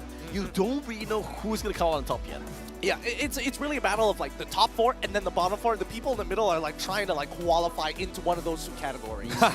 It is going to be very, very difficult to do so here because competition in Season 12 has been very, very tight here. And speaking of which here, Team HAQ currently 1 game away from actually taking the 3 points here in order to try and fight the top 4, right? So I feel like top 4 is going to be the way to go for Team HAQ. And SMG is like, yeah, I agree. You know, I don't really care if I lose this game, but of course, making sure that they got every single ground covered and prepared for themselves for the playoffs is going to be the bigger picture that Team SMG might be eyeing for. Okay, I want to say something, right? No matter what position you are at the standings, Okay. you want to win a game. Okay. All right, that you there's no such thing as that. You know what? I'm happy to lose. It's the player's ego, it's the player's professionalism. Okay. They want to win, but they can afford to lose, right? It's a different sort of mindset. Okay. So right now, SMG needs to think. In order to show that they are truly ready for this MPL playoffs and they want to qualify, they need to come back these next 2 games to showcase that they are the real deal. Easy. Okay, game was a mistake. It's fine. Our playstyle is still a little bit better. Our game mechanics is a little bit better. You know what? HAQ got a simple. It was a simple mistake. We screwed up. So SMG really needs to show up this game. You know, I like that you're bringing that tone here, Matthew. It feels like you have like a hidden dark story you would like to share when back in the days when what happened with Evos, man. I mean, no, it's just that every single game, no matter where you are, you want to win. When you're a competitive player, you just want to win. Okay. That's the philosophy that a lot of people would like to live by, right? It can be hard at times. No, I'm not gonna lie. It can be hard at times because depending on the position you're in, it's not every day you're gonna be on the top of the standings. There are days where it's just somebody opens the trash can, you're inside like a raccoon trap, an animal cage in. You have no way but out. So it's one of those mentality things, right? How badly do you want this? And especially with the leeway that Team SMG have, there's very good reason for them to just be like, we can let this through, but let's see if they are competitors here in game number 2. Okay, now straight away, they've had the same thing so far, right? The Paquito, the Joy, on the other side, it's Fanny and Angela. No surprises. Now, if you're SMG, you want to swap out the third ban because I think you need to start prioritizing the EXP laner. But you know what? They have their own plans. I'm just curious to see what they want to go for. Actually, I'm on a different opinion. I think they should actually get rid of the Boxia, and only because Boxia kind of interacts in the lane as well. It is a good early anchor, but more importantly, it kind of diverts you from playing things like Uranus or even Esmeralda, things that can sandbag later on into the game, or even a Grok flex pick might not be that bad. Yeah, and speaking of the drafts here, I feel like this is a good game for SMG to kind of experiment right now, because if you think about it here, for this past few weeks, Gords had started to kind of show up in games and starting to win a lot of games. And so far, Team HAQ, hey, they showed themselves they can play a Gord, but we haven't seen Stormy kind of do that role yet. So I want to see whether or not if Stormy is going to try and replicate and try to see whether or not, hey, is Gord really a meta pick right now? Or it's, honestly, I think Gord is a meta pick considering the amount of tanks in the game, but more importantly, I feel like Team SMG and Team HAQ are kind of switching comps here. We'll see whether Gord gets locked in for the side of Team SMG, and then we'll find out. I mean, Valentina is just a stable pick. You know, you always can do it. It's very flexible, so the first pick when it's available, pretty unstandable. SMG, it's their turn to really see what's their focus. Do they still go for the box? I am the priestess of primal lightning. The They might hunter go of for all it here, the but no, they're evil going for a little bit gods. safe pick here. Edith and Martis, obviously very, very safe ones here. Saksa going to be playing that, and I feel like my next Edith, they can still flex it here, because we've seen Miko kind of play it here in case Team HAQ decides to pick up the Cho very, very early on, because here in this bans as well, we did see the Cho being banned in the previous game. So I want to see whether or not this is going to happen for Team SMG, because they still have this flexibility to play around Miko, having a very, very big hero pool when it comes to roaming positions. Well, let's also not forget some of the adjustments that we do see. The export doesn't get banned out this time around, so that kind of opens up what the EXP matchup could possibly be in. And that's why I think Team SMG took the right approach by locking in the Edith. But we see the Bruno, and as well as the Frederick coming out from the side of Team HAQ all over again. Looks kind of similar. It feels like I've seen this somewhere to a certain degree. maybe it had a Boxia in it the last time, I don't know. Yep, here's a little bit of fun fact as well. Mid lane Maestro, Stormy has played a total of 21. Oh, let's go! I called it. He's played a total of 21 unique heroes in the mid lane, including Helker, Chang'e, Aemon, and Kimi. And this time, he's bringing the guard as well. No problem. Honestly, I do miss Julian coming in from Stormy. It's been a very long time. Yeah. Yeah, he was destroying the games that he had the opportunity. But now we go into the second phase, and this is where it gets a lot more interesting, right? Goal lane has not been predetermined by the side of Team SMG. They know that it's a losing lane no matter what they go through from this point onwards, unless they go for something along the lines of Harith, but even then, it's still pretty volatile. So right now, if you're SMG, you want to ban out things that can reach onto the Gord, obviously. Like Cho, really good ban. Maybe take taking away anything like even a better data or anything like that, because Team HAQ sees the XP laner as well. So I want to see how SMG drafts the final 2 heroes, because it's all about setting up your win conditions, right? You have a good, you have a good laner in terms of like smooth on this EXP Edith, but how do you complete this? Especially Sasa. How do you want to go against this Bruno in lane? Because you cannot lose lane that badly against a Bruno, because he will just snowball out of control. Yeah, a number of things that he could do. He could play a super safe matchup, which is something along the lines of quad. I think Team SMG banning out the Grok is always going to be good in this particular case. But from the side of Team HAQ, right, I would imagine like getting rid of the Irithel is one thing. Bruno does especially well against the Irithel overall, but I do think that getting rid of the Claude is probably going to be the second best way of managing Sasa. You know, I like how the BM broadcast is just singing happy birthday to this very, very amazing girl who's supporting his favorite team here on her birthday, making her wish come true. But at the same time, I want to talk a little bit more on the draft bans coming in here. Let's talk a little bit more on how game 1 kind of looked like with the court for Team HAQ, and now how it's going to be looking like for Team SMG, right? Let's talk a little bit more on why this court is SMG is banning off Grok and Cho. These are 2 heroes that can actually dive the court and just punish Stormy in awkward positions. And for Team HAQ, what kind of dive comp heroes are they going to be going for? Well, I think at this point, the only dive heroes that they have left, things could be borderline alongside the Yuzong. That's always a good way to guarantee yourself into that back line. We see Team SMG. They deny it. They deny it this time. And it's good to see that Smooth actually might get a matchup that is in his favor. Yep. And I think Yuzong is one of the highest like pick ban rates in MPL Malaysia, if I'm not mistaken.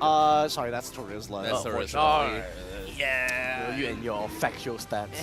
But yeah, I mean, Yuzong is a good counter, and it also controls the team fight really well, right? With so much havoc, he's going around, especially with the Black Dragon. Then Gord has a free reign to it. Yeah, it also provides an out for the side of Team SMG, right? Because again, it feels like it's almost guaranteed to be Claude at this point, and then they can actually have a more flexible composition in terms of, oh, we can peel backwards, but if you make a mistake, we can dive your backline straight away. Now that you think about it here, Grok is like the perfect hero for Sasa right now, considering that Cho and Grok is also out of the equation. 2 knockouts that can actually disrupt it in here.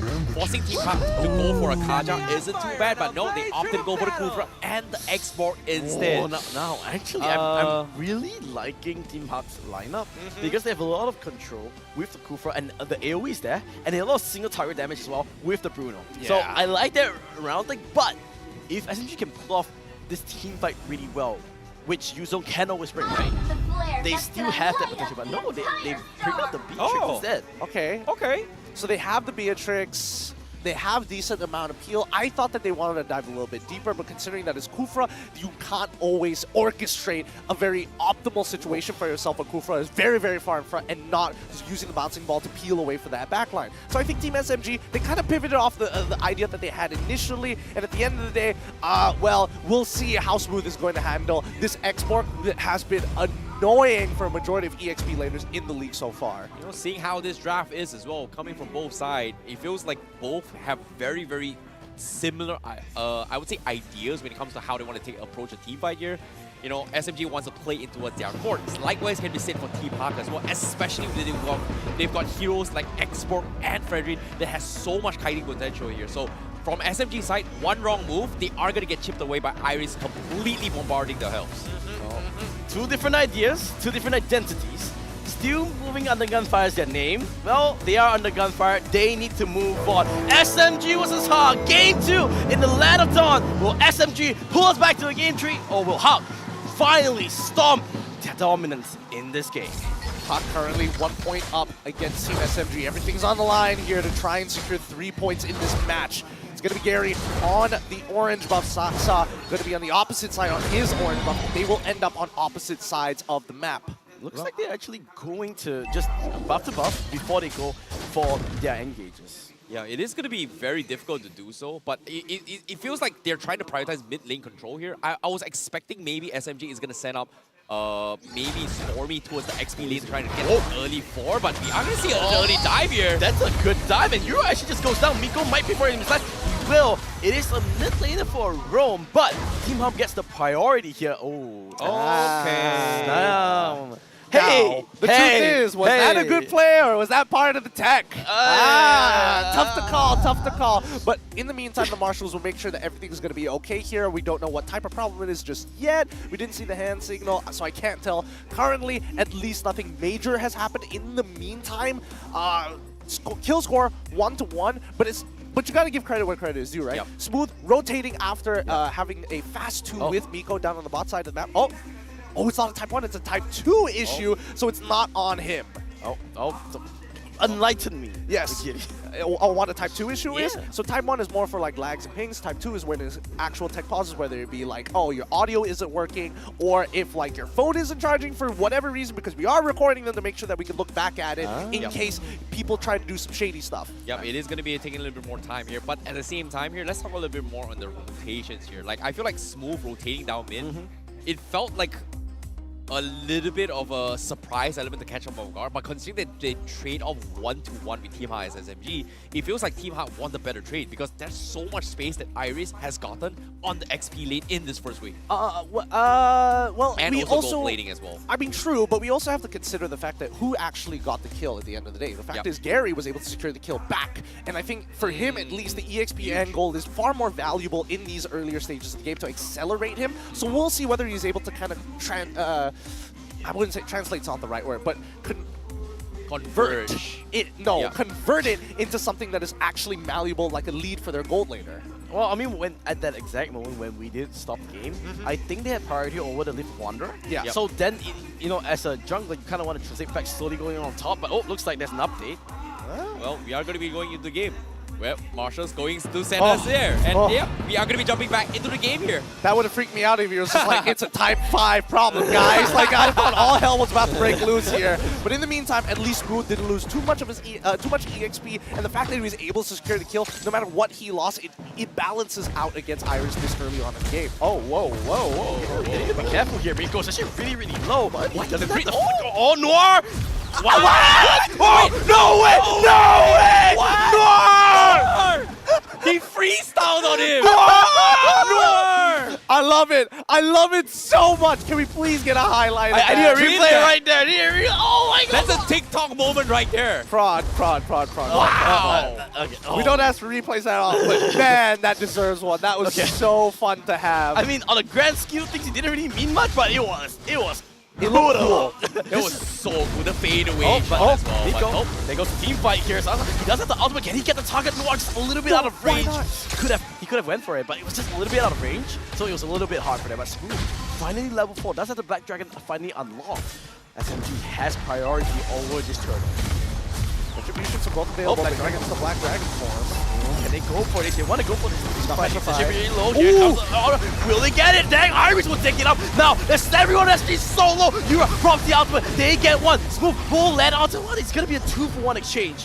It's a little bit messy on the team fight, but overall, I think it was a 2-for-2 with the turtle going over to Team HAQ. Yep, still Team HAQ does walk away with a favorable trade on their side this time around. So the early game, it's really back and forth between the two so far, but I think people need to start respecting Iris, especially when he's using that last insanity. It does so much damage. Yep, and I think like Xbox has slowly made a comeback within the picks recently. He's been really, really dominant, you know, in lane, and I think there's just some slight changes that made him so viable. Oh, it's the MU emblem. Yeah, changes. that's right. It's like Brave Smite on this full, like, Brave Smite is already good enough. Take it one step forward where you can be a little bit more aggressive. Add it with some movement speed and your agility, plus the Impure Rage. It's ridiculous because if you don't have mana and you use Impure Rage, you get 1% of your max HP back. Yeah, that's scary as well, considering how much sustain he actually could be bringing to the table. And I personally like how Xbox is in a situation where, you know, depending on Iris, on how he wants to build this item here, is he going to go for Immortality or is he going to go for Bloodless? Like, it's solely up to him, but so far the trend has been first item Ice Queen 1. And so far now,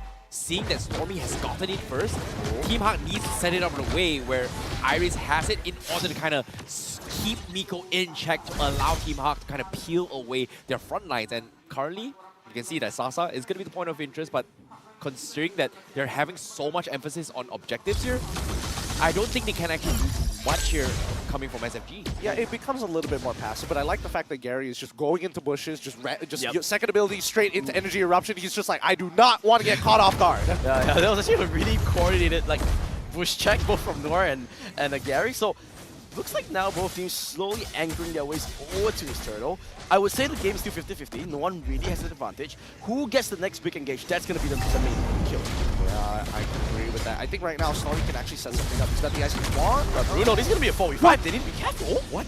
Mr. Gush was used. They completely whiffed this. Oh no, I think Team HAQ can just like take his turtle, but now Black Dragon does get expanded. And oh, Yura, he says, you know what? What's one better than one dragon? Why not two dragons? Saksa needs to back up. He will go down. No more retribution. And Team HAQ has full control of this team fight. Smooth needs to get the hell out of there. He needs to back off. Full control for HAQ.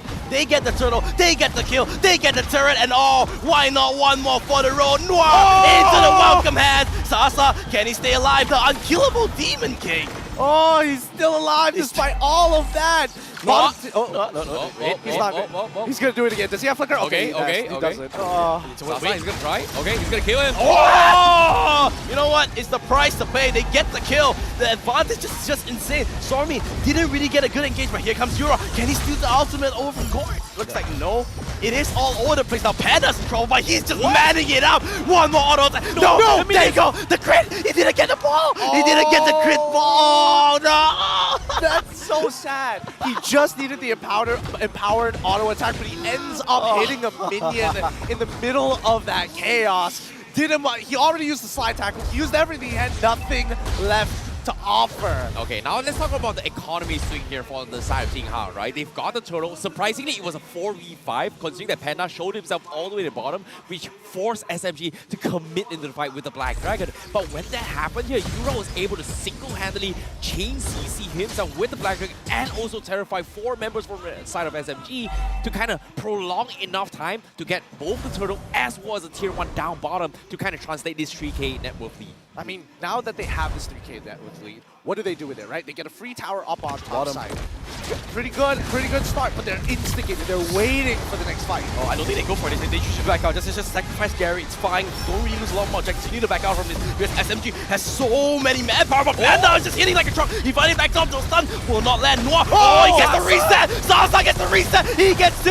And oh my god. Team HAQ, they need to back out. Last Zaddy not doing enough. This is going from bad to worse. Team HAQ just had to cut their losses there. Oh, it's not even done yet. They get Yura as well. It's gonna be a complete wipe. An unofficial wipeout there, but dude, that's so unlucky.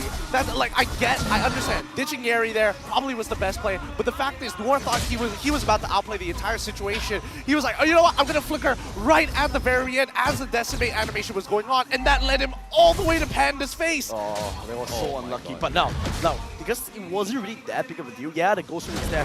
This turtle means a lot. Smooth doesn't have Black Dragon, so that's gonna be the advantage. Iris does have the last standing, so he's going to the back line. They're winning for Smooth's ultimate. Is in the environment. Smooth trying to do whatever he can. It's pretty low. Who's gonna get the turtle? It's gonna go over to Saksa. Last Insanity. How many's gonna hit? Everyone on Team HAQ is gonna go down. Where is Bruno? Panda wasn't even in the fight. They didn't have the damage. Saksa and Decimate will get another one. It's not gonna be enough. Panda trying to dodge everything, but you cannot outmaneuver 5 people. HAQ just continuous bad sequences for them. Yep, it's just they're trying to recover. They've overheated in this case, right? They've overworked the engine despite getting that early game lead, and now Team SMG finally actually have a decent lead for themselves. 2k with a mid turret underway. Hey man, Gord wins games. It seems like Team HAQ is going to be poised that situation where how do they deal with this Gord? Because as of now, he's got the glowing wand to kind of chip away at the damage coming in. But the bigger threat here, I don't think it's not just Stormy. It's actually Saksa suddenly pulling up a very, very big W on this Martis. And to my surprise, Martis, if you time those Ashuras well, you can ignore the fears coming in from Fura. You can ignore the taunts coming from Gary, and it all comes down to those micro execution. And so far, Saksa has not missed a beat yet. Yeah, he has been holding on to his mortar coils for as long as he possibly can. Usually holding the second charge and not just wasting it because then you have to wait for the full cooldown. But in this case, Team SMG now will start to activate a typical siege composition style strategy, having your members kind of cover the areas that you need. Oh, Panda. No. I think he's dead. He's dead. Oh no. Oh no. Oh wow, Smooth even popped up the Black Dragon just to ensure it. Noir going to need to pop the flicker and even Oh, that's petrified. That's what I think we don't go for this. Like, yeah, just keep chasing him. Right? It's fine, but again, SMG, clean cut, easy kills, and then they go for it. Okay, we don't see any expansion. Miko not flickering in crazily. He still has 13 seconds to wait. But in the meantime, at least for Team SMG, this should be an easy outer turret take, and they probably want one more up on top side. But the wave is not in position just yet, so they'll just take the jungle. I think you siege for Lord now. You just prepare for Lord. You already have this advantage of 4.6k gold lead. It's quite insane. And Saksa, he's slowly just snowballing right now. Yeah, and top wave is even prepared for them at the same Yep. time. So this is like a perfect moment to actually bait out this fight. Yep, this is the perfect time as well. On top of it all, Miko just got his immortality, so technically he can try and throw his body for the back lines to try and force a fight, but Iris full bodies here. Iris gets caught up. Yep, Iris gets caught out. He does have that immortality, so it's not the end of the world. He's not the worst one being get caught out. Gary is 2 levels behind Saksa, so the retribution is going to be a little bit messy here. Panda, look, I don't think there's just enough damage from HAQ. I think you can see this one. Yes. Right, just back off, like smooth, pops the Black Dragon form. Lord is really low. Yeah, just back out. Like, you don't do anything here. SMG will secure it. Don't give SMG more foot to go, but they want to go for this fight here. They do catch up this move. Where is Saksa? Oh, the ultimate Saksa doing so much move. Will actually go down. Wait a second. The script did not write this here. Saksa needs to be careful. SMG, everyone is so low. Miko waiting in the wings. Yura is going for the flank as well. Everyone is flanking their flanks, and then they flank the flank. Wait. Oh, wait, it's just a bait. Here comes Zuko. He gets the kill. Panda gets the snipe. Sasa, not enough damage. The flank on flank inception, my guy. It just doesn't. When you think, you know what, I'm going to go back in. Guess what? The flank has already arrived, but the flank of reinforcements have arrived. You thought that was the flank. It was the flank of the flank. But honestly speaking, SMG once again overzealous. They could have backed up and just prepare for this Lord. They could have gotten at least some chip damage on the inhibitor. They could have gotten a lot, but I think at this stage of the game, right, it's both sides are very hungry to outplay their opponents right now. And I think they're hyper-focusing on it a little too much. Because if we talk about cutting losses, Team SMG could have easily said, you know what, I could have backed away, reset the Lord, and let the waves kind of do the work to get this tier 2 for free, and then re-engage afterwards. I agree. And in that fight as well, it seemed like, you know, Team HAQ, they were trying to wait up on Iris' Firaga armor, right? They lost it relatively early here. They're trying to reset it with the orange bump. But when that kind of happened as well, SMG was in a prime position to steer on and just completely back off. But the moment they pick a fight where, hey, Stormy can't position his Mystic Gush on everyone from Team HAQ, that is where Team HAQ was able to just win on all their individual fights. And I feel like that's pretty much the go-to plan that Team HAQ needs to capitalize on in order to kind of kill off everyone from side of Team SMG. Or they can hope for Stormy to just have no trigger discipline and just whiff all his abilities, right? True. I think that's why Team HAQ was able to kind of capitalize on the early game. It has swung into Team SMG's favor, but I think now it's a little bit more polished. They have a much better idea of how to actually approach Team HAQ in these upcoming fights. If you look at the items so far, we see that Sasa is in great position. His 2.1k lead is really doing him a lot of favors in these fights. I feel like Yura is having a very, very difficult time this game, right? He's got he's got the Clock of Destiny and the Lightning Stroke. We're expecting a lot more bursts coming from him here, and so far Yura has been setting his focus on trying to kill off Stormy or Saksa. And these two heroes so far are very, very difficult to do so, especially when you've got Saksa and Miko in your face, looking to say like, hey, you know what, Yura, if you come near me, I'm just gonna completely chain CC you and take you out of the equation. Yeah, I mean, even if he wants to take out Saksa, it's very dangerous to stand in front of him, considering how big of a lead he has. And even if you want to go for someone like Lord, how do you close that distance, right? They're traditionally playing in front to front. Iris could look to dive with the help of Noir, but even then, Panda is the main damage dealer here. Well, it's going to be very difficult here, especially when Panda now, he just got his Melody Roar, and with this Lord up coming in from the fight here, SMG still again have the prime position to actually contest this here. And we're talking about flanking here. Team HAQ, they definitely need to do the biggest flank to catch both Sasa as well as Stormy in order to win this fight. Lord is going to be really important. And now, actually, the thing is, I remember Team HAQ, the last Lord, it was such a big deficit, they could even go toe-to-toe. Now, it's an even smaller lead over the SMG. So I want to see how they go for the fight. If I'm SMG, I would just trigger, you see the Valentina all the way in the mid lane. Why not go for it? You have 2 levels over this Gary. You need to take risk. I think they need to just fix their waves first, right? They just want to make sure that they don't lose the Lord unnecessarily to the side of Team HAQ. And I think if they kind of set their waves up, because it's not in their favor, I think top side is about even, a little tough to say with the overlap. Yeah, it's 50-50 on that side. Bottom side is pushing. Mid side a little bit more favored towards Team HAQ. Okay, Gary, like you can see we're just trying to keep tabs on it, and then you reach to a point where it's so low that one team needs to just pull the trigger. Yeah, and it's going to be difficult. It feels like they need to go ahead and reset this here, especially for SMG, right? They're not playing into their turf here. If they try to make a desperate play like this, they are going to get punished by Iris. And look at this, Miko getting chipped away, but no major plays here. But Spook is going to jump the gun right now. Okay, they want to go for it. It's now what's going to be a team fight. The Lord. Gary comes out. Saksa will win the round. Team HAQ needs to back the hell out of here. Iris didn't really get much damage. A beautiful stun. Stormy just shuts down the engage of HAQ. They need to back up. They get the Lord. They get the win. And now they want to march down and get every single piece of Team HAQ's base. Oh, thank God for Smooth's Black Dragon form to open up the map just enough. And Noir, he wanted to jump right on in to affect that Retribution fight. He gets blocked and shut down entirely by the Black Dragon form. Hey, did you guys not see how Stormy was able to catch up 3 men with his stun and a Mystic Clutch? That was huge because Team HAQ, even though they were caught off and distracted by the Black Dragon committing to stop the Retribution, Stormy just got the biggest Mystic Gush of his life, man. That's crazy. He's playing a different game, that's for sure, right? He's looking for main targets that he can melt down because everybody is susceptible. He just needs a little bit of help to keep them still. Okay, looks like the Lord will come in. I don't think it's going to end this. They're just going to get all the inhibitors or as many inhibitors as they can. Smooth, going a little bit overzealous. They just need to back out. Looks like, you know, it's a good defense, honestly, from Team HAQ. They only lose one inhibitor. They can just reset a little bit from here. Yeah, the second waves are going to be collapsing relatively soon, but I think, again, nothing to really worry about here, right? They're all very, very staggered. They're coming in one by one, and Team SMG has no way to really synchronize them in time. But at the same time, I like how Stormy is just abusing the fact that he's got so much range with his stun, but look at the Black Dragon here trying to slow them out. Yeah, but I think Team HAQ, they actually want to go for this fight. They actually pop the...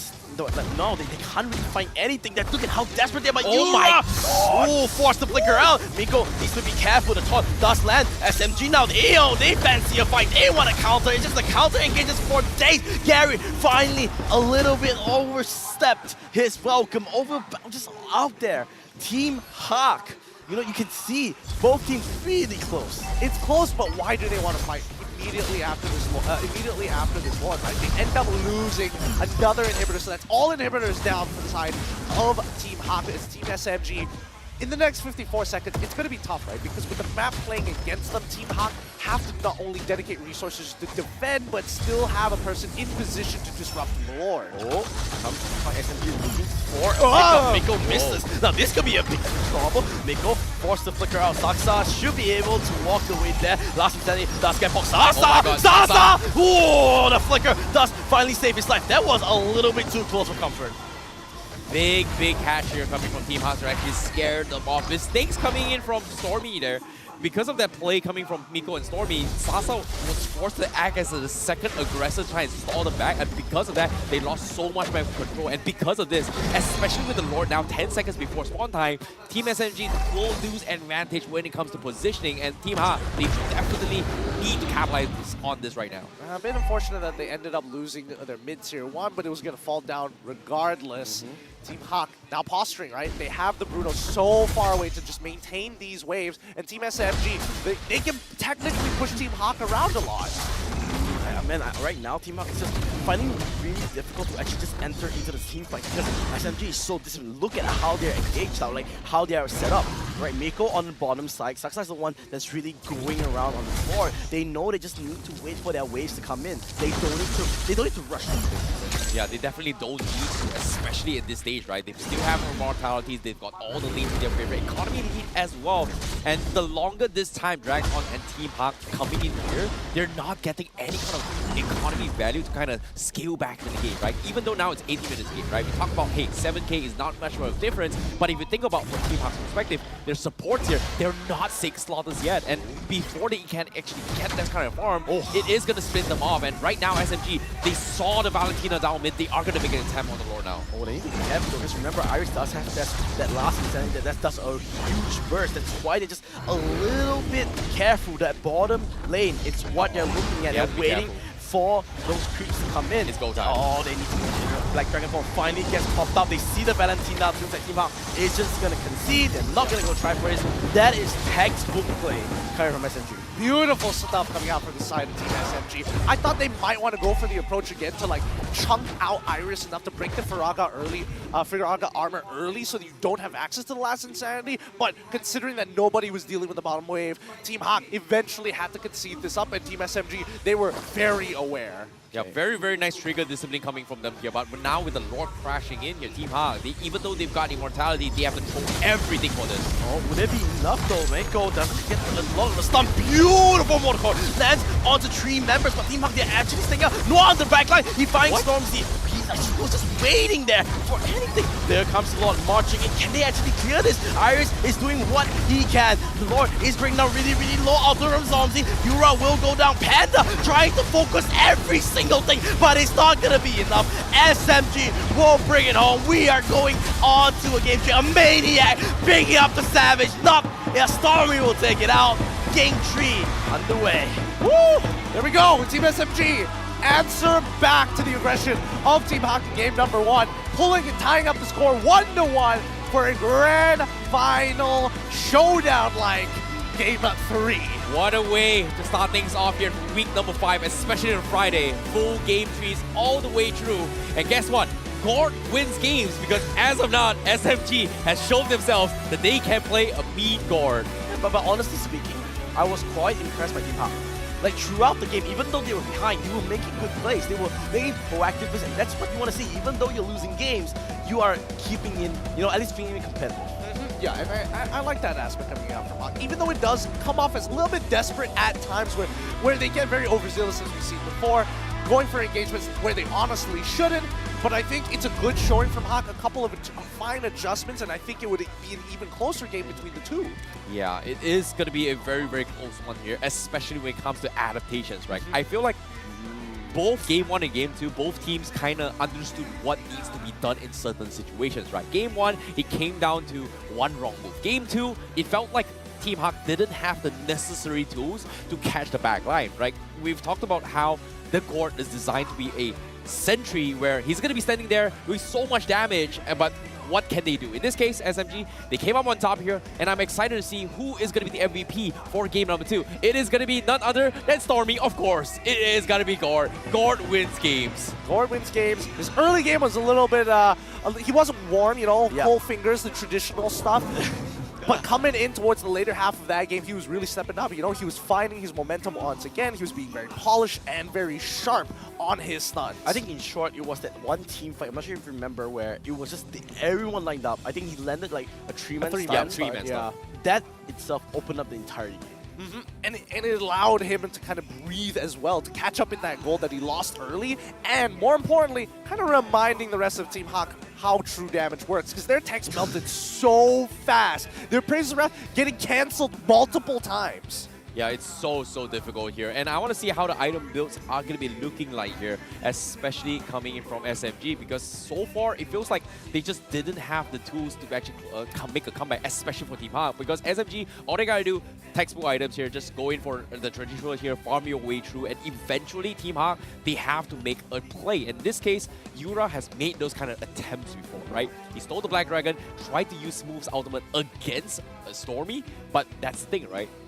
If you don't have the damage as a physical hero, what can you do if you are a mage with a rip-off Black Dragon? I mean, he does have the extra abilities. He does get all of the passives as well. But as soon as he gets out of it, he's just waiting on cooldowns. Exactly. And I think there's no ideal ultimate to really steal from the side of Team SMG. Yeah, I think that was the main problem there. Yeah, because even if you take Gord, you need somebody else to set it up for you. So I think it was the Valentina normally is a really good pick, but this time I think SG drafted really well. That there was no big ticket like ultimates that you could really take to just change the game?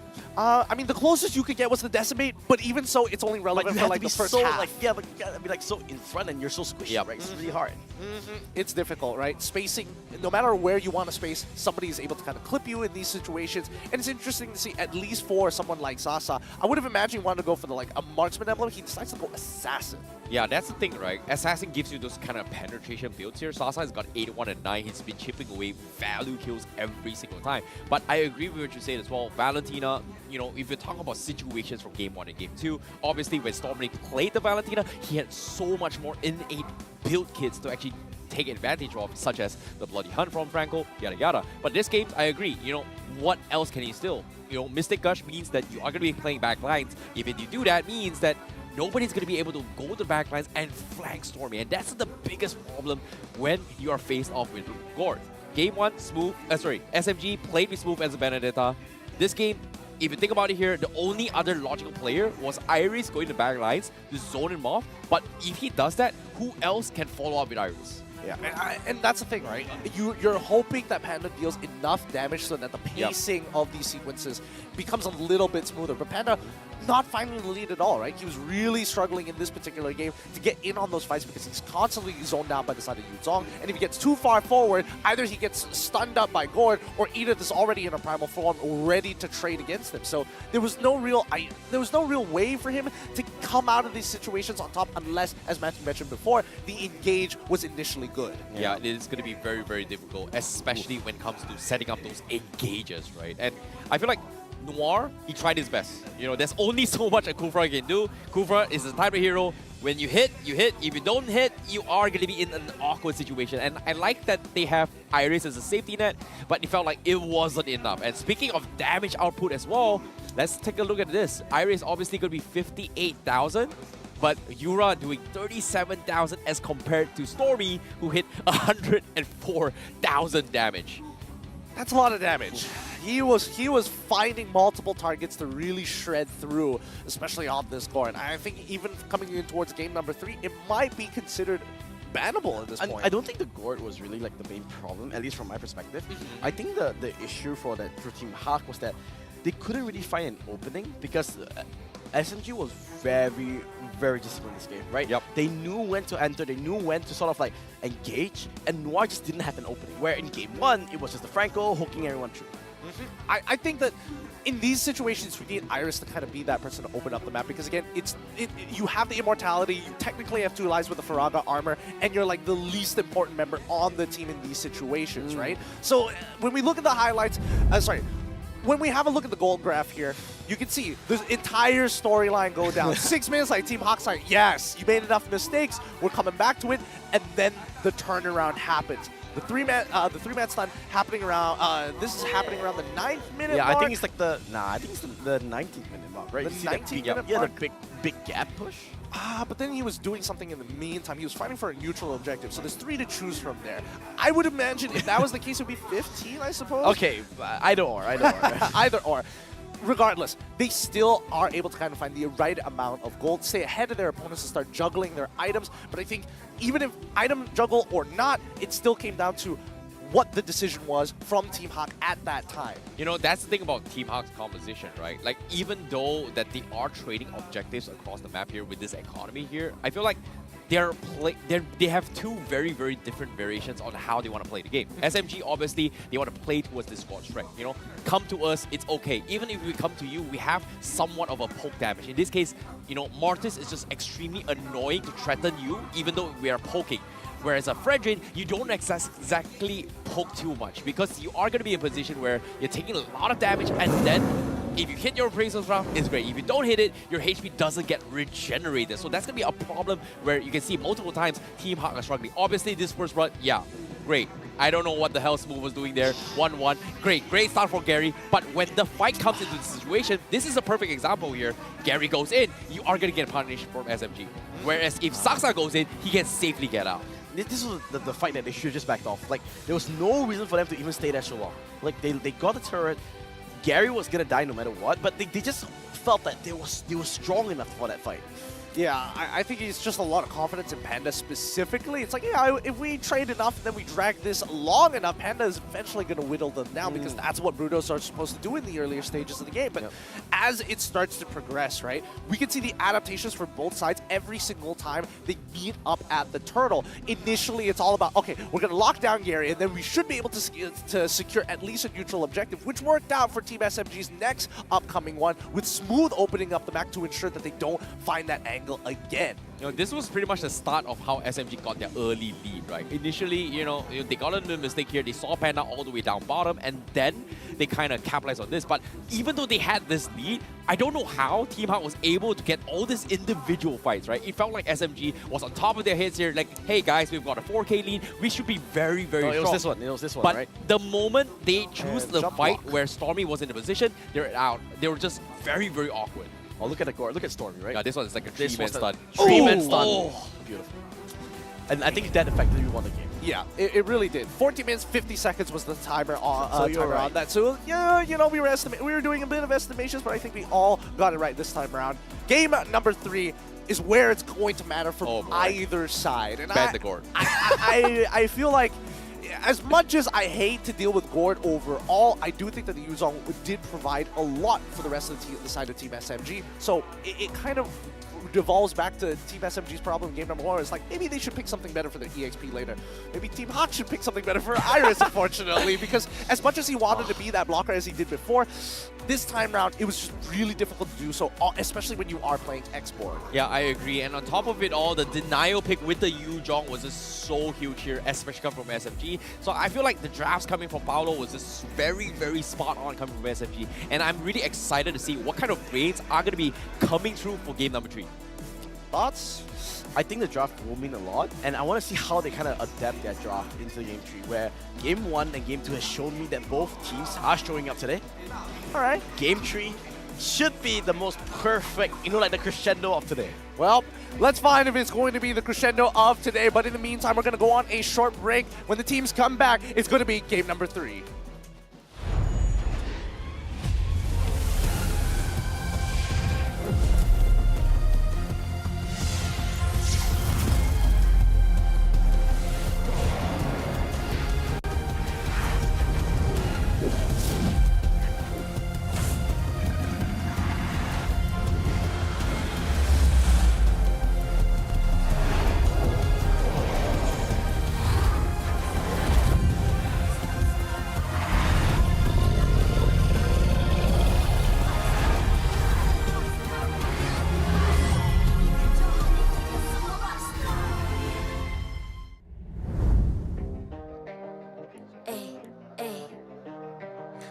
I'm a rock star. Yeah, Rock star? Ay, ay, ay. I'm a rock star, baby, I'm a rock star. I'm a rock star, I'm a rock star.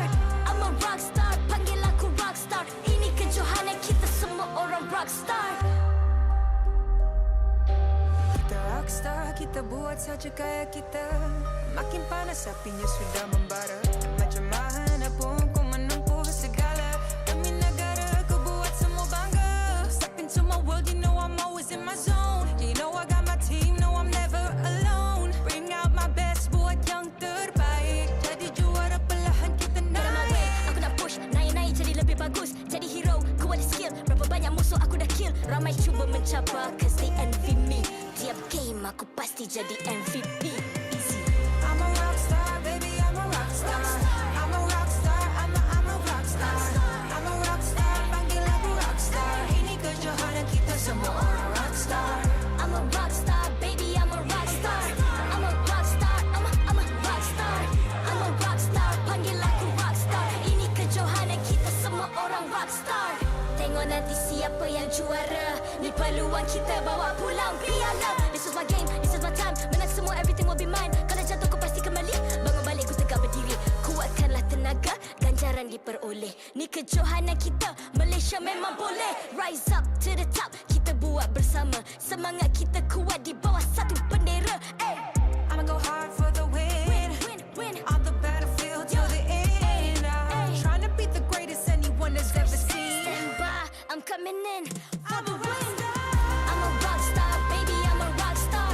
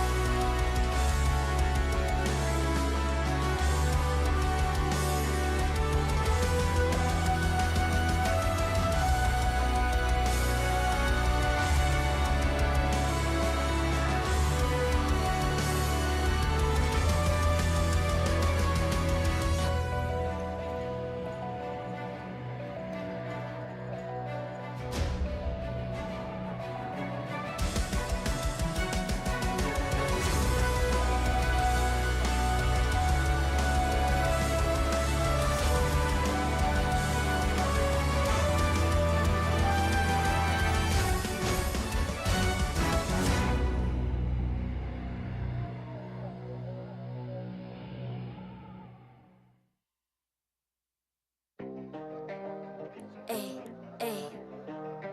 I'm a rock star. Yeah, yeah. Ay, ay, ay. I'm a rock star, baby. I'm a rock star. I'm a rock star. I'm a rock star. I'm a rock star. Panggil aku rock star. Ini kejohanan kita semua orang rock star.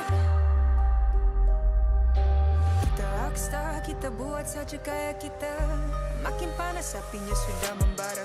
Macam mana pun kau menempuh segala. Demi negara kau buat semua bangga. Step into my world, you know I'm always in my zone. You know I got my team, no I'm never alone. Bring out my best, buat yang terbaik. Jadi juara.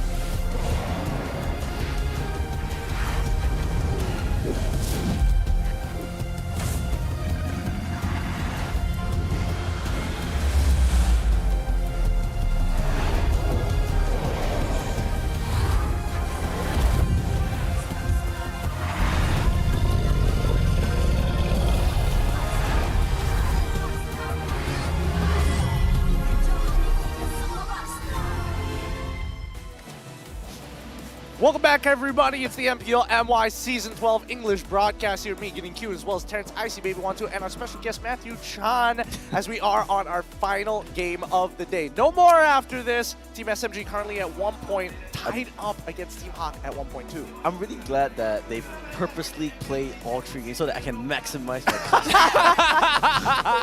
Like, all the teams are so nice to me. Yeah, no, they are. They throw back the Todak, to the Todak that I know. Well, and then now the SMG that I know, and the HAQ that I know. It's perfect day. Look, once you were announced that they were a guest, I mean, with the help of Monton, of course, and MPL officials, we sent out the brief to everybody else to be like, oh, you got to make sure he's casting in this game, extend it just a bit longer. You know, to top it off as well, they actually provided him some amazing chairs. Yeah. Because, speaking of the games here, if you guys want to secure victories, victory calls for rest. And with rest here, you have to try out the OSIM U-Tron V here. What are your thoughts on the chair? I mean, every time, if you guys realize, right, after every game, I like keep quiet for like 5 minutes or so and they just talk. It's because I'm just like chilling because I need to catch my breath. And then like, you know what? I'm too old for this. So that the young guns can take over. So I just like sit down on this OSIM chair. It's just really comfortable. It is comfortable, and if you're a fan of Transformers, they've got that on the back too. I would show you guys, but the table is a little too high. Yeah. Go for it. Because they got an Optimus no, you Prime can't see it. on the back. You know what? No, basically they just lift it up. They trans. Okay, look at the Transformers. That's so cool. sick. That's sick. I didn't expect you to be able to lift up that chair. I'm not gonna lie. Low key, I think Icy Baby wanted to just wanted to show that he could lift. That's another thing I was gonna bring up. But overall, a chair that's worthwhile, especially if you are one of those with sore muscles all day long, but still want a game in style. In the meantime, though, this matchup, the adaptations, we had 5 full minutes to really think about this. And Matthew was asking me just before we even went onto the live, which side is going to take this game? Whichever side that has Gord right now, because 100% win rate for Gord today. I mean, one thing I guess I want to touch on before we talk about the game, right? Yeah, this crowd is insane. It's a Friday evening, and I think we're almost full packed. We can see ourselves there.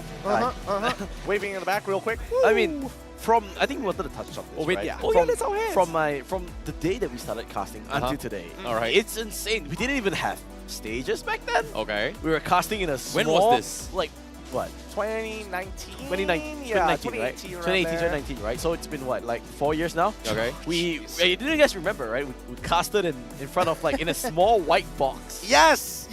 With a standing air condition. Oh my goodness, this is so real. Get in his shorts. Yes, in my shorts, in slippers as well. In slippers. Yeah. And then own not even a suit. Now you own a suit. Now I own a suit. Things are changing. Things have evolved. You still don't shave, so that doesn't change. But like I just have to say, like MPL Malaysia has really come a long way, and it's really nice to see. Right now, we can fill up stadiums. We can fill our stadiums. I mean, it's been an exciting time for Mobile Legends as a whole, and I think, especially for us locally in Malaysia, we're very glad to see that not even just the crowd evolves, the teams themselves are providing competitive matches. It's not as much of a landslide as it was in previous seasons. Yeah. This time round, like, I don't know, anybody playing Fantasy MLBB, good luck with that, because it won't be Who did the MPL predictor, right? You guys filled MPL up? predictor? Yeah, Did yeah. we fill it up? Yeah. Ah, well, Let's not talk about it right now. No, we don't no. talk about that. But of course, for those guys at home here, we are going to be having a little bit of announcement of who's going to be winners by the end of today. But before we get to that stage here, 20 seconds left, game number 3.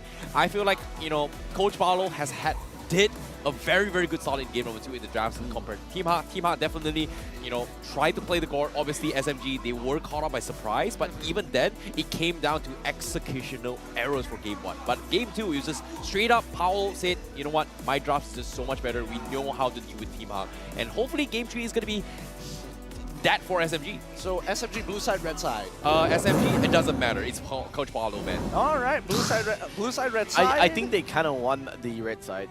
They kind of want the red side. And why is this, though? Because you get 2 power picks over 1 power pick. So there's this kind of misconception where okay, so there was a very general rule of thumb that I was talking to, like, this is like way back when, right? I asked Zace this question, right? Okay. Like, I asked him, like, how Ask do you... who, please? Zace. Zace, okay, Zace. So, like, do you want, like, first pick, second pick? Because I used to be the manager, I'm the one that always tells people, Okay. hey, I want first pick. So I asked him how to decide. So a rule of thumb is really simple. In this current meta, is there more S-tier picks to take? If they are, you want red side, because you guarantee the fact that, let's just say in this meta, there's 5 S-tier picks. Okay. Right? Alright, you ban out maybe 2. There's 3 S-tier picks, you're guaranteed to take 2. No matter what. But in the meta where you kind of only have like 1 or 2 S-tier picks, then you kind of want the first pick, because you're guaranteed at least 1. So it depends how many meta picks are there and how many priority picks, right? We just call it priority picks, not really like extra or anything. So if you have more priority picks, you know what, you don't really care what the opponent first pick, because then you can get 2 strong priority picks what's your over command? opponents.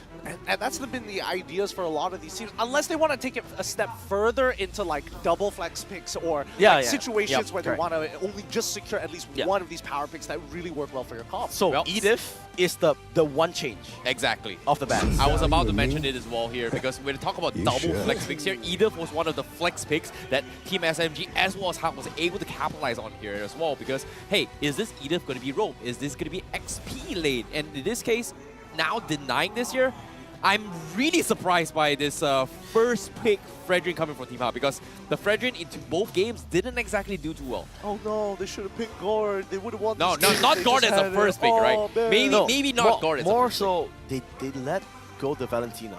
Yeah. Now, if again, it's asking the question to them.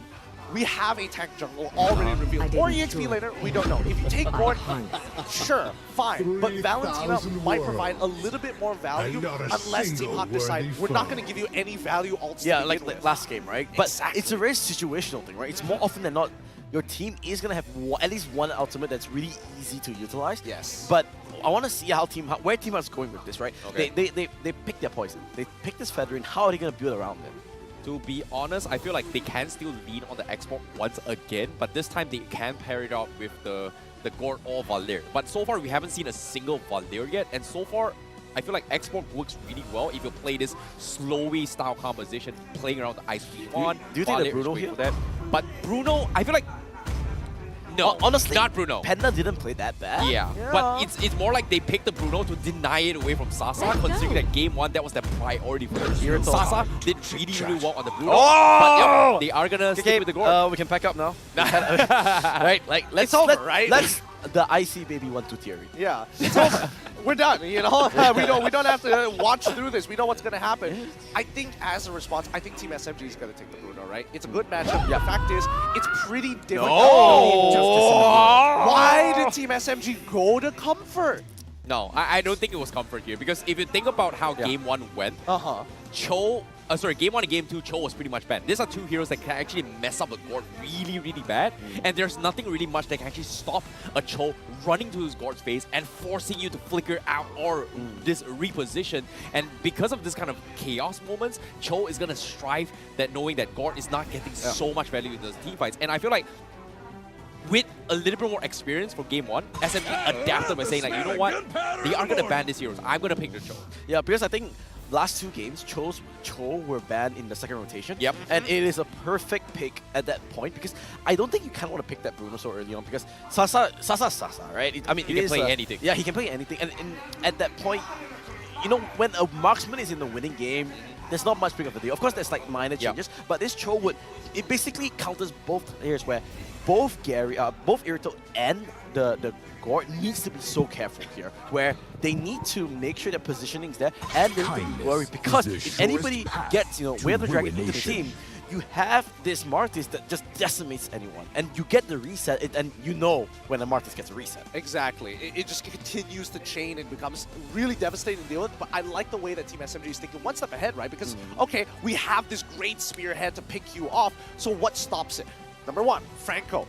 Being able to use a suppressed category ability, doesn't matter what you have. Oh, dodge CC, don't care. I'm still going to lock you down. I would expect Kaja as well, but Team SMG, they don't double down on both picks. Yeah, I don't think they should here. Considering that if Team HAQ goes for the Kaja, it's great and all, but it pretty much guarantees that, hey, the Divine Judgment, when it's used, you are going to force the God to use the Mystic Gush just for one hero. So it's not exactly maximum value, and SMG, the shift here, they are going to ban the Uranus. However, Team HAQ, obviously, they are going to be banning off heroes that can dive to backlines. Yuzhong, extremely annoying.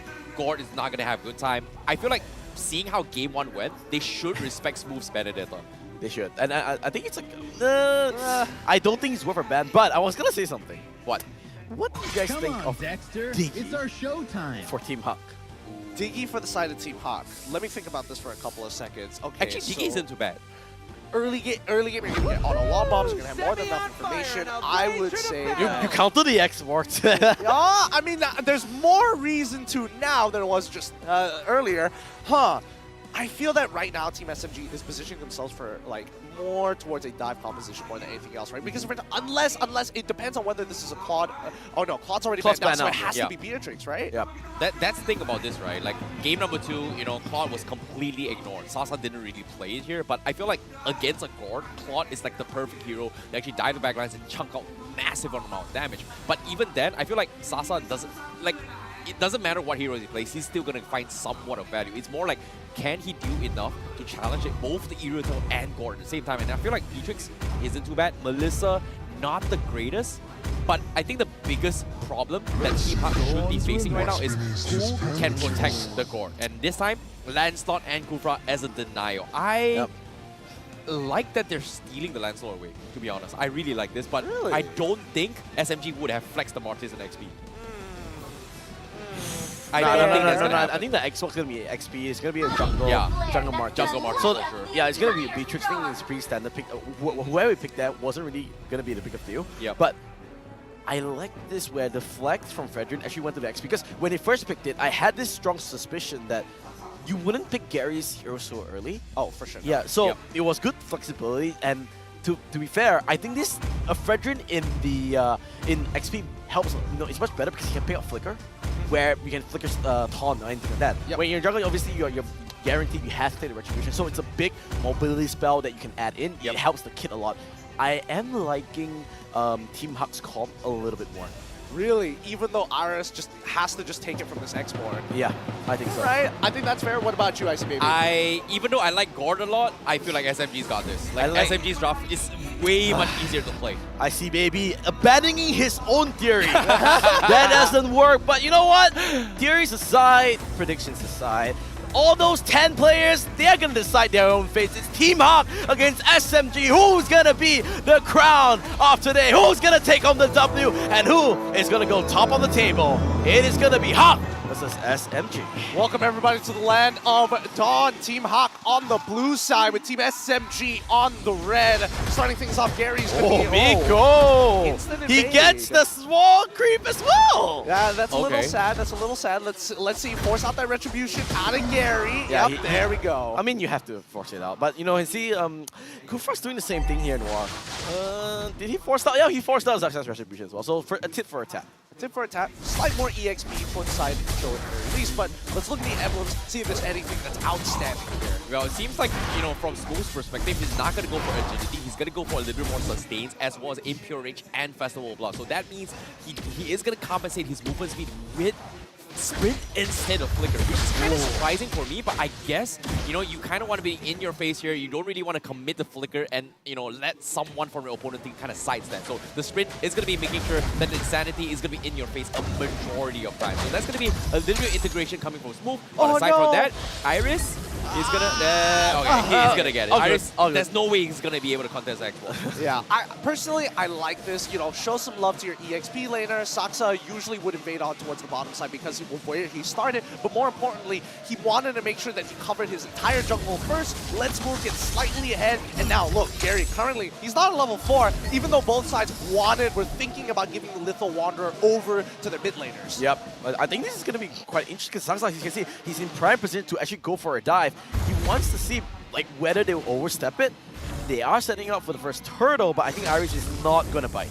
Yeah, they have to play this very, very safely as well, especially when there's no very big lead on both sides. They're sending up Stormy to get his pre-4 very, very early for this fight. So with this level 4 coming in, he is going to be able to one-up Yura unless Yura gets his 4 first. He's so close to it, but he's not there yet. SMG is just playing perfectly, honestly. Like, everyone's on level 4. Even you get the stun, it's not a big deal here. But Irish, he is fighting level 4. Smooth does have the last Insanity. Does he want to use it? Look at the turtle. Noir is going to get taken out. There goes first blood. Gary wants to try and get onto this turtle. He does get it. Perfect execution's out. Honestly speaking, not too bad of a trade. 1 for turtle. I think HAQ is pretty happy with that. Yeah, HAQ is, well, I mean, they were still able to get the turtle at the end of the day. I think that Team SMG, they don't mind this too much at the very I think least. Tyrant Rage wasn't available as well, right? Yeah, Tyrant Rage was not available. Oh, he's not as even well. 4 yet. I'm sorry about Exactly. So I think that for Team SMG, it's a little bit of a bummer because they want to get this early snowball as soon as possible, because especially in this like really difficult matchup of Mardus versus the Lancelot, generally Mardus is favored in the earlier stages of the game, but if that snowball doesn't translate into the mid, that's when you see Gary get a lot more comfortable when he gets his items, and we don't know yet whether he's building full damage or if he's going to hybrid tank it. Agreed, but as of now, the bigger problem here is going to be the level advantage disparity, right? Like SMG has pretty much focused on both Stormy and Miko getting those early level 4s, and because Noir was a little bit delayed in this fight, now they are going to try and set up a play, but even if they do so, they are going to have a little bit of damage problem. There goes the fight here, but look at the counter engage. HAQ is prepared for it. Sasa tries to go for his ultimate, doesn't really do much. That's a clean engage. Yep, really great gank coming in for the side of Team HAQ. Team SMG were clearly not ready for it, and Miko did not have time to respond. Again, they are playing... I think he's gone. He doesn't have the flicker, he doesn't even have the sprint. 5. Oh, it's 5. Can he get the stun? The taunt is there, the knockout, the stun. No, from downtown, the guard with the flash. The spirit of awning lives by him, and he gets the kill as well. Disgusting.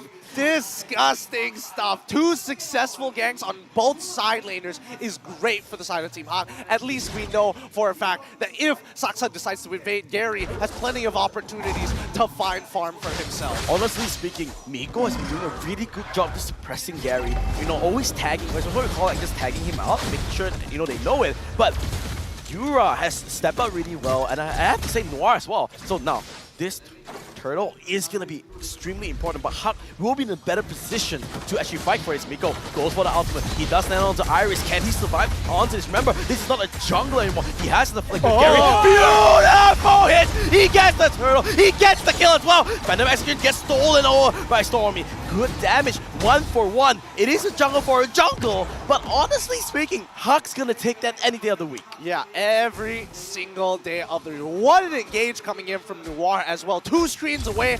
No way you can see it coming from that far. And on top of it all, right at the edge with the Mystic Gut from Yura as well. The trust between each other is just phenomenal. But again, SMG being put in the spot as well. How do they catch Yura? Because as of now, getting this show to go to the backlines is great and all, but so far, he hasn't been able to find those kind of opportunities yet. And with these items coming up as well, now with the ice cream once of Yura, he is going to put a lot of slows onto his SMG to be in awkward positions where if they don't commit, they are going to get punished for this. This is the difference between putting a Fredrin in the XP lane versus a jungle, right? Because if that's a jungle Fredrin, he's dead, right? No flicker, but that's the flexibility. So even I was a little bit, oh, he's dead because you're so used to just seeing the Fredrin being kicked in. They need to remember Smooth actually getting CC there. We'll be able to walk away because of our Triagar armors. Brick up. Looks like it's going to be okay. The ultimate was used by Yura. I think it showcases that Team HAQ, you know, they have this momentum, they have tempo. Now they want to really control this game. And I think if they were to control the game, they need a breakthrough fight for them. Something that really kind of secures their lead. All the tier 1s are still available, but you can even see that Sasa, he's very wary about walking up to the lane. Okay, okay. He's good. Needs to be careful. Iris doesn't have the flicker this time now. That's a big one. They can kick Noir if they want to. 20 seconds onto this turtle. I think they're just gonna disengage.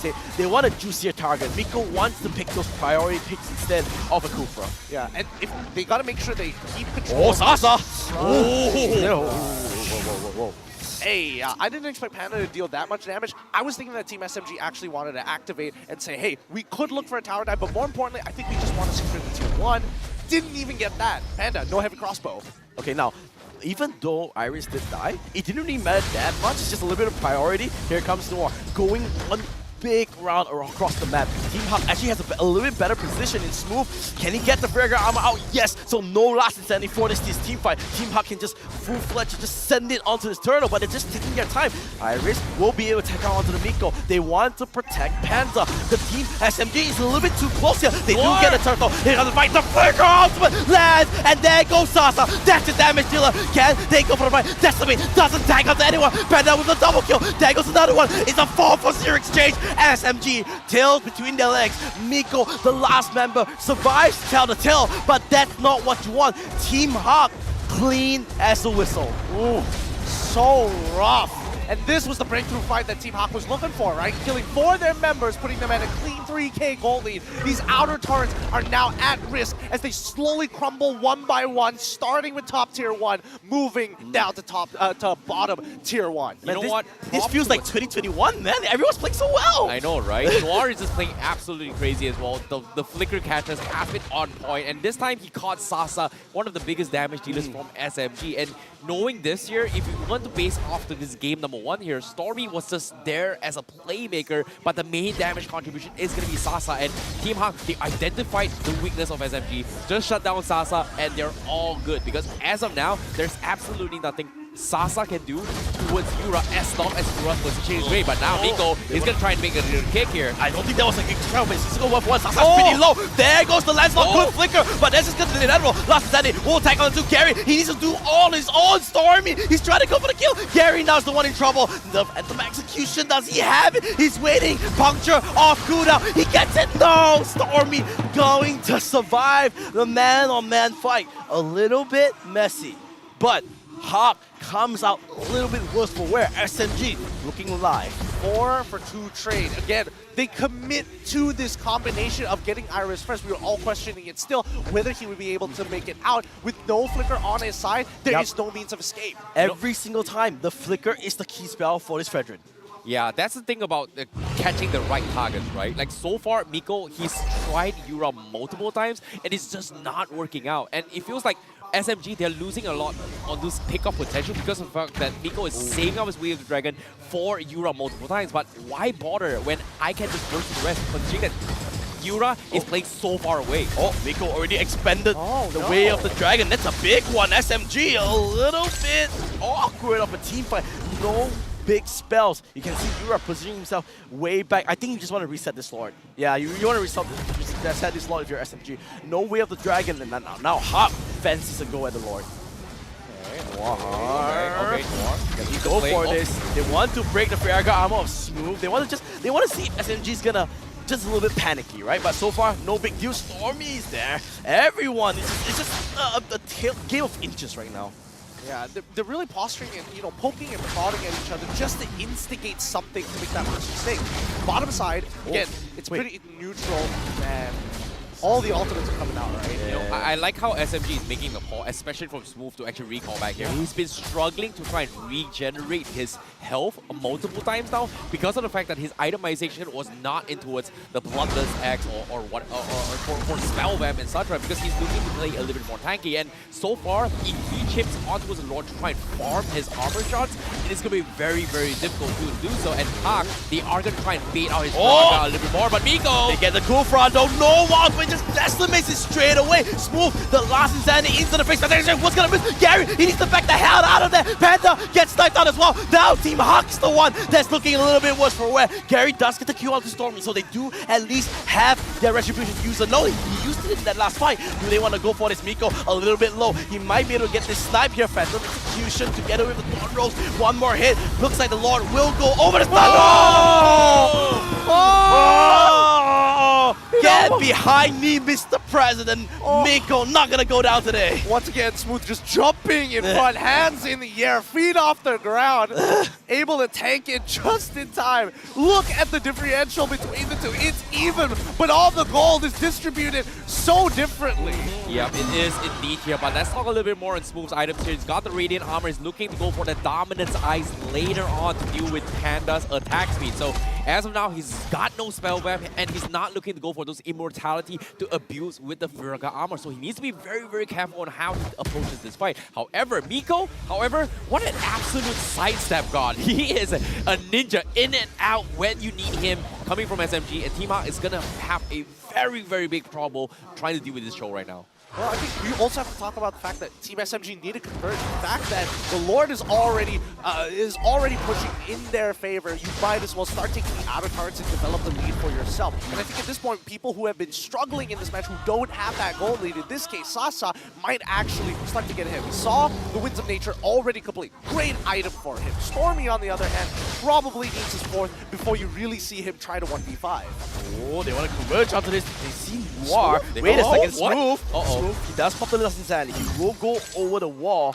He will proc it completely. So I don't think they're going to lose much. But this mid turret, they're putting so much emphasis on it. They want to make sure they protect this. They prioritize it over the inhibitor. What?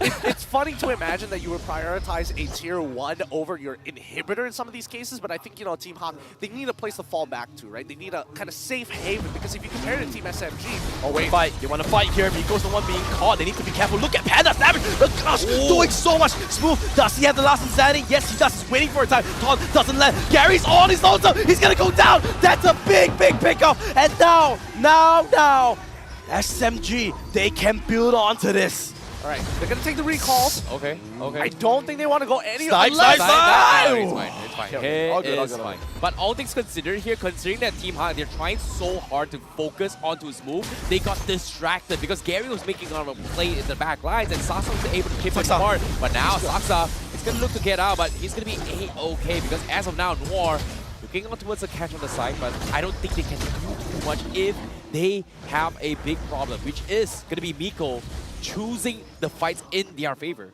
I think as of right now, the only person Miko can consider kicking, I mean, Noir is already a great target. Take away the Spearhead, that's great, but he also doesn't have Flicker. Iris has Flicker, Yura has Flicker. Panda, I mean, if he's able to close the distance, then sure, but half the time, you would much rather take away Noir because Panda already struggles to get into the middle of that fight anyways.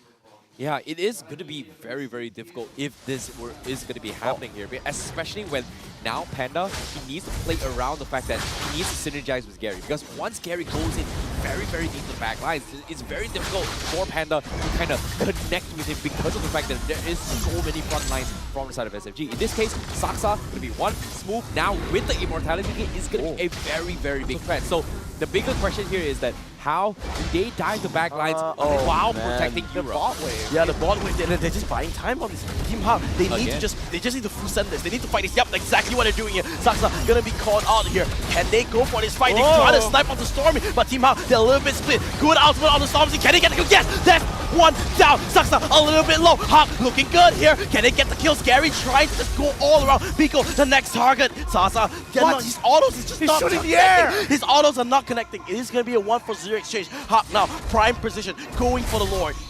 They have to back away. They have to back away. Saksa, he probably wants the reposture to go back and just try Yes, Retribution. Yes, Retribution. Okay. Does he want to go for it here? He's too late. He's too late. It is going to be very, very difficult here, but at the same time, SMG, they tried to get a little bit greedy here. They tried to outplay Team HAQ again on how Game 1 and Game 2 happened here, just because the creep base was shoving down bottom here. But as soon as they shown Sasa down bottom, Team HAQ, they made the call, they punished SMG while they were separated and was able to get a very, very nice pickoff. And Stormy was the most annoying and easiest hero to kill off, and that's exactly what needed. They needed to actually open up the map for the Lord. This is big because that fight was all on Noah. He snuck behind all the way down his backline. He took the Tyrant's Revenge onto it, and a beautiful follow-up from Iris that just decimated him away. And that allowed, this just opens up the map. Now, Team HAQ needs to capitalize on this Lord much better than SMG did. Yep, they need to get inhibitors. That's the main point. If Team HAQ don't get any inhibitors off of this, it is a waste of Lord. Tier 2s, it's free. That was a little bit waste. I would have wanted the proc to be on an inhibitor instead, but I guess Team HAQ just wanted to play safe. Yeah, and I think considering how back and forth this game has gone, I think it's fair to say playing safe might just be the better idea here. Here we go, next charge. Oh, there goes the charge. Noir charging up himself. He finds Naksa, but Naksa with that Morton Core will be able to walk away. That's one inhibitor down.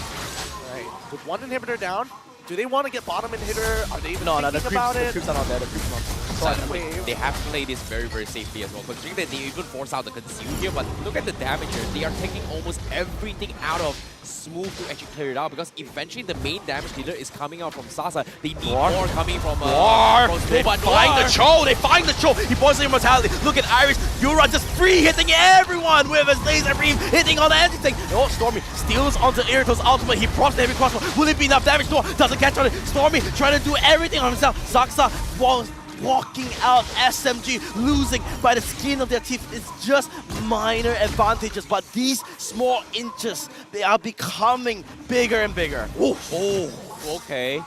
Sasa, seems like that's going to be the gold strike coming from SMG, but they get the reset off on Smooth for now. But again, a second beam here. They want to go for this. They just need the inhibitor, but they don't have that wave. Good discipline from SMG, knowing that clearing the wave equals profit. Yep. And with Sasa, they've got some decent, really good high ground defense, right? These waves don't stand a chance to either Nibiru's passion or even Ben's rage. Smooth, brute force breastplate to have a little bit more kiteability in these upcoming battles, but oh man, if you're looking at the damage dealt difference right now, you can see it's very stark for Smooth. He is supposed to be healing and dishing damage. Iris locked them down. I'm not trying to finish people off. This flicker on the veteran has been that game changer so far. While he didn't do a lot of damage, he's been doing the important damage. It was his flicker ultimate onto Stormy that managed to burst him down in that team fight. Yep, it was a little bit of mistakes that SMG kind of made as well here, but Smooth now, without this immortality, he needs to be very careful, because Team HAQ, they have built out their immortality and they are already prepared to force out the fight. But as of now, Smooth, he's going to get his ultimate spells as well. They want to go for this fight here. Smooth doesn't have the free Aga armor. Stormy, he does have the Irito ultimate. He's all in the back. And Yura needs to be careful. He gets terrified, but it's not enough. He goes down himself. Beautiful flicker into it. They need to run their tails behind their backs. They cannot sustain this. SMG, they lost their win streak last week. They are about to start a lose streak, my man. Oh my goodness. They got all the battle spells out of them. I mean, this defense is going to be tough. Oh, there goes Iris. It's the stun. No more Fragga armor. Means no more last insanity. Noir just going all the way to the end. Sasa gets stunned. Sasa gets killed. Yura as well. Team HAQ with a message to everyone in the league. Don't look at my losses. Judge me on my wins, because this is a statement victory. SMG goes down. HAQ clinches the victory. 5-man strong. They will break the crystal and they will bring it home. Team HAQ secure the victory 2-1 against Team SMG in spectacular fashion. GG, well played. You have no idea how much it means to them. Like behind us, I'm just looking at the room. They're just jumping up and down. This win is more than a win. It's a message to themselves that they can do this. They are back. That is amazing games coming from Team HAQ as well as SMG. One wrong mistake coming from SMG. They immediately capitalized on this wall. HAQ definitely pulled a big one as well. In this case, Gord definitely wins games in this series. You didn't believe in your own theory. I should That's have. what I you should get. have believed on it. I should have. Man did not double down. Should have done it, but congratulations here. Both teams played their hearts out. Oh, you can see the reaction. It means everything to them. Like this. No. I mean, this is what MPL is supposed to be. It is what it is. It is what it is currently, and it's the best that it has ever been. Oh, this is great. We're throwing it over to our Rose. Host Rose, please take it away. Sekali lagi Team HAQ, tunjukkan semua orang, dorang ialah juara untuk MPL musim ke-10. They are really back. Alright, so I think untuk soalan pertama, I nak tanya, kejap, Panda. Okay. Panda. Alright. So Panda, sekarang you baru je habis kalahkan SMG. Nombor 1 untuk Liga. Apa perasaan anda? Apa yang you nak cakap dekat dorang? Rasa happy lah. Tapi saya menang, kita orang menang sebab team je. Saya noob dah hari ni. Alright, Noah pula. Noah. Noah. SMG X team awak. Sekarang kalahkan dorang. Nak cakap apa? Apa soalan tadi? Sebagai ex-player untuk team SMG. Tengok, Iris cakap spicy sikit. Happy lah dapat buktikan yang saya ni bukanlah saya ni bukanlah yang sepatutnya duduk di camat. I rasa untuk game ni Noah tunjukkan dekat dorang that dia bukan player yang sepatutnya jadi 6-man. He deserves to be in the main lineup. Dan prestasi yang dia tunjuk, I'm pretty sure semua orang agree, he does deserve to be in the main lineup. Alright, siapa nak announce MVP? Yura, okay. Yura, 3, 2, 1, lepas tu MVP akan ada kat sana, okay? 3, 2, 1. MVP kita ialah... Alright, ni tak plan. Serius, ni tak plan. Dorang yang pilih Yura, okay? Yura, I nak suruh dia interview MVP tapi macam mana ni? Takkan dia interview diri sendiri kan? Okay, Iris, interview. Kenapa ni? Okay, Yura, apa perasaan dapat bantai SMG? Perasaannya senang. Yang semuanya perform hari ini konsisten terus pokoknya. Okay, Yura, I nak tanya. Game pertama, Team HAQ menang. Game kedua, Team HAQ kalah. Apa menjadi dekat game kedua? Yang dapat gol yang menang. Jangan. Oi, tengok. Dorang tengah ajar dia. Bagi seru. Dia jangan. Banyak miss-nya game 2 tadi. Banyak mistake. Alright, thank you. Iris pula. Iris dari tadi nak spicy. Spicy sikit lah.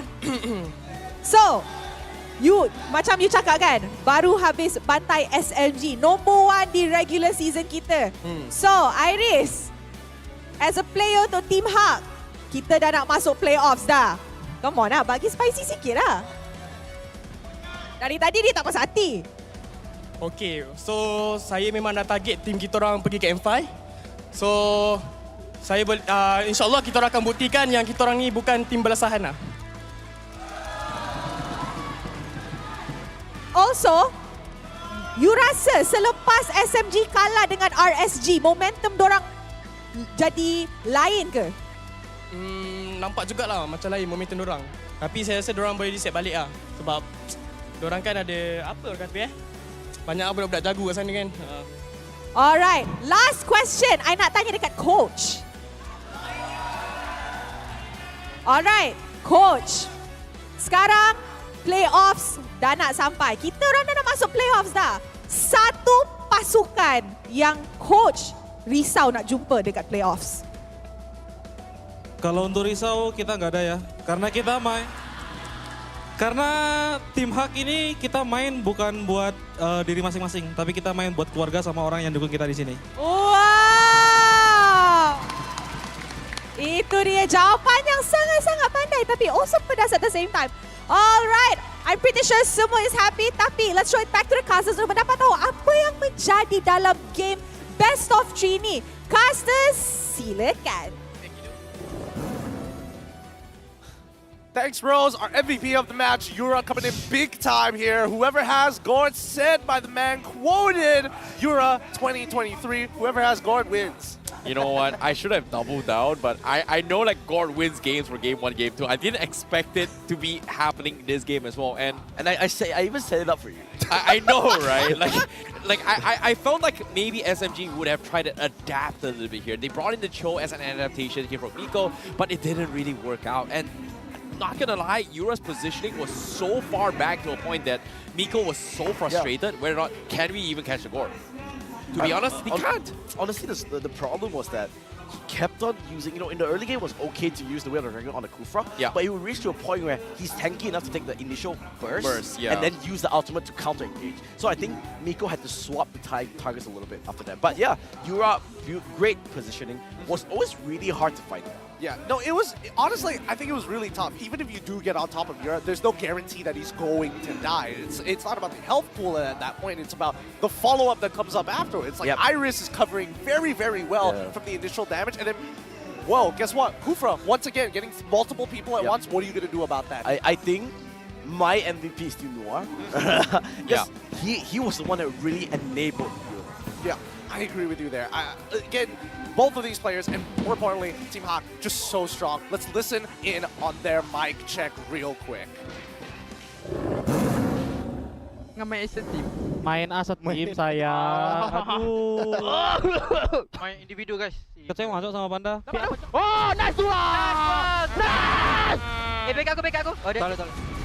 Nih! Saksa! Wow! Cok. Mati kau, Tommy! Aku Tengok belakang. Lihat. Tommy! Nice! Saksa! Gas ke? Boleh. Let's go! Woo! Selain smooth. Alhamdulillah ya Allah. Jadi. Nice guys. Alhamdulillah. So much energy. Dude, Iris is my new favorite player just from that mic check. Just him screaming like, oh, this guy prioritized. Let's go. He's already dead, but he's like shaking his hands up in the air. It's like, you die, Stormy, die! He's having just so much fun in this scenarios here. But at the same time, I agree what you said here, Matthew. Noir played a very, very solid game when it came down to those engagements, right? His Flicker Tyrant's Revenge has been very, very on point, catching the right targets multiple times now. In particular, it's pretty much punishing Sasa. I'm not gonna lie, Sasa, even though he's the marksman, he's farmed up all his items, but even then, there's only so much a Beatrix can do if everyone from side Team HAQ dives onto him. And in particular here, it was Noir and Gary who make sure that Sasa doesn't do his job. And when in the midst of confusion, if SMG decides to clump up together, boom, Yura is going to completely destroy them with the Mystic Gush. I think the worst part is the fact that the Team SMG's overall composition is very dependent on their ults, right? So as soon as those cooldowns are down, people like Panda can really start taking advantage of the situation, right? So let's look at the item build so far. Honestly, it's pretty standard all throughout the board. Just one more time, just wanted to highlight the fact that Gord, first item, he rushes in for the Ice Queen's Wall. He has the Vitality as well as the Impure Reach to kind of act as the Enchanted Talisman until he finally finishes it up, and then full damage from there on out. Yep, I agree. And I have to say, even though Panda thinks that he didn't play really well, I think Zirito, his damage dealt was quite high throughout the game. He was very consistent, right? He dealt damage, but this game, he was overshadowed by Yura. His itemization, I think it wasn't just the fact of his ult, it was the CC that he brought, right? Because of the Ice Queen 1, he was able to control zones really well for his team. Especially when he's tagging like 2-3 people at a time. Agreed, and every single time that happens as well, it puts SMG in an awkward position where do they want to try and kite this around, right? Like, if you have this export with Ice Queen 1, it's great. It's going to be like actively engaging in those team fights, but from Team HAQ's perspective, because you have this board, which arguably, quote-unquote, your second skill is pretty far on your screen, but it extends a little bit more because it bounces further than whatever you normally see on your skill. So they're taking advantage of that additional bounce from Yura, and he's been hitting those shots, and because of that, SMG is forced to either commit to this fight or back off, and most of the time, they're forced to back out, which is very, very unfortunate. In this case, pay attention to items coming from Smooth as well. Smooth, obviously, biggest threat coming from THAQ. Chip away at the Firaga armor. Didn't exactly got the Immortality as a first item first. He opted to go for Ice Queen 1, Radiant Armor, and then went for the Brute Force Breastplate, the Dreadnought Armor, and then get the Immortality, which kind of reduces him in a spot where he doesn't have that mobility to kind of poke and weave much more efficiently because of this gore pokes coming in from Team HAQ. Well, to be fair, I think half the time when he gets engaged on, he wants to be engaged on, because if they're using spells on him for his Faraga armor, they're not using it for the rest of his team. And I think in Smooth's mind, this is a worthy trade-off at the end of the day, because he can still play around with his sprint, still max out his range, especially without the Faraga armor. But I think in this particular case, it really comes down to the fact that Team SMG, the only real synergy that they have in terms of like who can actually set up a clean combo is Cho as well as Beatrix, right? Yeah, I was going to talk about that, right? I think throughout the game, I don't know if you guys can remember, I don't really remember like a big Cho ultimate. No. And that was the key issue. And it's not Miko playing bad. I think it's more of, you know, Team HAQ didn't give that opportunity, right? The only hero that he could really pick up was that Kufra, and when it comes to the late game, you don't want to pick Kufra anymore. And that's not even all. It's like it's difficult enough with the iframes coming in from Lancelot. Iris is like, there's a good chance he might just turn around and kill us all in one shot. So it's like, do we really want to keep risking fate? Remember that first team fight, right? Like, he just flickered it out, and then suddenly everything just got turned on its head. They just disappeared. But you're right. Panda, man, major damage dealt overall, higher than at very least against Sasa. But then once again, Gord just taking that top spot. Yeah, at the same time as well, you know, I know Gord wins games here. We haven't really talked about how Gary was playing that game as well. His Lancelot was moving for a little bit of a damage build here. I was questioning whether or not, hey, is Lancelot a great pick to deal with the backlines? But considering that SMG, if you think about it here, the only other hero that can actually threaten the Lancelot is pretty much, what, the Cho or, you know, maybe even Stormy to a certain degree. But in terms of, you know, actively just bursting out of Lancelot, they don't really have that initial burst that they need compared to Team HAQ. Well, you think the lack of crowd control was the main issue? The lack of crowd control is one thing. I also think that the way that Team SMG were approaching these fights were a little interesting. It's not like they were directly going front to front. They kind of want to come in from like a flank or a side angle, but most of the time Team HAQ, they pretty much split up their forces in a sense that they're looking for at least Noir and Yura to kind of be in one team, Iris to kind of be a little bit further ahead, or interchange that with Gary, with Panda only coming out at the very end of that fight. Well, it is going to be very, very interesting here for that play. But all things considered here, let's take a look at the highlights here to kind of break it down on how the fights kind of looked like, right? Because in this fights as well, especially in early stage of the game, you know, Team HAQ, they were struggling because of the fact that Yura was the biggest threat. But Smooth, you know, as an export, you know, he has been making a lot of early rotations, and they are going to be, they were able to capitalize a lot on this economy lead for Team SMG, especially in the early game. This was the one, right? Like, he gets engaged, immediately flicker, beautiful counter engage, and dude, Gary's Lancelot, like, that retry is just a sure thing. It's a sure. Yeah, I don't think he lost a single retry fight the whole game. Yeah, he was just playing it so very clean. He was ahead of Saksa in a lot of these interactions, and worse yet, there we go, the initial appraisers round. But that's the problem, right? Gary is able to instigate fights with or without his team regardless. So as long as he doesn't die, and that's why he's going for the Thunderbell full like Guardian Helm build, it becomes difficult to manage. Sasa by himself was struggling to 1v1 Gary. Yeah, and look at that. The only targets that Nico could have really hit, and this was one of the better fights for SMG, right? Was only either Iris or Noir, and you never had those priority targets that, you know, those premium targets that you really wanted. Yeah, Gary goes down here, but SMG couldn't really find that opportunity to counter engage here. Gary was just so impactful. Agreed, and at the same time as well, he's always making sure that they're over-committing every single team. But this was a pretty close call coming from Yura. But at the same time here, I want to talk about how I think SMG, they kind of forgotten the fact that Noir can actually threaten them, right? Like, because every single time, they're so focusing on Yura, and because of this situation, it allowed Team HAQ to capitalize on this distractions and get a little bit more economy and also translate into a later stage game, which is exactly what Team HAQ wanted. But that being said here, with Team HAQ taking a 2-1, they are still going to be on 5th place, but SMG is still #1 with 16 points there. After a momentous win in their games, after a hard-fought victory, Team HAQ has moved from a 5th place title to another 5th place title. Woo! They did it! My God! They're tying it up with SRG, 1 point down, but a 63% game win. That's what I call progression. That is progression. I mean, they're catching up to the gauntlet of that top 4, right? And I think that if Team HAQ want to continue this miracle run to take that top spot, they got to win their next 2 games, and one of them happens to be against SRG. Exactly, and on top of it all, top 1 all the way to top 5, almost everyone has played a total of 7 games. And the disparity between points here is obviously SMG going to be the stronger ones, but obviously Homeboys, RGMY, Selangor Giants, and Team HAQ is going to be fighting for that spot.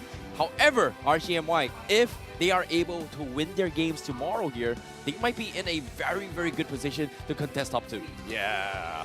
I mean, again, points super tight. But let's have a look at tomorrow's schedule in case you were wondering how this really affects the overall standings. With the very first game of Team Secret versus Homeboys, Todak versus RSGMY, and to end things off for Saru Saturdays, it's Red Esports versus Team Lunatics. To be honest, I'm really excited to see how Todak and RSGMY is going to be doing out in that match, if you think about it here. Especially now, especially today, Todak feels like they've gained back their original form. Like Matthew said as well, hey, this is the Todak I know. And RSGMY is looking to be the, I would say, the win streak slayers in this regards as well. I like to call them windbreakers because Windbreakers? again, Sounds cool, all right. It sounds, you know, I'm not trying to make this into a pun. I can see your face on this, Matthew. But yes, I think that RSGMY has been in a much better position, and I think it'll be a fun matchup to watch overall, considering that Todak is kind of gaining the momentum for themselves after today.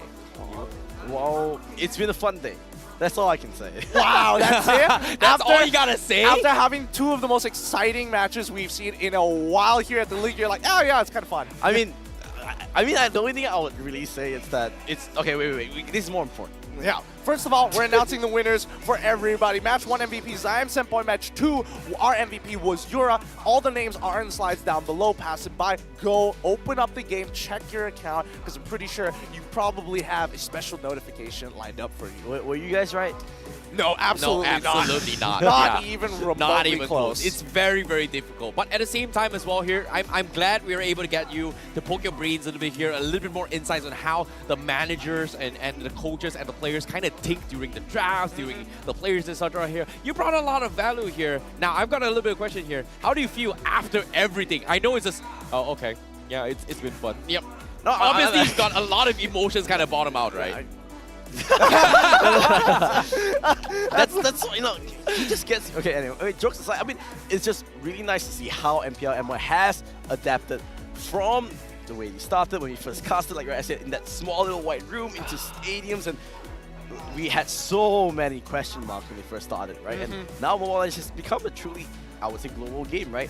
Even though we're called MPL Malaysia, we have the highest sort of like nationality imports. It really shows that, hey, it's really turning into more of a beautiful game more than anything else. Thank you so much, Matthew, for the final words here on the broadcast here on Friday. It's been some great stuff. My name is GinQ. This is Icy Baby 12. This is Matthew. Go check him out. It's been a great day here at MPL MY. Week 5, day number 1 as we close things out. We will see you guys tomorrow. Thank you so much for watching.